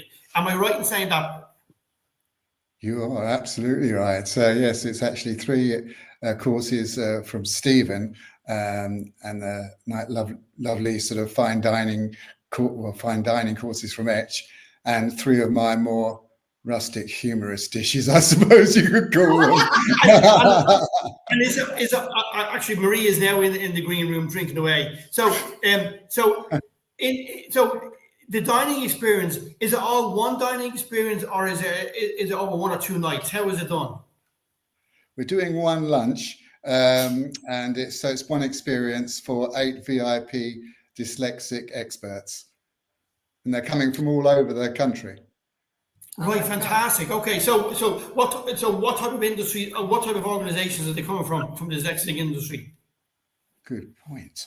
Well, they're coming, as you know, Maria comes from Devon. I've got people coming from Dorset. There's the managing director of the Watercress Company, who is himself dyslexic, and is coming along with a lady called Claire King, and she's from the National Association of Teachers, and I understand that she's very involved with government as well. So they'll all be able to chat away. I've got 2 headmasters, one headmaster from school in Deptford, which is a junior school, and another headmaster from Fruin College, which is the oldest dyslexic school in the country.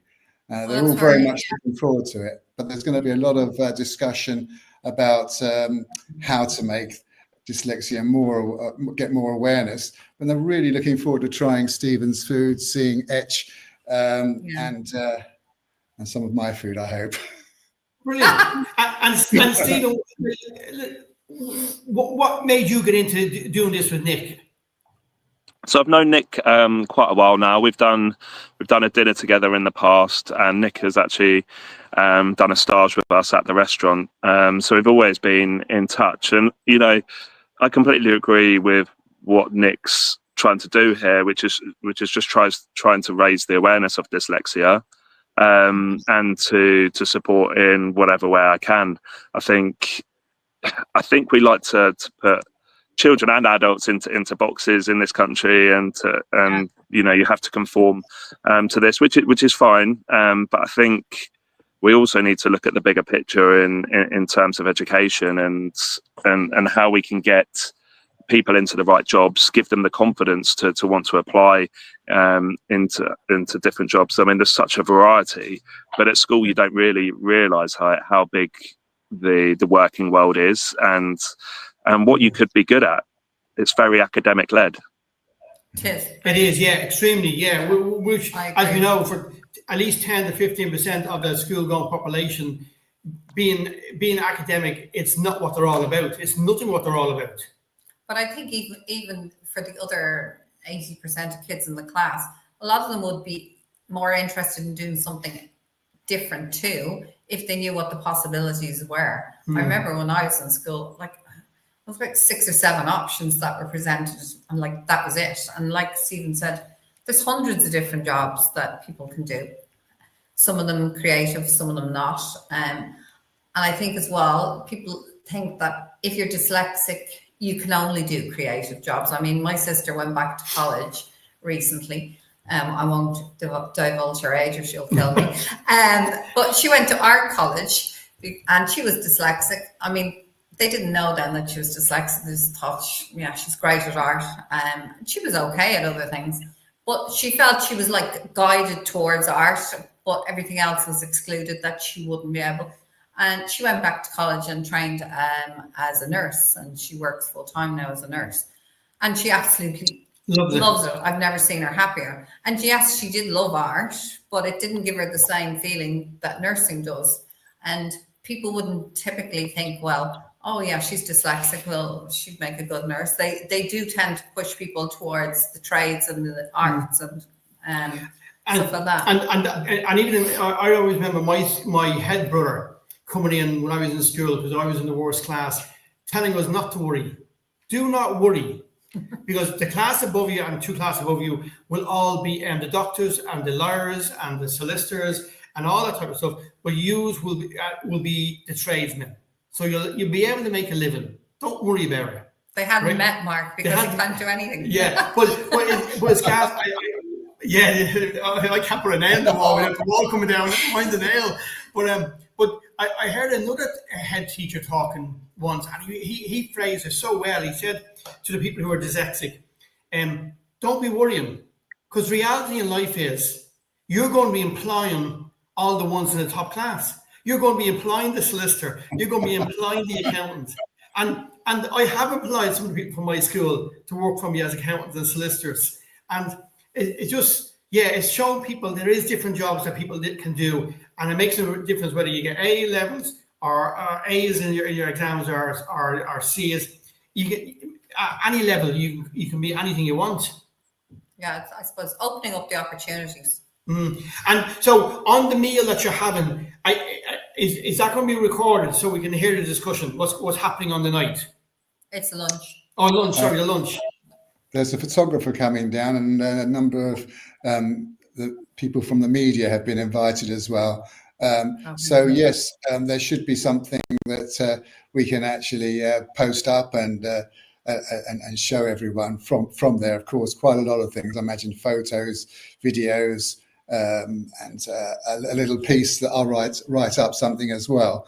And the people that are coming along will also go back to their own networks to post as well. I'm pretty sure about that, because they'll want to know what a lovely meal they have.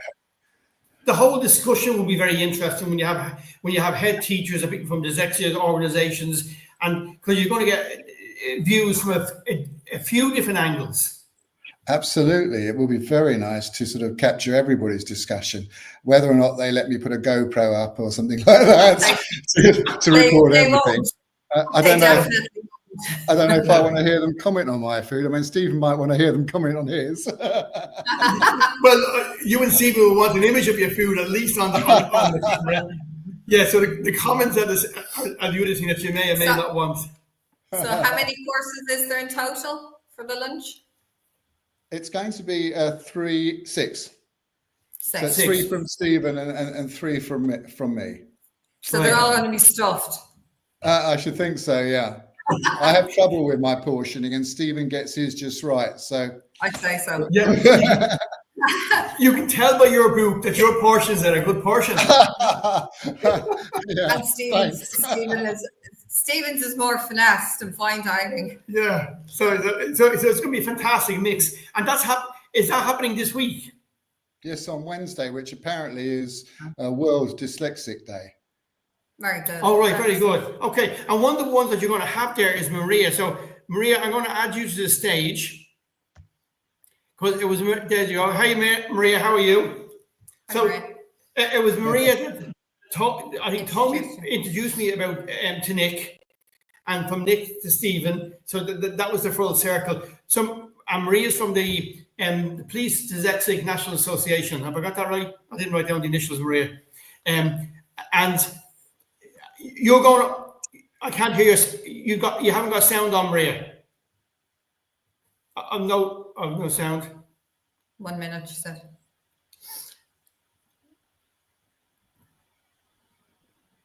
No. Still can't hear you. So Maria's one of your guests for lunch anyway. She is, yes. Very Fantastic. important guest too. Yeah. She's coming down. And Stephen, in your restaurant, how many people do you employ? Can you say that again? Sorry. In your restaurant, how many people do you employ? In Etch. So we've got 12 of us, so 6 waiters, 6 chefs. We're quite a close-knit team. Again, we like the chefs to take the food out and introduce that to the guests. And again, when I started working in a restaurant, it's very much you're either a chef or a waiter, and there was like a big divide between the two. But we want to break down that kind of stigmatism in the restaurant, where I'd much rather we all work together as a team rather than kind of saying that's your job, that's my job, kind of thing.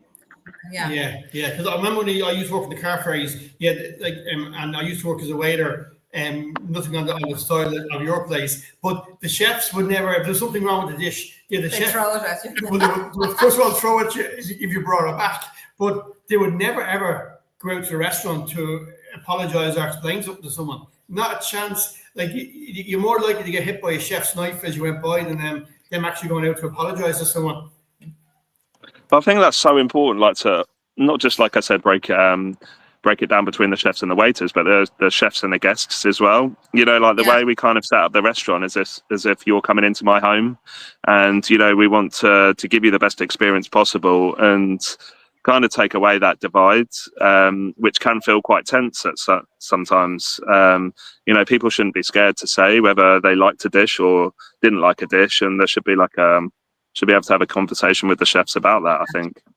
Yeah, because many years ago, we were in one of the fine dining restaurants in Dublin, but the food was lovely, but it wasn't a very relaxing experience. Like, one of the waiters stood behind my chair the whole time, and when I went to the bathroom, he pulled my chair out, but then he followed me and waited outside the bathroom door for me. Like, it was like just too much.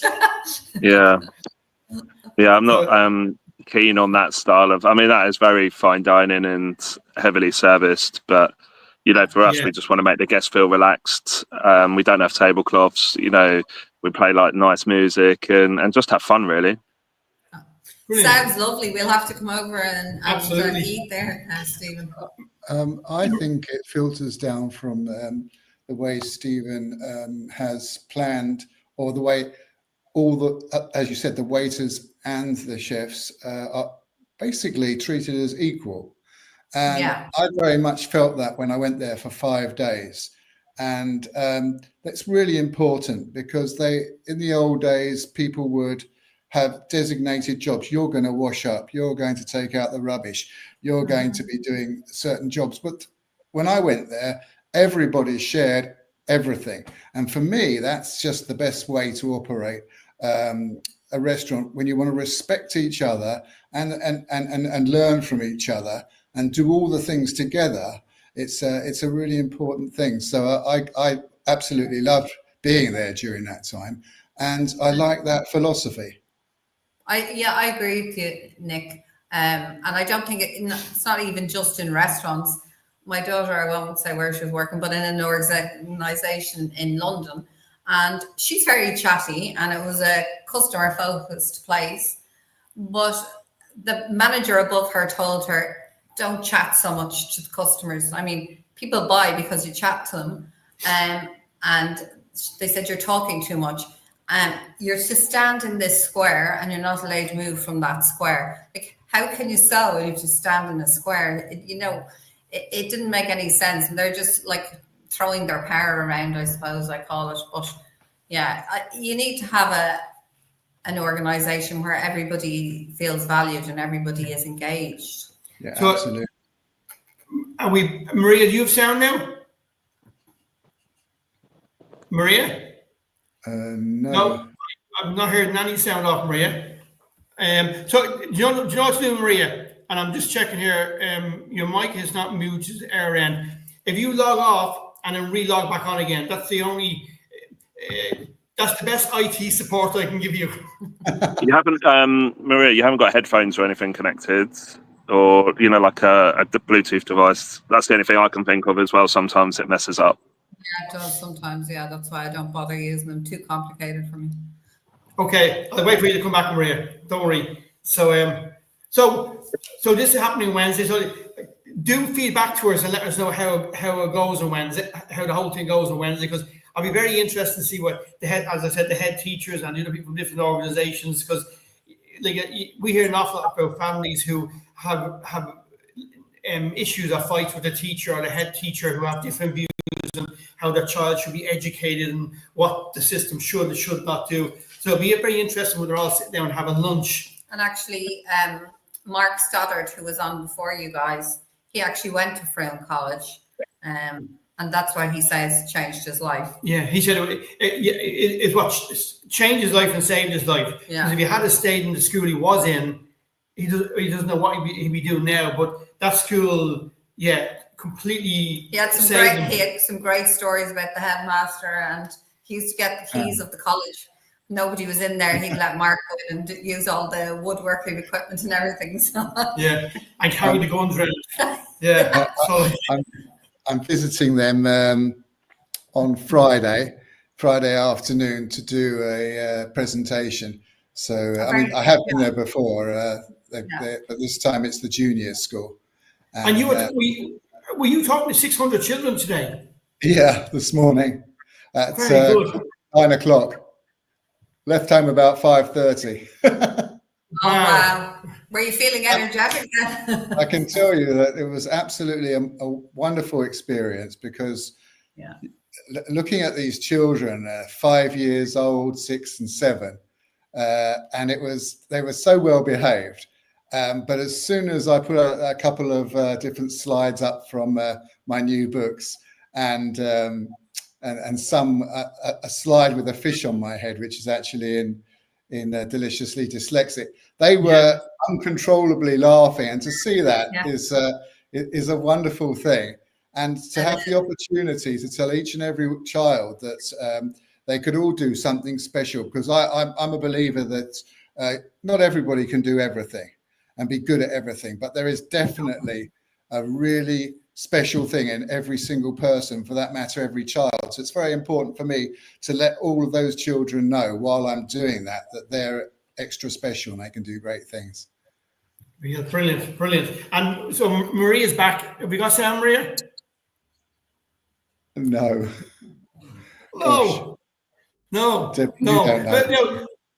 Yeah, I have now. Maybe when the two lads are gone, maybe your sound will come on, because I'm getting everything is clear here, but I'm using a system called StreamYard. So, and I'm not getting any errors anywhere. So we just see now in a few minutes what happens. Nick, Stephen, thanks very much for your time. I really appreciate it. Really appreciate it. I think it's great what you're doing, and do send us some pictures. I say it'd be fantastic lunch. Yeah. For sure. Thanks for having me. See you on Wednesday, Stephen. Yeah, see you Wednesday, Nick. Thank you, guys. And good luck with the booth. Thanks so much, Stephen. Yeah, good Take luck care. with the book. Yeah. Take care. You take care of yourself. Bye, Nick. Bye, Stephen. Bye.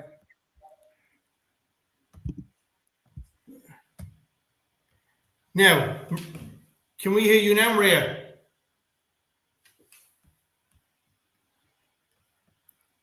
No, your sound is, and I'm just checking here. I'm going to put you on mute and take you off mute just to see is the air end. So there's your mic on mute now, and your mic is off mute. No, if you go into on the end of your screen, you know where you have the bar for the sound. Just make sure that's up to highest. Device she got disconnected there for a second, so Maria will be back in a few moments. The reason I'm talking to Maria is one of the founding members of in the UK of the Police Dyslexic National Association. And Maria is a serving officer in the Devon and Cornwall Police. She's dyslexic herself, and she'll tell you about one or two careers she's had, which has been very interesting. Maria and myself are working on a project at the moment with the UK Police Force, and through the Dyslexic Association. So I was waiting for Maria to come back, and she was having a problem there with her sound. So if anybody else has any questions, please just kick them over to us. Maria, she's saying, can you hear me now? My mic said is working. No, I can't hear you. Does she have an external mic plugged in? I don't know. I'm just waiting for her to come back now and just see. So if anybody else have any other questions, make sure we just go scrolling back through the questions, make sure we got everybody. We've had people on from America, Australia, Singapore, Africa, the UK, Ireland.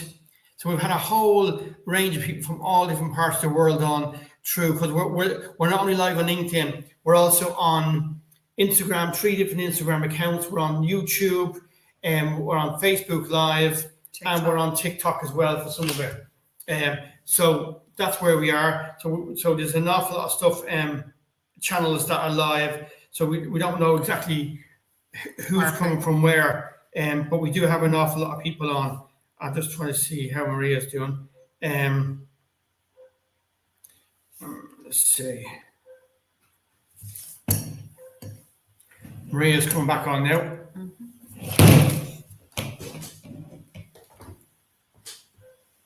Just give me a second. Okay. So I'm just going to get Maria back on now.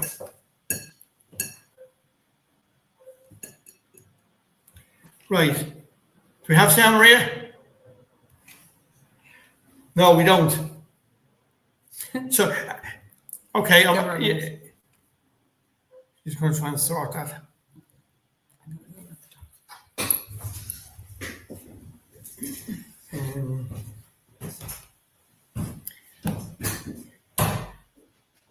Because myself and Maria were talking during the week, had no problem at all on the machine.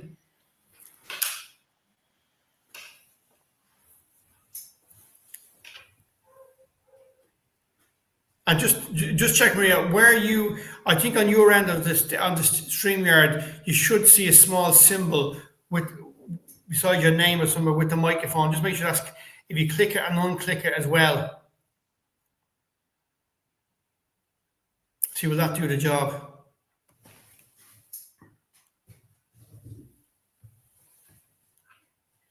So we're just waiting, folks, here. Maria's just trying to sort out her sound. So as I said, we're live on all those channels, on YouTube, on Instagram, on 3 accounts on Instagram, on the Paragraph Challenge, my own, and also one of our big sponsors on my podcast, which is Menswear number 46 in Dawson Street in Dublin. Anyone wants to be kitted out for a wedding or wants to hire stuff for weddings, say I do a whole range of stuff there. And we're also live on Facebook and Instagram, and as I said, YouTube and TikTok as well. So we are live on all those channels. If anybody has any questions, they can also email us, because we're trying to feed through on all the channels the questions that we're answering as fast as we can, as soon as we get them. You have any luck there, Maria? No.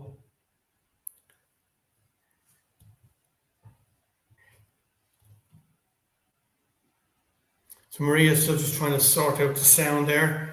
Hopefully very soon. So if anybody, as I said, if anybody has any questions in the meantime about dyslexia, about the work that we're doing, or about our workshop, just to remind you, we have a workshop on the 23rd of October. It's called Practical Skills for Supporting Dyslexic at Home and in School. So if anyone wants to go on to the paragraphchallenge.com, on the top of the page, you'll see register for more information. If you register there for more information, and in the next day or two, we'll be sending out the information about that workshop. And it's going to be on the evening time of the 23rd of October. So if you need more information about the workshop, and it's going to be covered. Anne-Marie will be presenting that about dyslexia and practical tips and practical solutions for helping people in the home and in school as well. So she will be doing that, and we're just waiting for Maria, just trying to sort out her sound at the moment. If anybody has any other questions.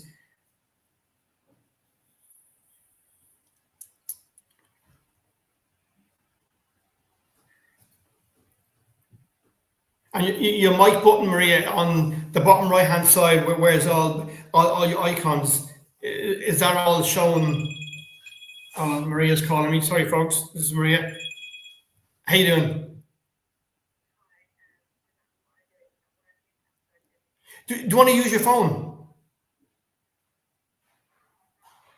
If you have the link by email on your phone, just click the link and it should bring you through to the stage as well. Hold on a second, Maria. I'm going to try something there. Hold on. I'm going to try something. Now it looks like, Maria, it's saying you have this muted on your end. No, I still can't hear you. No. Right, so if anybody's looking, I'm actually talking to Maria on the other end of the phone. If you want to just come off and then try and come on via your phone. Okay, no problem. Thanks. Sorry, folks. It's just a technical thing today we had. And I mean, unless anybody has any suggestions, because I'm using StreamYard, which I've used a few times, but we just have a slight issue with the sound from Maria, and the next speaker after is going to be Una, which will be on at 2. So just again to say to you, our workshop, 23rd of October, it's called about practical steps for supporting dyslexic people and children at home and in school. All you have to do is go onto paragraphchallenge.com. On our homepage, you see the link, register, and for more information for the workshop. Just click that. And over the next day or two, we'll be sending you more information about that workshop that's on the evening of the 23rd of October. The reason we picked the evening was that an awful lot of people and parents work and they mightn't have time to go to the workshop. It's for about an hour and a half during the day, so we're doing it in the evening time, and we hope that will suit people. So, and hopefully a lot of the questions you've been asking today on Instagram, on LinkedIn, and also on TikTok and coming in by email, that a lot of them will be answered at that workshop as well. So Maria is just trying to go and call back in via her phone, and hopefully that'll sort the problem out for us.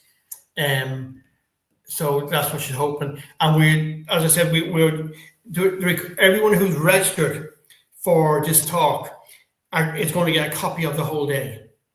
So everyone who's registered. So if you haven't registered, what I suggest is, Maria's entered the studio now. Are we? You there? Yeah, you should be able to hear me now. Fantastic. Welcome aboard. I have no idea what's going on. No, and you and I have done a podcast together, and your machine had no problem, and we talked once or twice, so we've never had a problem. Well, at least we can fall back on the phones. At least we can fall back on the phone. So welcome aboard, and our last two guests were Nick J, the chef, and author of Deliciously Dyslexic. Mark can't say that word. And Stephen Edwards, who was one of the youngest winners of Professional Master Chef. And it was you that introduced me to both of them, and I think you're going to the dinner or the lunch on Wednesday. Yeah, I am. So me and Nick met last year, and then I went to the launch of his Deliciously Dyslexic cookbook in Brighton. You just say store, that's yeah, I know. You have to think about it before you say it.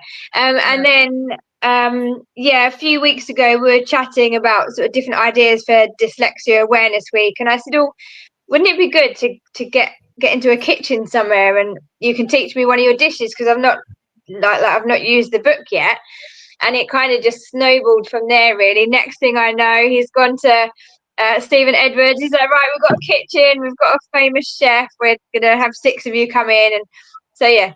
So and that's I didn't realise it was International Dyslexia Day or World Yes. Dyslexia Day. So that's brilliant. Yeah. I think he must have set that up on purpose. Yeah. Probably, yeah. But so just to give people a small background, Maria is a serving police officer for Devon and Cornwall. Cornwall, isn't it? It is Cornwall. Yes, Devon and Cornwall. Yeah, police force. And Maria is dyslexic, and she's one of the founding members of the Police Dyslexic National Association.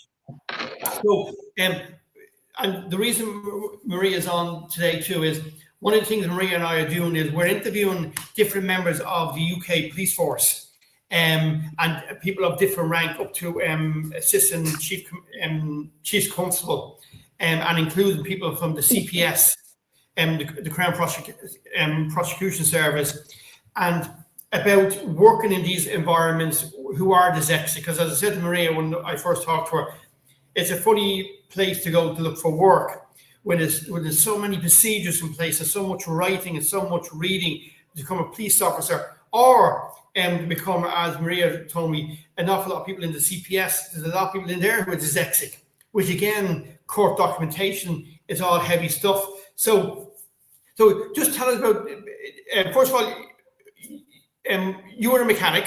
First of all, you've had a few jobs. You've been solo trekking around the world, and you picked Australia to start off with. Then you were a mechanic,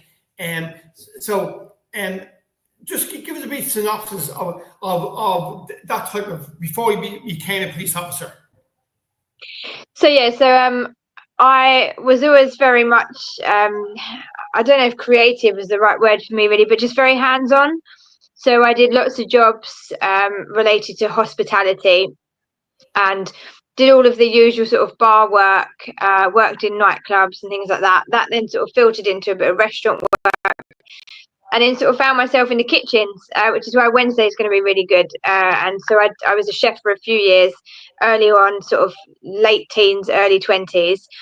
Then decided to go off and be a car mechanic. So I trained for 2 years and I'm fully qualified, albeit I've not gone near an engine for a long time. And then, I finished, I think it was 2006 roughly, 2006, 2007, something like that I finished and became fully qualified as a car mechanic, and then made the decision to travel around the world. And it's quite nerve-wracking doing it on your own. And so my strategic dyslexic brain made the decision that the best thing to do was to fly straight from the UK to Australia before I could talk myself out of it. And then I'd be stuck in Australia and would have to find my way home one way or another. So I started there and then slowly made my way all the way back to the UK. That was, I was 21 then. Came back to England, worked as a car mechanic for a while for Ford, and decided it was a really dirty, really cold and really male dominant job and wanted to do something less male dominant.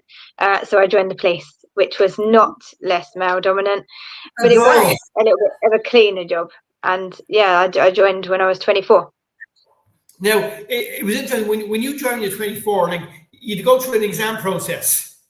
And if you can just tell people like the exam process, because you walked out ways to help yourself do the exam. I did. Yeah, so I don't know what it's like now. I've been in 16 years nearly, but for me, you had to do an English essay that you wrote while you were sat there. You had to do a maths exam, and then you had all of the normal sort of scenario-based work where you're just sat there talking about what you would do if a situation unfolded. That bit's definitely still the same. With the English exam or English assessment, I was really worried about that.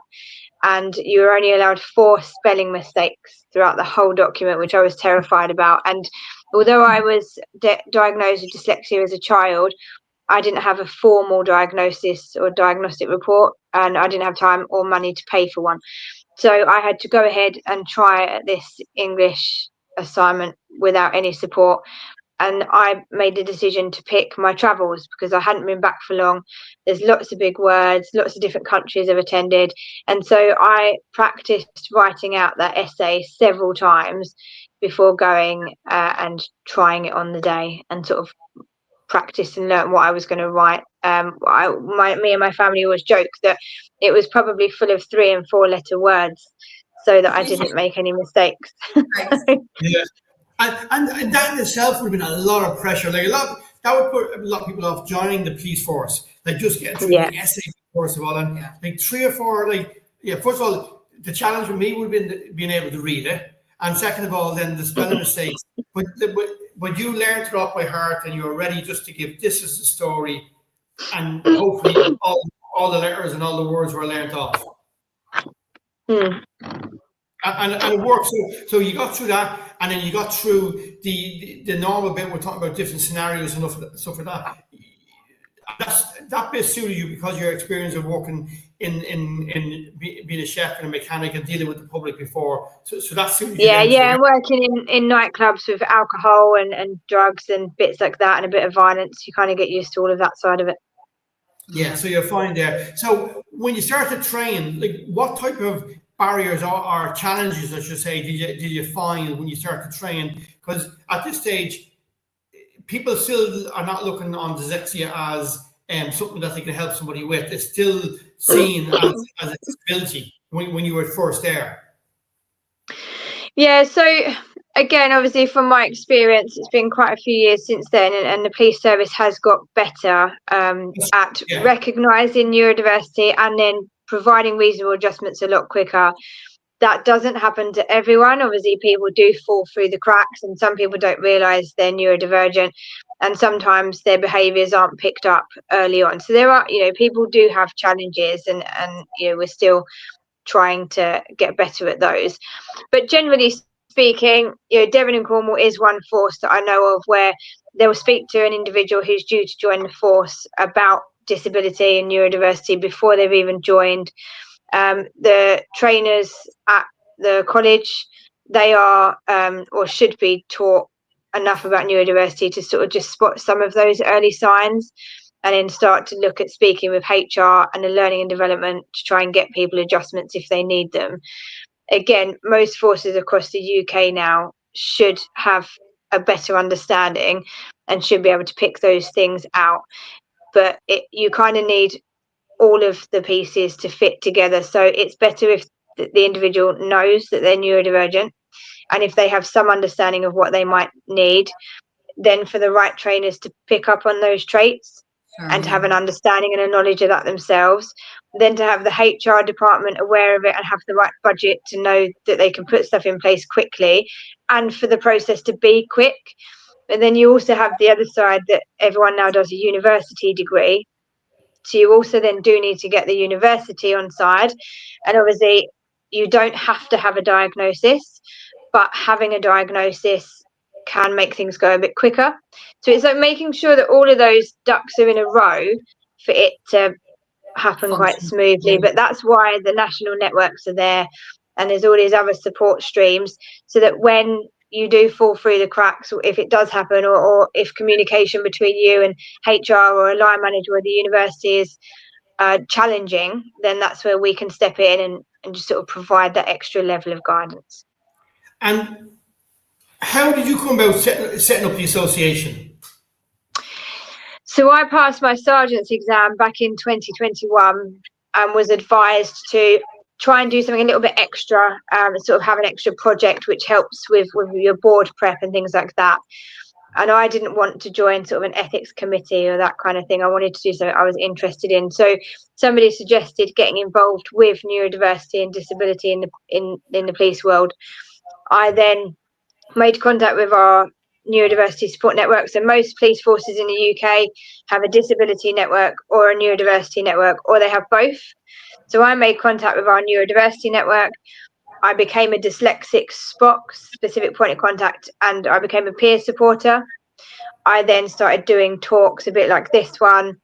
And then in one of the talks, somebody asked why there wasn't a national dyslexia network, because there is a national autism network and a national ADHD network, both in the police. So I looked it up, realised that there was a space and it was needed, and spent the next 3 years building it, getting a foothold in every police force in the UK, building up the network. And then we launched in the House of the Parliament in February 2024, which is just absolutely spectacular and one of the biggest highlights of my career, really. Brilliant. And so you're in operation now. It's throughout all the forces. So someone looking to join the police, can they come to you beforehand, or do you have to serve a police officer to come to your association? No, they can come to us beforehand. There is sensitive information within the website around officers' names, email addresses, contact details. So we will give anybody advice that needs it. We've got people that are unable to pass there's like a little bit of an exam that you can do that the College of Policing have on their website, and that sort of it shows you where you are in terms of your sort of point score for you to then apply for a force. There are individuals that are struggling to get through that stage, so we will help and support them through that. We have different businesses and other people that reach out to us, and we'll speak to people. The only thing we don't always do is provide full membership to somebody because of the sensitive data that's on the website. So to become a full member, generally it's police only or other government bodies or businesses that work directly with the police in their training or their technology, that kind of thing. But yeah, you can still have access to the website. There's still lots of information on there, and you can still reach out to us and we'll support anybody. We have people contact us to speak to us about their children. We speak to other people in education, people within business, and people looking to join, or people that are in the police but don't want to be a member. So there's a whole range of ways to get access. All right, fantastic. And so, and just to give the email address out, what if somebody wants to contact you, how do they find you?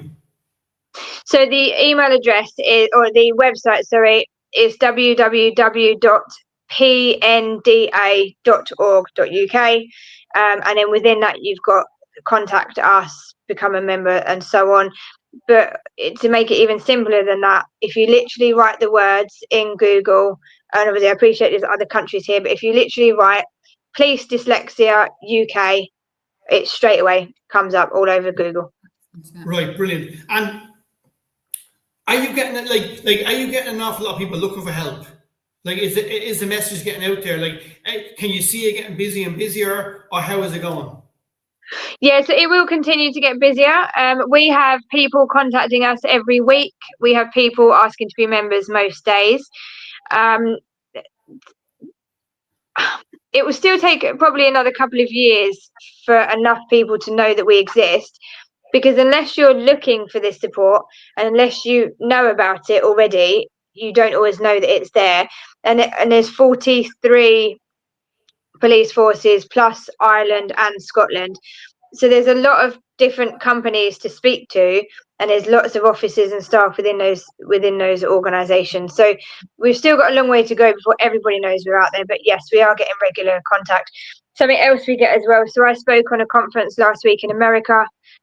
We get quite a bit of interest from America, especially from officers in police services or in the police force in the US, because they don't have the support that we have over here. I'm speaking at Alta in April. I'm flying out to New Orleans to speak at that.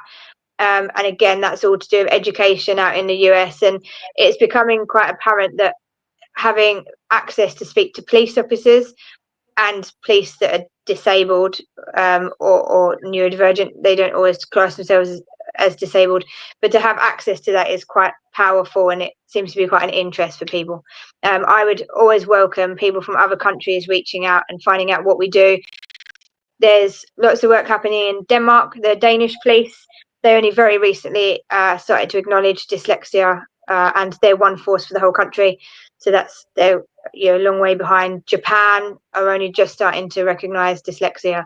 So there's still lots of work to do. And obviously, you've got the education, you've got mainstream employment, you've then got the emergency services. So it's a whole area.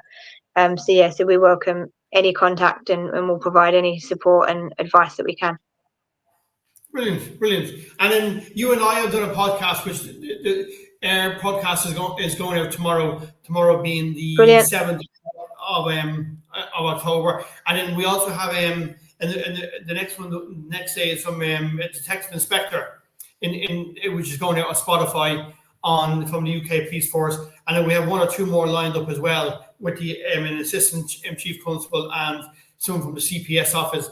And the reason for them is Maria and I want to show how in an organisation like the police that there's still opportunities and there's still help and there's still ways of coming in at a normal PC and then going all the way up the ranks, even if, and with dyslexia, it doesn't stop you in any shape or form. Absolutely, yeah. You know, yes, there are some barriers you need to get over, or some hurdles that you need to get over, but no, it doesn't have to stop you. When we launched the network, one of the chief constables, so that's the highest rank in the police service, and in the UK, as I say, there's like 45 different chief constables, so each one is in charge of their sort of area of the country, and one of the chief constables is dyslexic. He came and spoke at the launch. Then, as you say, one of the assistant chief constables that you've got hopefully being interviewed soon, he is another one. He's dyslexic and has ADHD. So there's lots of people in positions of power and leadership that are also neurodivergent. Yeah. Absolutely, there definitely is. Brilliant. All right, Maria, thanks so much for your time. I really appreciate it. Thanks, Maria. No worries. And Sorry about the tech. Don't worry. You must have been so stressed. I'd be so stressed. I was going to start writing notes and just showing them up to the camera. Yeah, I've done a lot of work over Zoom. There's like Maria's still there. A lot of work over Zoom. Mark's terrible at fidgeting. With some of my students, and like people are there. Are you there? No. I'm not going, well, if there's a problem, I have no clue how to fix it. Yeah. All right. Brilliant. Thanks, Maria, for all your help. I really appreciate it.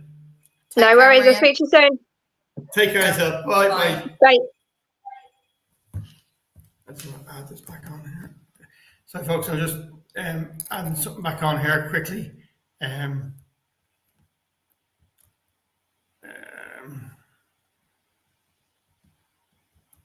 Now, I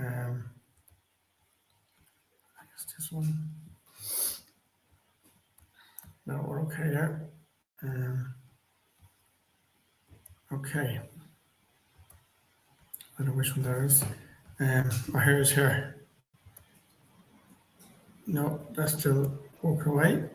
Okay. All right, folks. Because there's a big shadow on that side. We're just wait. The next person coming on now in a few minutes is Una Buckley from Bloom for Life. No, Blossom for Life. Sorry, Blossom for Life. So Una's based down in Cork, and I connected with Una a couple of years ago because obviously we're both working in the area of dyslexia and neurodiversity in general. And Una will be joining us from a car. She is not driving. She's assured me she's one of the passengers, but she's on her way from working with one client to another. And so we appreciate her giving up her time. And Nuala will chat about, she's herself is dyslexic, about her journey in education and why she became an advocate for other people who are neurodiverse or dyslexic. So as soon as Una arrives, we will put her on to chat to you guys. All right, so I'm just fixing the stream here. As we talk away, so Mark's just moving around, connecting different cameras, I have no idea what he's doing, to be quite honest, other than moving around. But he's streaming it on so many different platforms. So I appreciate everybody who's come along today. And like I said before, for those who couldn't make it live, I know a lot of people are in work, so they can't give up that amount of time to be here for the whole conference. So for that reason, we've recorded the conference, so you can listen to all our inspiring speakers. And if you want to connect with any of them, we'll have information on our website. If you want to connect with me, I'm Anne-Marie Beggs. So my email address is annemariebeggs@gmail.com. And Mark's is markbeggs@gmail.com. And we are just waiting for Una Buckley. You should be on now in a second. Yeah. Okay, folks, so Una will be joining us, and I'm just putting the link here for Una or for someone else to make sure that they can get it. So this only take 1 second. And as Anne-Marie said, Una's job will be mobile, so it won't affect the signal in any way. But I'm just going to have something here. Okay, I'm just making sure. Now we're just going to put this up here.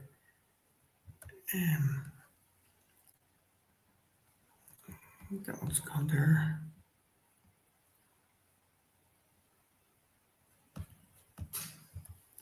Okay, so I'm just adding something on here. At least someone knows what they're doing. You'd be waiting a long time now for me to move links around and stuff. No. Not my area of expertise. I want this. No, wrong one. This one. Okay. And that is done.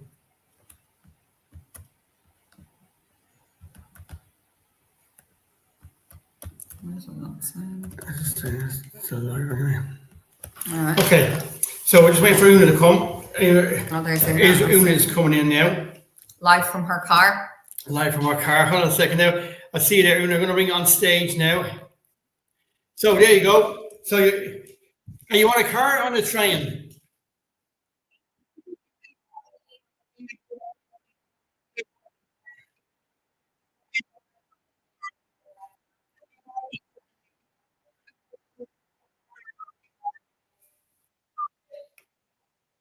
Brilliant. Well, I appreciate you coming on board. So, can we just go back and you got diagnosed as being dyslexic? So I was quite late to my diagnosis. I would have been about 17, so I would have been actually in the middle half of 5th year, and would have kind of moved through an awful lot of the school system previously, with having had some struggles, but nothing being identified. And I was lucky. I moved to school, and an English teacher one day, she was like, you keep making kind of some of the same changes and mistakes, maybe we should do something different.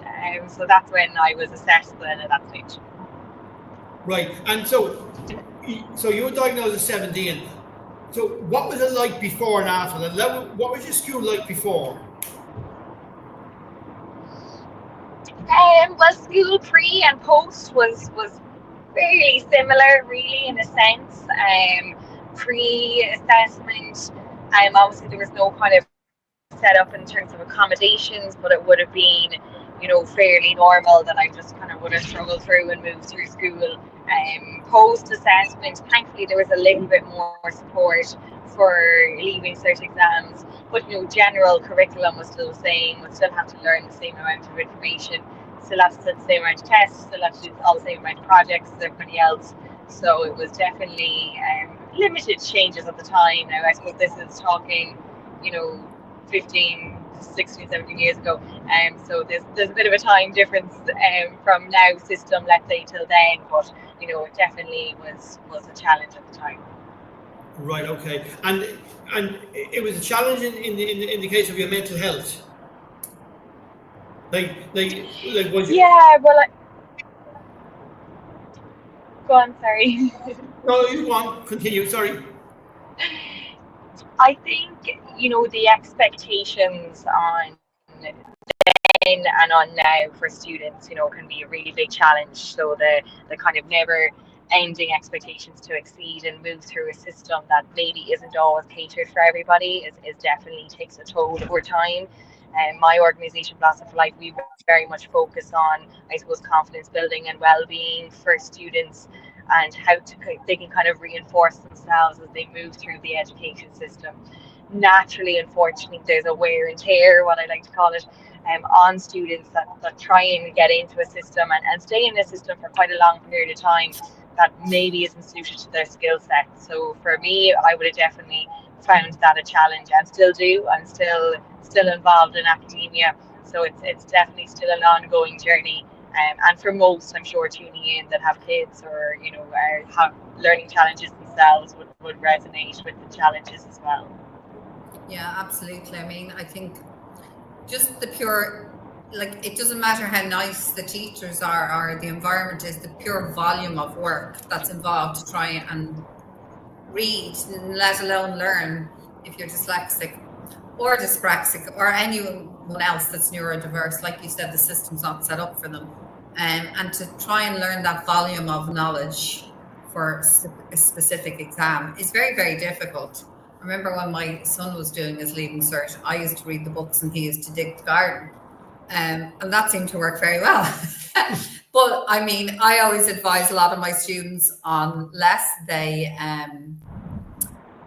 unless they really want to get an A, aspire to get loads of A's, to buy like the condensed version of all the books.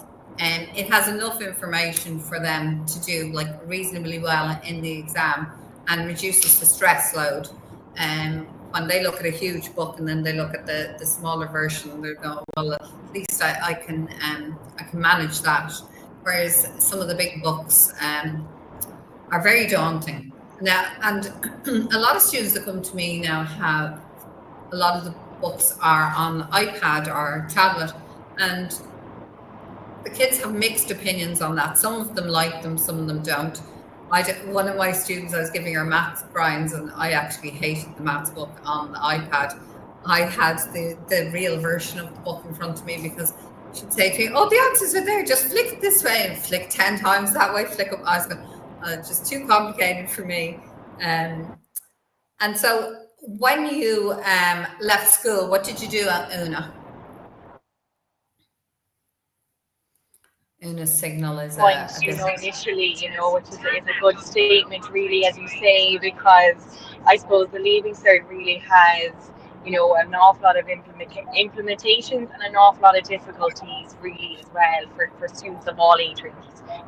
State exams.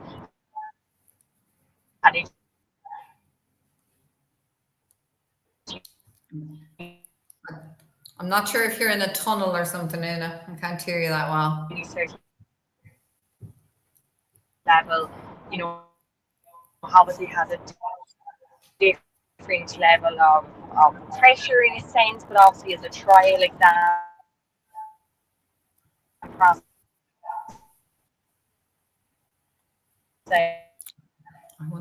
But for a Leaving Cert basis, that element of stress, that element of stress, you have the learning. Can you hear me okay, guys? You're fading in and out, and your picture has gone, but I can hear you better now. Yeah. So when did you make the decision that you would become an advocate for other individuals who are dyslexic or neurodiverse? Or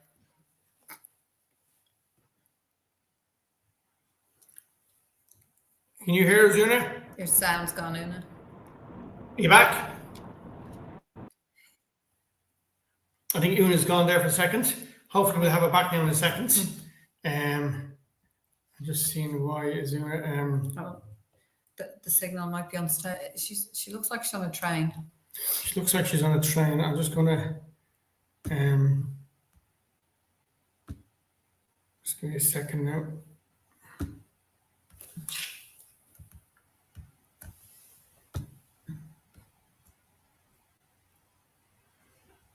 See, is Una back? No, we're still trying to get Una back now, just at this moment in time. Una was in the car driving along, so the signal was weak. Now hopefully she'll come back now in a couple of minutes. Una is with her business is called Blossom for Life. Yeah, Blossom for Life. So, and it's blossomforlife.com, isn't it? .com, yes. Yeah, .com. Yeah. So, and Una works in the area of dyslexia as well. And she was just talking about how she didn't get diagnosed until she was 70. And Una is back on stage. Sorry, guys, my apologies. No problem. I know I was talking to you about there and leaving cert exams, and then it got too muffly, so I said I'd just rejoin. So apologies. Yeah, that's no problem. So, when did you decide to be an advocate for neurodiversity and dyslexia? Yeah, so I suppose when I moved through college then and did a lot more work, I suppose, of understanding my own learning strategies and learning challenges. And then I worked a little bit at the time in corporate, where I joined a diversity and inclusion group and headed up that organisation.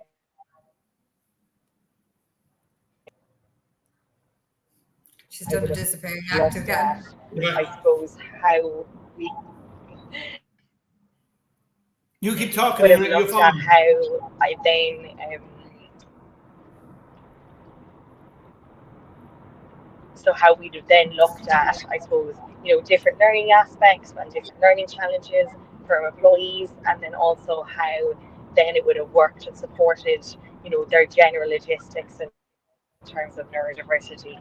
So that's really when I would have started, I suppose, more in the space of an advocacy role, and then moved into helping more then of parents and teachers and students as well. Okay, so while we have a good signal with you, why don't you chat a little bit about your business in Blossom for Life?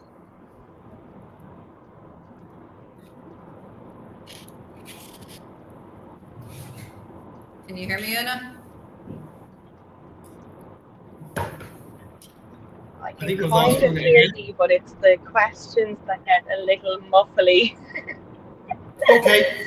Oh, it's probably because we're speaking in the hall. I was asking you to chat a little bit about your business.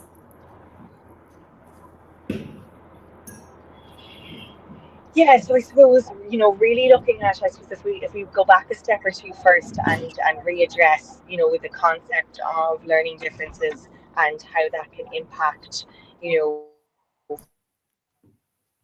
families and parents and teachers and just everybody on all ranges of learning differences. So what practical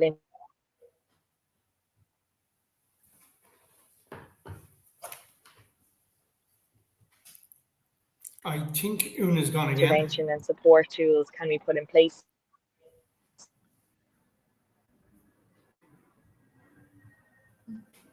Because anybody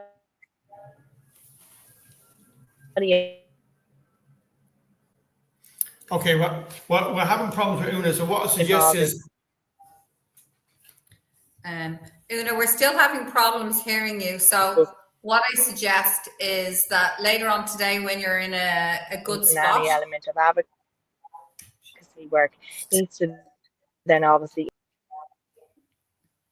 Yeah, Una's gone again. So what we'll do is we'll do a podcast with Una, and we'll talk about Una's business and what she's been through before getting diagnosed at 17 and afterwards. So we'll do that. So just to wrap up, folks, I say thank you very much for everybody who's come along today. It's been we've been on air for 4 hours, so it's been a good conference, which is fantastic. So if anyone wants any more information, all you have to do is go to theparagraphchallenge.com. So that's theparagraphchallenge.com, and or email amarybeggs@gmail.com, or myself, markbeggs@gmail.com. We have an awful lot of questions that we're going to get back to people about. And just to remind you again, our workshop, which if you want more information about the workshop, all you have to do is go on to theparagraphchallenge.com, and on the homepage at the very top, you'll see press here and register for more information, and we will send you more information about the workshop. So there's no problem at all there. And the workshop, as I said, is on 23rd of October in the evening. We know an awful lot of parents, because it's called Practical Steps for Supporting Dyslexia at Home and in School. And we know an awful lot of people work, and not people have busy lifestyles. So we're having it in the evening, the workshop, which hopefully will suit people. And everyone who was on today and everybody who's registered, we're going to send you a recording of today. If you didn't register and you joined us through YouTube or Facebook Live, then all you have to do is send an email to markbeggs@gmail.com and say, may I have the recording? and I'll get the recording will be sent out the next day or two. We'll send you a link to the recording. So in case you want to listen to any particular speakers, any particular aspects of the day, you can re-look at it and re-listen to it. That is no problem whatsoever. And we will, when we record the podcast with Una, we will send that out to everyone as well, so that you can all get all the information about Una's and the great work she's doing down in Cork.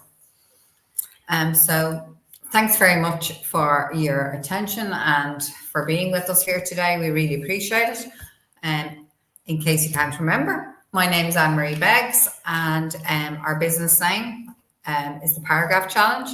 So Mark and myself work together, and we go into companies talking about neurodiversity and talking about soft skills. We do confidence building workshops. We do a whole package of things. And we also work one-to-one with students. So I work in the areas of dyslexia, dyspraxia, dyscalculia, ADD, ADHD, and many of my students are also autistic. And a lot of those programs are one-to-one. And I do a mental health program with teenagers, and it's called Healthy Mind, Healthy Body. That's an awful lot of information I've just given you because I'm very ADD, but you can get it all on the website anyway. I'm just looking at a message. Karen, thank you so much. I'll be joining you for the workshop. So happy to have found this conference. Thanks very much, Karen. Karen Cross, thanks for joining us today, Karen, as well. I think the one takeaway we'd like to make from the day is that dyslexia is like, some people come to me and it's like their child has received like a life sentence. It doesn't have to be that. School doesn't work for them.